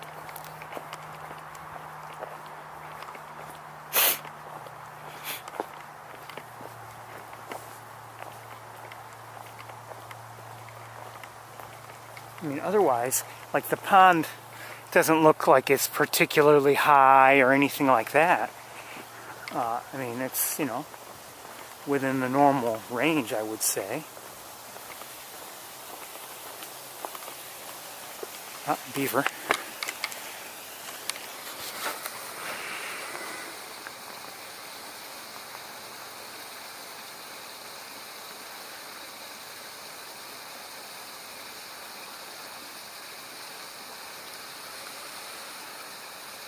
Is it the work of beavers? I kind of doubt it. And the reason why I say that is, and I may be wrong, but I mean, I say that because I think if that were the case, they would have done something to relieve the blockage. You know, the lab would have. I mean, I don't think they want to harm the beavers, but they would still do something to at least just clear it out, and that's my guess. I could be wrong.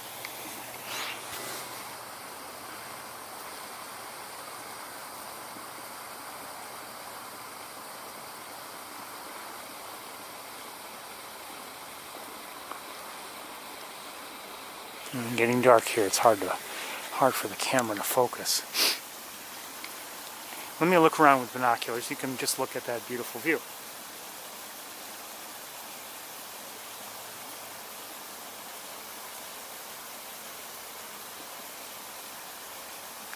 Over here, we still have the remnants. I don't know if you can see it right now. The remnants of, you know, a lot of lily pads.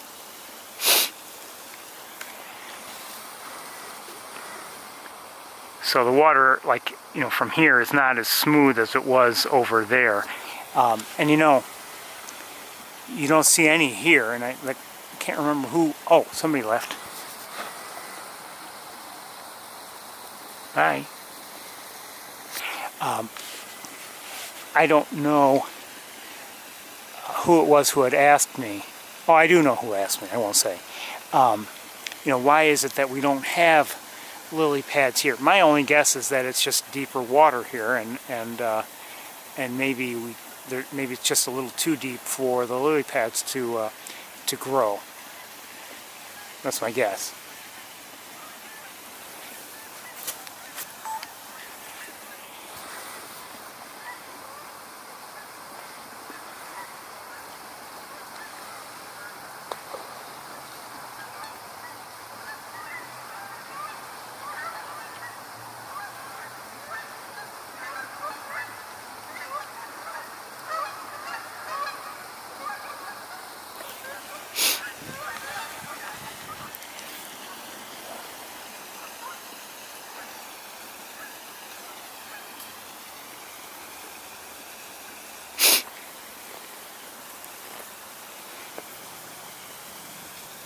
So the geese landed over there.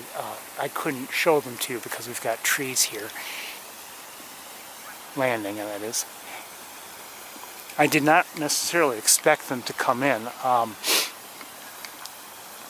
seemed like geese were leaving, but you know, it seems like we often see that they leave and then, I don't know if it's the very same ones, but we get some coming back. And now it sounds like there are some from behind me coming in. Is this the best place to see them from? Maybe not, but we're here.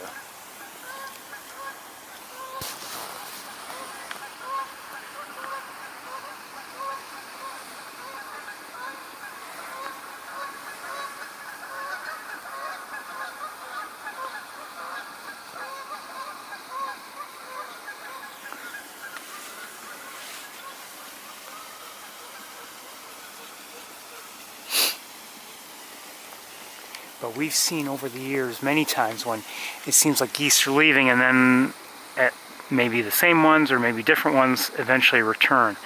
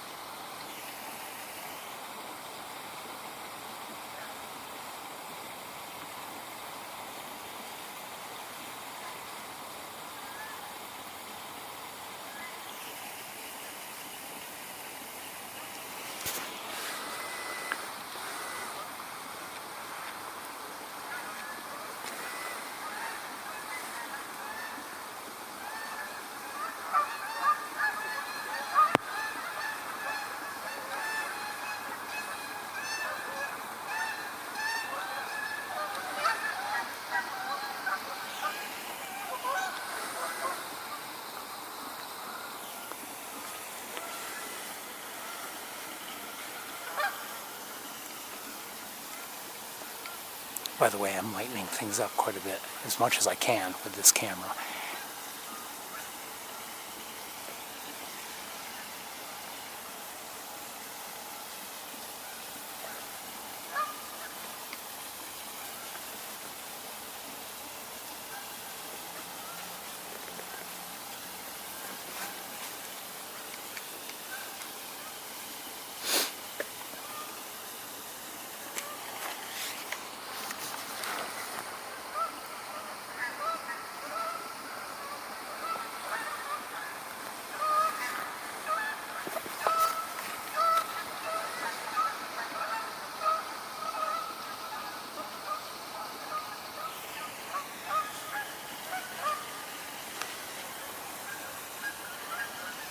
Nobody seems to be landing here. It could be, I wonder if it's because of me being here? Maybe. Kind of doubt it. although it's possible.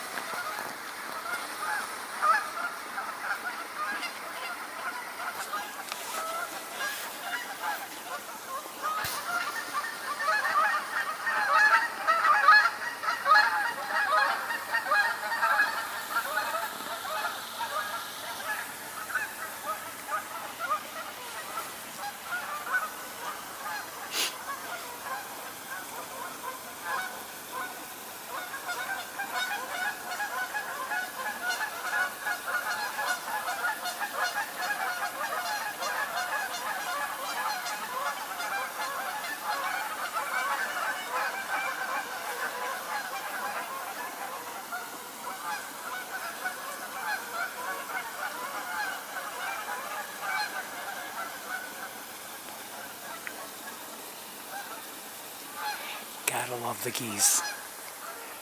I know they make a mess on golf courses and everything, but they are wonderful to watch.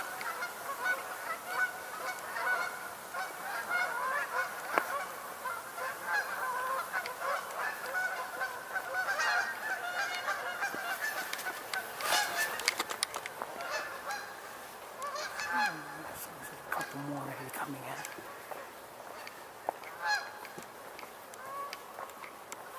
I hear one, sounds like it's coming in.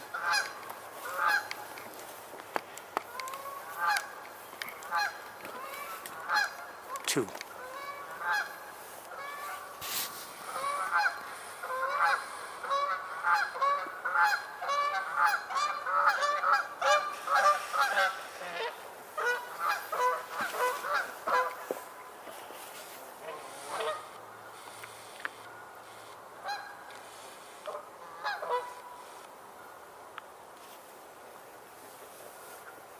I think I might hear more coming.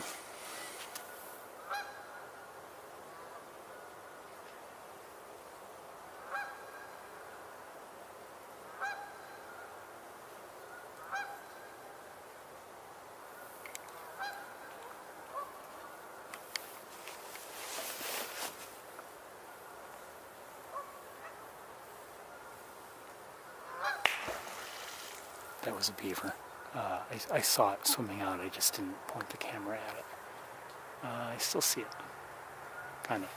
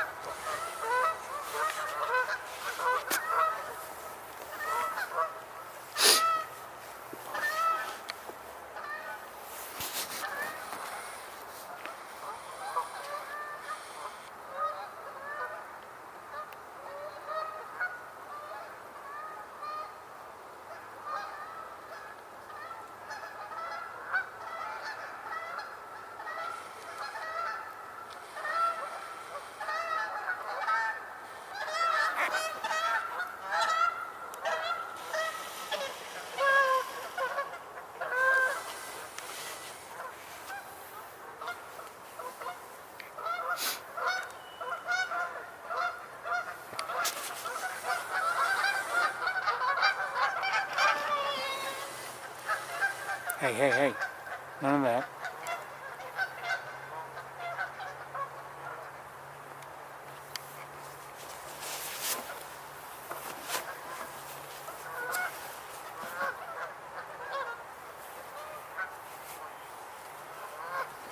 I hear mallards vocalizing, but a couple more Canada geese are coming in right now.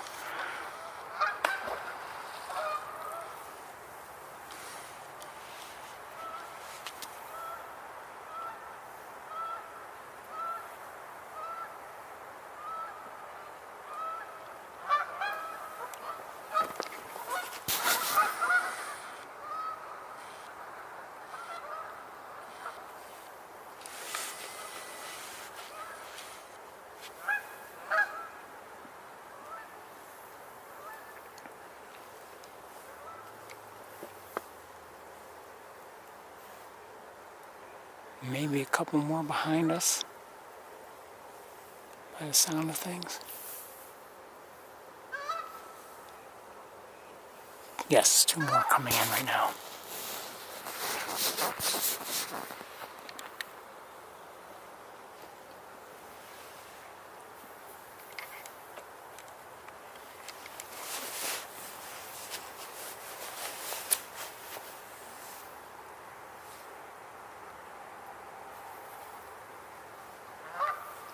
There may be a few stragglers, but I have a feeling that's going to be the bulk of it. Or that is... What was that? What was that?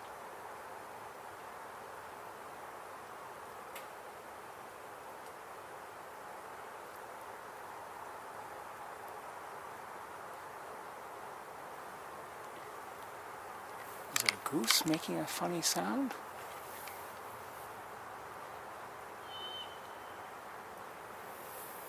Did you hear that? Maybe the wood ducks, maybe?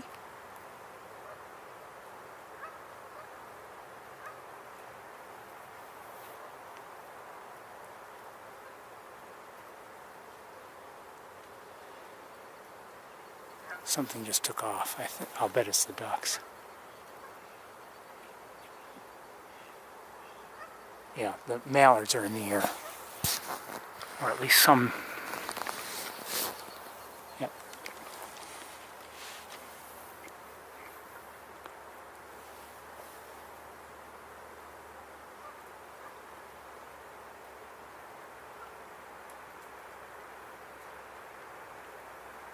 We're going to get moving, I think, pretty soon. It's getting very, very dark and hard to see the trails.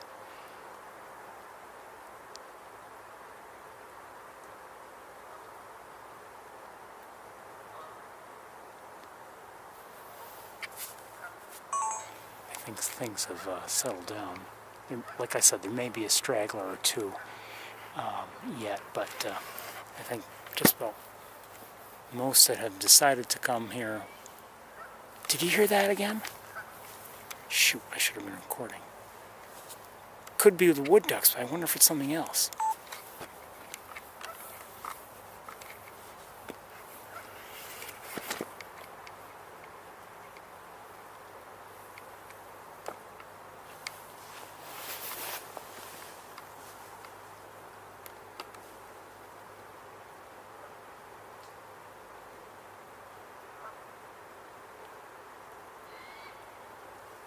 That doesn't sound like a wood duck to me. I wonder if it's an owl.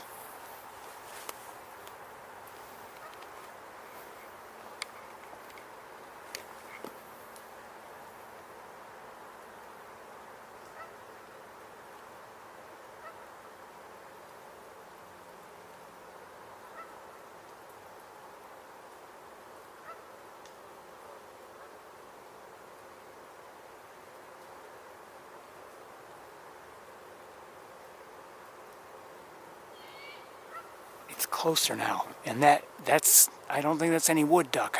I'll bet that's an owl of some sort.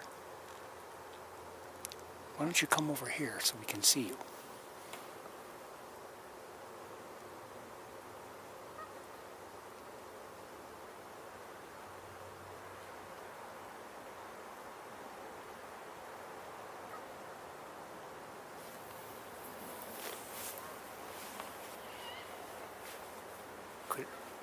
I could be wrong.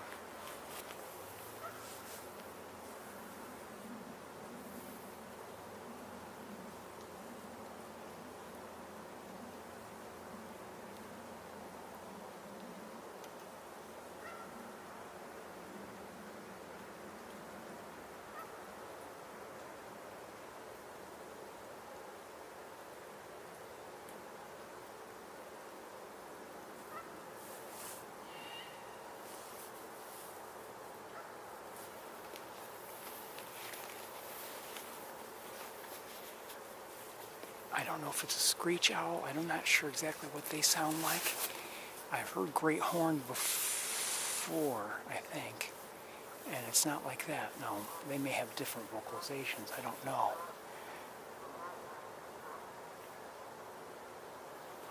I wish it would come here so we could somehow see it. Something just...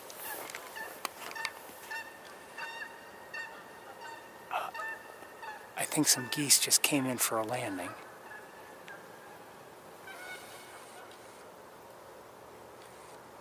A few more, like maybe 6 or 7.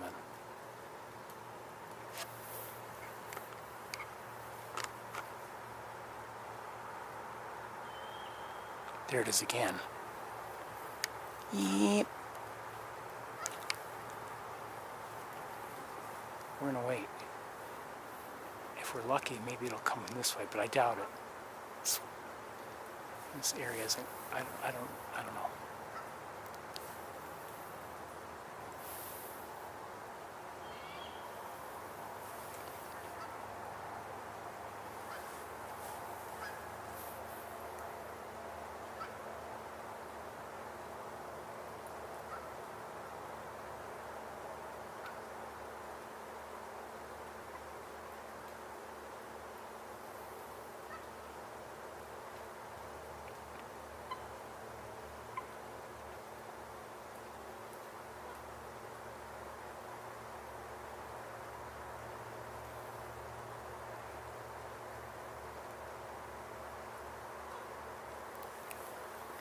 Say this.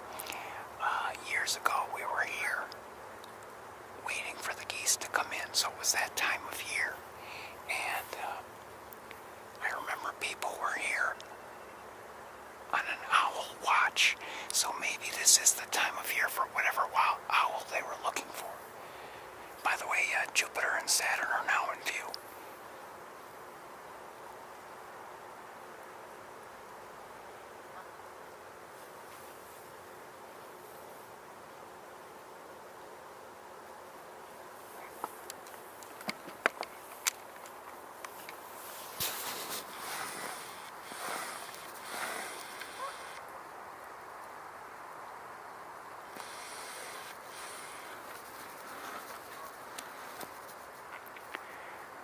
Focus it, but that's Saturn. Or maybe I can. You know what? Let me try. Hold on.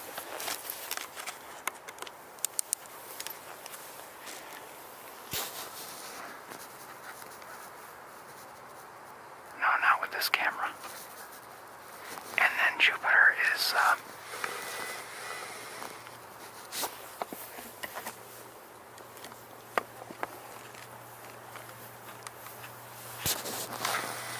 over here.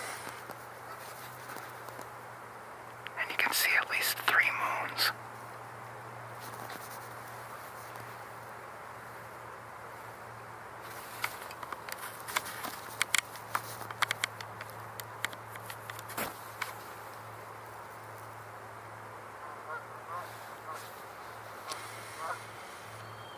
There's an owl again. I think it's an owl.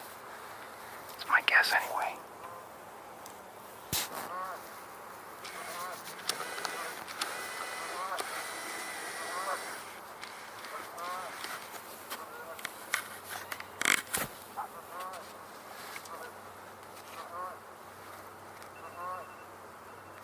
Okay, hold on a second.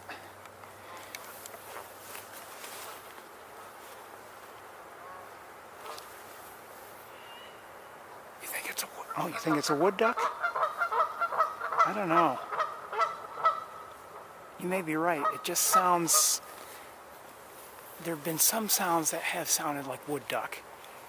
Thank you, by the way. But I don't know. You may be right. They have some different vocalizations. Whatever it is, we're going to move on because it's getting dark.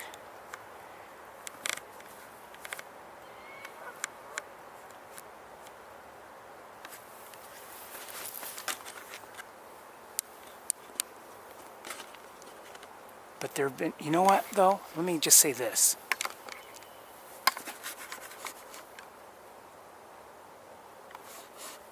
My hands are frozen.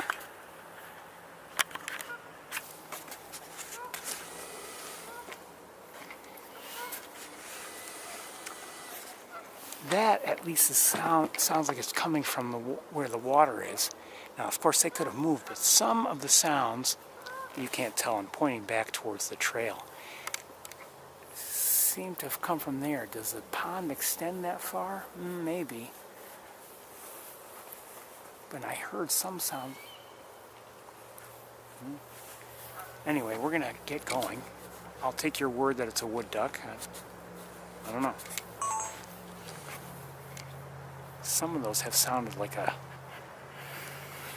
And it could be that, you know,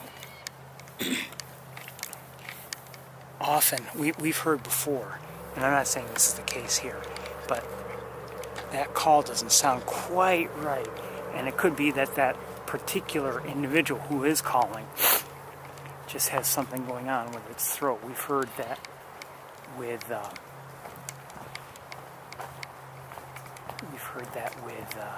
you know, various birds before that just seemed to have something going on and they couldn't vocalize quite right.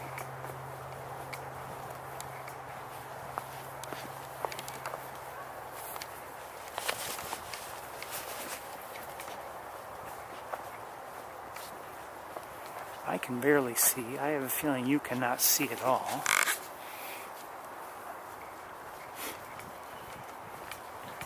I mean, some of them are definitely sounding more like wood duck to me, but some are sounding, there are one or two that sounded like real screeches, and I don't know what a screech owl sounds like. I'm not saying it was a screech owl, I don't know, but some did not sound at all like wood duck.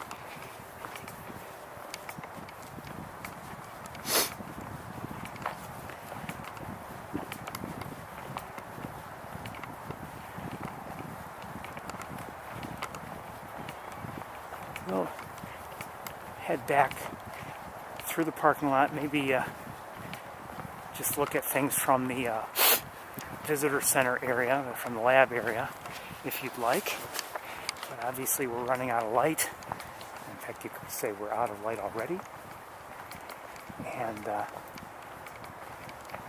I don't know if you've enjoyed the tour today. I've enjoyed a lot of things today, seeing some things. I really did enjoy Wildlife Drive. It was interesting, certainly, and it was nice to see some of those ducks that we saw. And I was glad that, you know, not that we simply saw some of those ducks, but it did seem like some of those areas were clearing up a bit. So, you know, we may have some good duck viewing in these coming weeks. I think there's some Canada geese over here. I'm hearing them.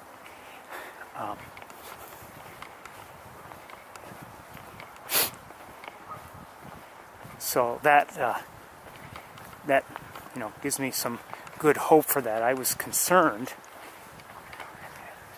that at least this year we would not be able to have good viewing of you know, large flocks of ducks. Now, we didn't see large areas of open water there, but we saw some, and who knows, maybe things will keep improving. I don't know. You know, prior to the snow even falling. Anyway,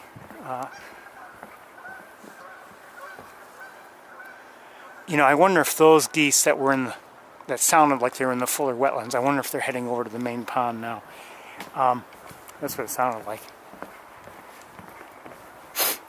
Anyway, you know, so I was glad to see that on Wildlife Drive. So we're seeing some improvement there in terms of our own viewing. We didn't see much activity at Van Dyne Spoor today, and I don't know if I want to listening now, hold on. I don't know if we're going to spend much time, you know, because the days are getting so short. I don't know if we're going to spend make too many more trips that way unless we hear of something there.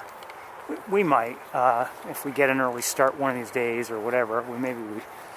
It's all on me, really. But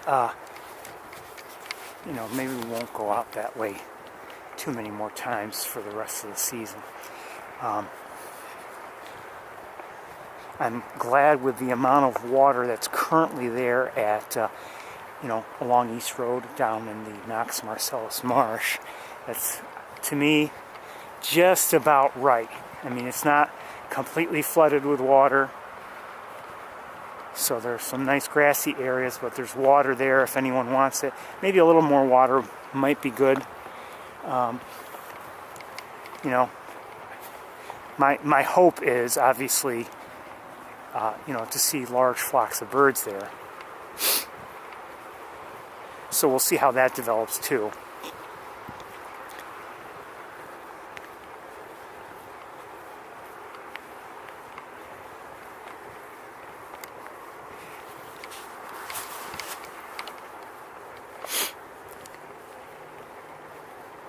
We could have spent time, if we had wanted, you know, going to Shockey Pool and Mays Point, but given how little we've seen at those locations lately, I thought our time was better spent here.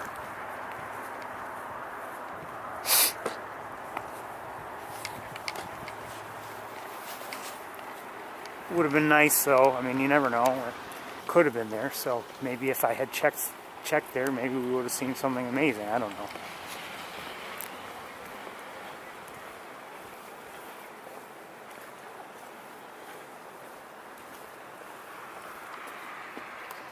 There's some people over there with flashlights.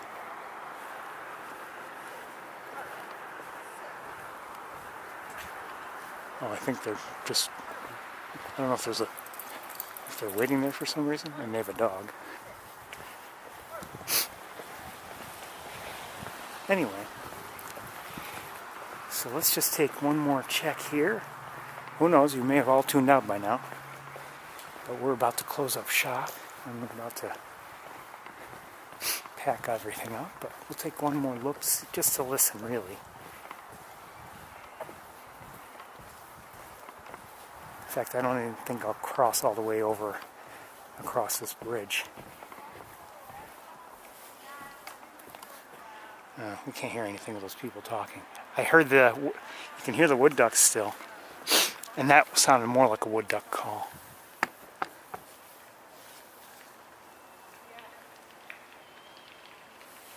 Definitely. Eek.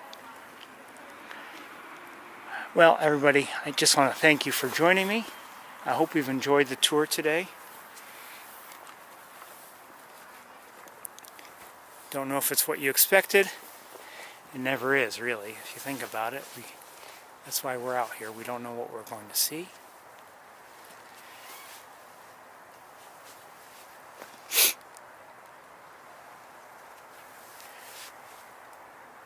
Anyway, I want to wish you all very well. Hope you enjoy the rest of the weekend, and have a good week, everybody. Take care. Have a good night.